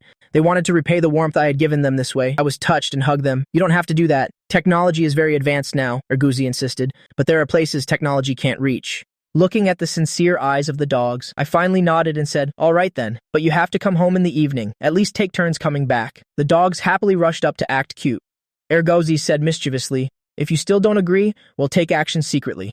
Just then, Su Xiao's car slowly drove over. Through the car window, she saw me surrounded by dogs. One of the dogs was even kissing my cheek. Su Xiao's face immediately darkened. She hadn't even gotten a kiss today, yet a dog beat her to it. From a distance, Ergozi could feel a murderous gaze. It looked up, just in time to meet the slowly approaching car. Su Xiao's murderous eyes. Woof woof. Ergozi was so scared its fur stood on end. It quickly led the other dogs in retreat. If they didn't run now, they'd probably end up as a 108-course dog meat feast tonight. I watched the pack of dogs running like crazy under the sunset. A magnificent sight like a mighty army. I couldn't help but laugh out loud. This is my army. As soon as the car stopped, Su Xiao got out. I immediately hugged her. Baby, you're finally back. Did you miss me? This hug made the little bit of jealousy in Su Xiao's heart instantly dissipate quite a bit. She replied softly, then added, I missed you. I held her, lowered my head, and gave her a loud kiss on the lips. Now that's what I call a kiss. Xiaoqing, who had just gotten out of the car, didn't dare to look. That was a really loud kiss. She even heard the smacking sound. This loud kiss made Su Xiao's face turn red. She felt both shy and pleased. I blushed too. But for this innocent woman, I had to take the initiative to go wash my face. Su Xiao pulled me into the bathroom. She took a towel and wiped vigorously the spot where Erguzi had kissed me. She also carefully helped me wash my hands. I obediently tilted my face up. Is it clean yet? Su Xiao's eyes were cold, full of possessiveness. It's still missing something. I think it's clean. It's even fragrant. Does Dao Dao want to smell it? Su Xiao was stunned for a moment. I pointed to my fair cheek. Right here, smell it. Su Xiao obediently leaned in to smell. Now her lips were only a centimeter away from my face. Su Xiao's breathing became ragged. I proactively moved closer. Her slightly cool lips pressed against my soft skin. The air immediately became hot. Su Xiao's heart beat faster, and her palms started to sweat. I leaned in close to her ear and whispered, Dao Dao, next time you're jealous, just kiss me directly. My warm breath brushed past her ear. It was like a feather gently brushing over her entire body, seeing her blushing to the tips of her ears again. I smiled and pulled her to dinner. She's truly an innocent little flower, but I have plenty of patience. After dinner and walking the dogs, it was time to shower and rest, but I pulled Qinqian outside, to talk in private first. Qinqian quickly dodged my hand. What are you doing? She didn't want the young miss to get jealous and transfer her to the forensic department. I cleared my throat and asked in a low voice, Can Dao Dao's injuries handle strenuous exercise? Qinqian's eyes widened. What do you want to do? You can't be such a beast. The young miss is very innocent. I lowered my head, my ears slightly red. It's actually nothing. I just wanted to ask Qinqian something, seeing my appearance. She suddenly thought of a frightening possibility. Qinqian quickly cleared her throat. The young miss's injuries haven't fully healed yet. The other parts have recovered. Only that one spot is still a bit lacking. She needs more rest. I looked up. My voice carried a hint of excitement. Really? Qinqian nodded without blinking. That location is quite special. You two have plenty of time. There's no rush. I thought for a moment. All right then. Dao Dao's health is the most important thing. After watching me leave. Qinqian had just breathed a sigh of relief when her shoulder was suddenly tapped. She was so scared she almost jumped. She turned to face Su Xiao's deep, dark eyes. Young miss, scaring people like that can kill someone. Su Xiao asked coldly, What did Zhangchen just say to you? From a distance, she had seen my joyful expression. Qinqian took credit. Young miss, you have to thank me. Just now, Zhangchen asked if you could do any strenuous exercise. I was afraid he had bad intentions, so I said not yet. What if he tried something when you weren't paying attention? So young miss, can I be transferred back from the forensics department now? Su Xiao's lips curled. 1 month. Qinqian was about to cheer when she heard her say, What forensics department? Young miss, you can't just choose lust over friendship. Gao's kennel is still empty. Go warm it up. After saying that, Su Xiao slammed the door shut. It almost hit Qinqian's nose. Xiaoqing gleefully pulled her away. You ruined the young miss's good time, and you still want a reward? Serves you right. Meanwhile, I tossed and turned in bed, unable to sleep. I was wondering if I should go find Su Xiao. Even just to hold her and chat would be fine. I promised I would be well behaved. Absolutely no funny business. Unable to sleep, I got up and opened the window. The mosquitoes outside saw me and buzzed, about to fly away. Run, Buzz. Aren't you going to run? His blood is delicious. Get pregnant with his child. He wouldn't bear to kill a mosquito, Buzz. You're too naive. He's the mosquito-killing demon, Buzz. I was speechless hearing this and smirked. You guys get back here, or he'll poison all of you to death. Threatened, the mosquitoes had to turn back. Now, the animal kingdom all knows there's a human who can talk to animals named Zhangchen. Buzz, what can we do for you so late at night, Zhangchen? We won't suck your blood. You can sleep peacefully. Buzz, no matter how delicious, I don't dare trust him. But we have the protection of the animal bosses. I looked at the long, moving proboscis of the mosquito. I bet it wished it could rush over and bite me. Have you been to the next room? The next room is Su Xiao's. Not yet, I hummed in acknowledgement. Then go to the next room and see what she's doing. That's not very nice, Buzz. We can't control ourselves when we see a beauty, Buzz. I didn't say anything more. I raised my hand and smack. I scared the two mosquitoes, which let out a buzz. They immediately flew towards the next room. This mosquito-killing demon is too scary. Su Xiao was still sitting in front of the computer, working diligently. Her posture was elegant and noble. She didn't see the two mosquitoes, buzzing outside the window, peeking at her. After watching, they flew away. She's looking at the computer, buzz buzz. She's working, buzz. I took a look. It was already 11:30. You guys continue to watch what she's doing and report to me anytime. The two enslaved mosquitoes had no choice but to fly back and forth. First, Su Xiao worked, then she had a video conference. A moment later, the two mosquitoes flew back. Then they flew to the next room again, exhausted.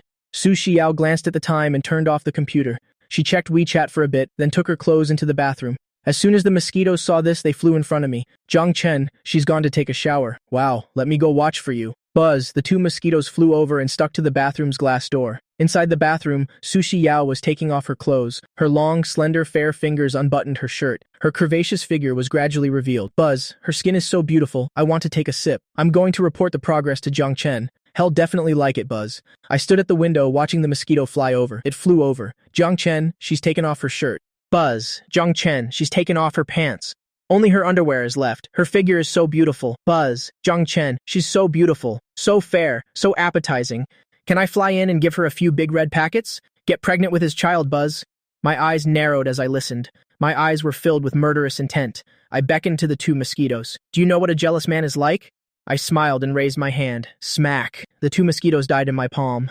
How dare you peek at my woman showering? You even wanted to bite her a few times to leave your marks, and you still expect to live? I stood by the window and thought for a moment. Then I couldn't help but go next door and knock. Su Xiao had just finished her shower. Her hair was still dripping. Hearing the knock, she opened the door. She saw me standing at the door in my pajamas, my eyes shining as I looked at her. She was only wrapped in a bath towel, her figure so beautiful that my throat couldn't help but feel itchy. Su Xiao was stared at by me, making her cheeks flush red. She subconsciously pulled the towel tighter, afraid it would fall. It's so late, you're not asleep yet? I looked down at her. I can't sleep. I want to sleep with you. After saying it, I realized how ambiguous it sounded. Su Xiao's face immediately turned bright red, and then she smiled. She raised her hand to wipe the corner of my mouth. Come in. I was stunned. I touched my mouth. I was actually drooling. My God, I drooled from seeing a beauty after her shower. So embarrassing. I'm going back to sleep. I turned to leave. Su Xiao pulled me back with one hand. Are you really going back? My mouth said so, but my body refused to move. Su Xiao pulled me back a step and slammed the door shut. Su Xiao leaned against the door and stared at me. Since I'd gone this far, I leaned in for a kiss. I gently traced her soft lips. While she was dazed, I deftly turned around and laid her down on the bed. Su Xiao lay on the bed looking at me. The corners of her mouth curved up unconsciously. Looks like you'll be staying here tonight. This sudden thought made Su Xiao's face blush as well. She turned to change into her pajamas and blow-dry her hair. I lay on the bed. Su Xiao came out of the bathroom. She stood by the bed and looked at me for a moment. She suddenly turned and took out a blanket, spreading it on the floor. I closed my eyes tightly and held my breath. I waited and waited, but Su Xiao didn't get into bed. When I opened my eyes, I saw her sleeping on the floor. I thought helplessly to myself, I'm waiting in solitude. I felt a little annoyed. Am I not charming enough? I got off the bed and gently picked up Su Xiao. I placed her on the bed and then lay down on the mat on the floor, but perhaps because the blanket still had Su Xiao's scent. Plus, with her right beside me, I felt very at ease. I fell asleep quickly. In the middle of the night, Su Xiao woke up. She found herself on the bed. She looked down and saw me lying on the floor. She leaned halfway off the bed and gently kissed my forehead. Good night, my prince. Her long hair brushed against my skin. In my dream, I reached out and patted her head. Erguzi, stop messing around. It tickles. Then I turned over and went back to sleep. Su Xiao had finally gathered all her courage to initiate a kiss, but ended up being mistaken for Erguzi. The weather is about to turn cold. Slightly annoyed, Su Xiao lay back down to sleep. When morning came, I opened my eyes and looked at the somewhat unfamiliar room. I pulled the blanket and smelled Su Xiao's scent. Then I remembered last night's events and immediately sat up wide awake. I found the bed was already empty. I went out and saw Shu Yi. Where's Dao Dao? Shu Yi watched me come out of Su Xiao's room. The young miss has gone to the company. I looked at the clock. It was only 7:30. So early? She didn't wait for me to wake up? Didn't even have breakfast together? Shu Yi asked, are you going back to the Zhang family home today? I hummed in agreement before it dawned on me, Su Xiao. Because I had to go back to the Zhang family home. She couldn't see me morning and night. That's why she was upset. Shu Yi smiled faintly. The young miss was afraid she wouldn't be able to let you go. She'd forced you to stay, so she went to the company early. Hearing Shu Yi's words, my heart broke a little. It was both painful and touching, because I had gotten better. She was trying to let go and give me freedom. I asked her to trust me one more time. She agreed, and she did it. I understand. Help me pack Su Xiao's bed sheets, duvet cover, and pillows. Shu Yi was stunned. It was the first time she'd heard such a request. I'm not used to new beds. The spot where Dao Dao slept has her scent, so I won't feel strange anymore. With her scent, I'll sleep more peacefully at night. Shu Yi smiled with amusement. You young people really know how to play. My ears turned even redder. Mr. Jiang, please come downstairs to eat. The young miss has prepared a gift for you. My eyes lit up. What gift? Shu Yi shook her head and said, I don't know. See for yourself, Mr. Jiang. Is there anything else I need to do? Speaking of gifts, I immediately thought about going back to the Jiang family home. I also have to give a gift to Song Ming Chen. I smirked. I opened my mouth and said to Shu Yi, help me buy a large clock. I want to give it to someone. I sent a photo to Shu Yi, print it in black and white and frame it. Also, help me order some delicious food. Shu Yi kindly reminded me, Mr. Jiang, you can't give a clock as a gift to someone. Sending someone off to their death is not good. I laughed secretly. What I wanted was exactly to send him off to his death. After hearing the names of the dishes I read out, Shu Yi was shocked, speechless. Mr. Jiang, do you really want to order these dishes? She swallowed hard. Just hearing those dishes sounded disgusting. I smiled and nodded. They're all high in protein. Go prepare them quickly. Shu Yi took a deep breath. She could only follow my instructions. These things, just mentioning them gave people goosebumps. After washing my face and changing, I sent a text to Su Xiao. Dao Dao, good morning. Su Xiao, who had just arrived at the company, saw the message. The corner of her mouth lifted unconsciously. Good morning, my prince. I looked at the reply and smiled sweetly. I suddenly liked this form of address. I'm going to open the gift you prepared. I excitedly ran downstairs. On the dining table in the most conspicuous spot was a black gift box. On the box was a note, "You are forever my prince." That elegant handwriting. I could tell at a glance that Su Xiao had written it herself. I giggled secretly. I didn't expect this girl to be so good at flirting. It made even a reborn person like me's heart beat fast. "Come here and film a video for me. Don't film my face, just my hands and the gift." I handed my phone to the maid. "Received a gift from my wife early in the morning. Let's open it together and see what it is." I narrated as I opened it. What could be in such a small box? I'm so excited.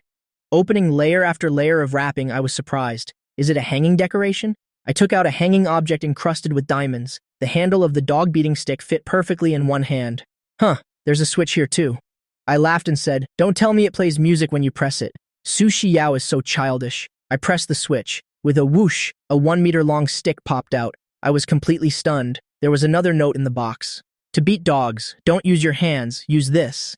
I stood up to try it. The material of this stick was very special. It could be soft or hard. I swung it hard. Whack! The 100,000 yuan genuine leather sofa split in two right on the spot. I stared at the dog-beating stick on the sofa. "This thing wouldn't break a person's bones, would it?" I muttered. The maid beside me swallowed. She silently took 2 steps back, afraid I would use her to test it out. I went to the yard to test its power. After understanding how formidable this thing was, I excitedly ran to the yard to practice. I had to master the force. A light swing would only tear clothes without injuring the person. Medium force would cause skin injuries. Full force would directly break a dog's leg. The dog-beating stick in my hand whistled as I swung it. Just then, Qin Qian, with her hair like a bird's nest, crawled out of the dog kennel. No, the dog villa. She rubbed her eyes and asked, "Mr. Jiang, what are you doing so early in the morning?" I didn't turn around. "Nothing. I'm just going crazy." Qin Qian laughed. "You're crazy in the head." Before she finished speaking, she suddenly saw the dents on the cement floor. Whack! A flower pot shattered under my stick. Qin Qian's smile immediately froze. This wasn't going crazy. This was clearly trying to beat someone to death. I stopped and gave her a handsome smile. "Want to try how it feels?" Qin Qian shook her head like a rattle drum. No way. I haven't had enough sleep yet." After saying that, she scurried back into the dog villa. "She'd rather be crammed in a kennel with dogs than take a hit from this stick." I pouted. "Is that necessary? I wouldn't even let you touch my precious." I pressed the switch. The weapon immediately turned into a small, exquisite baton. This design is amazing. At a critical moment, just press the switch, and it immediately becomes a dog-beating stick. Such a formidable weapon, of course, cannot be shown off casually. As I was about to go out, Shu Yi came to report. "Mr. Zhang, the luggage is packed. The delicious food I ordered for the family is waiting at the Zhang family's residential area." I thought for a moment, and then said, "Remember to clean my room every day. I'll come back to cook occasionally." I paused, then added, "Move Xiao's things into my room. When I come back, we'll be coming back together." After saying that, I got into the car. Shu Yi smiled with a kind expression. In the Song family's living room, Song Mingchen's head was wrapped in bandages, and he watched TV with a gloomy expression. The news was reporting that Tang Dan Hong had stolen and switched the music sheet, and that Zhang Qingyu had been exonerated. Wang Yalan pouted. "Has Zhang Chen gone crazy recently?" Song Mingchen pointed at Song Jinnian and scolded, "Your son is the one who's crazy. He spent over 10 million yesterday to buy junk." Song Jinnian felt wronged. "It's all Zhang Chen's fault." Wang Yalan defended her son. "You should manage. That country bumpkin son of yours, how dare he bully our Jinnian?" Song Mingchen was so angry his liver hurt. Wang Yalan suggested an idea.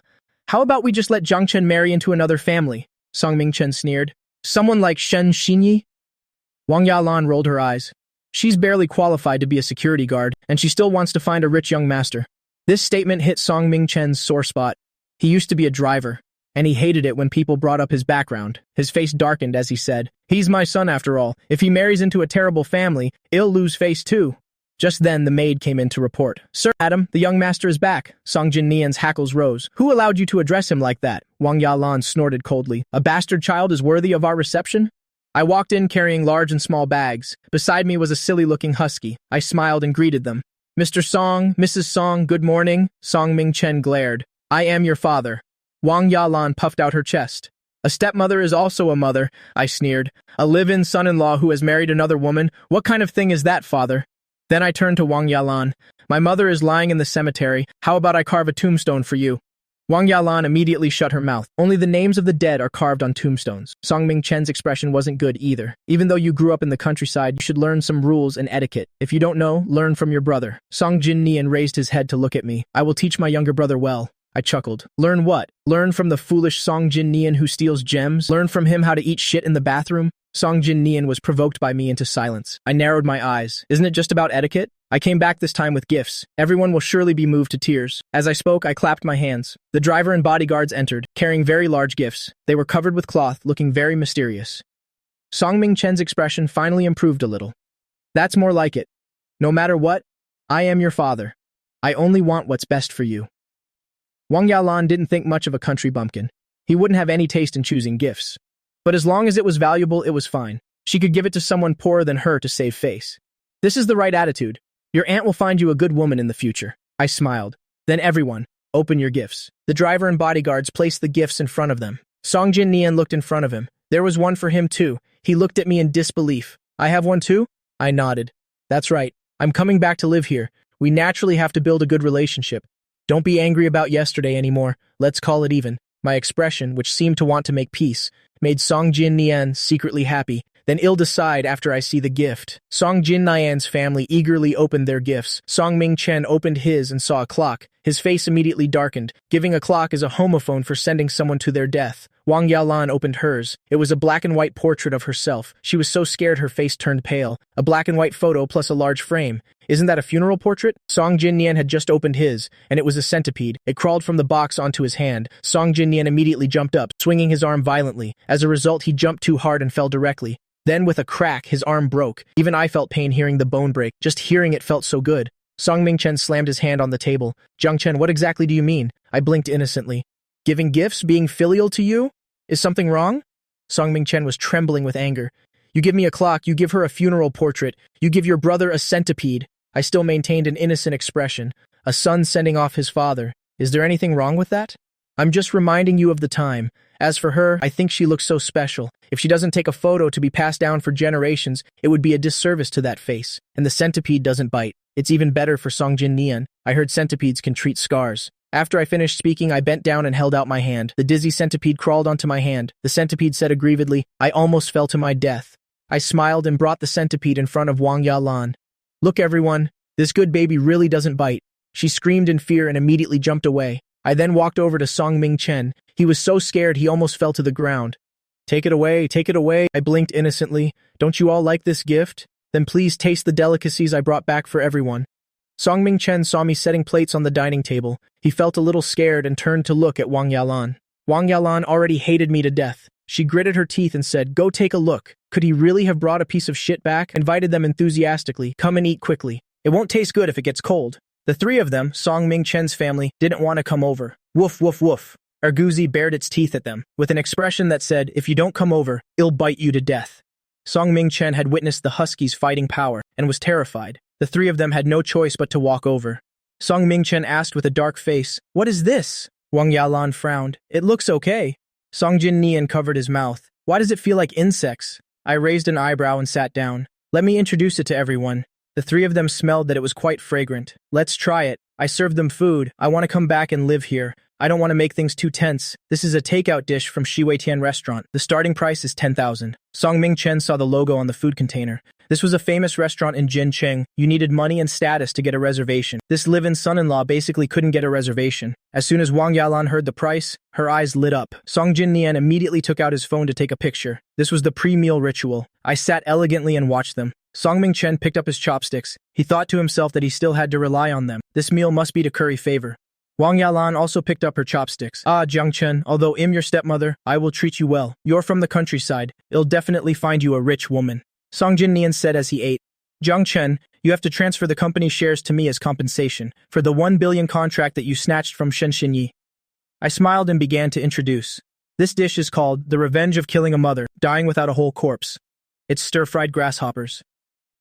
Song Ming-chen stopped his chopsticks over the dish.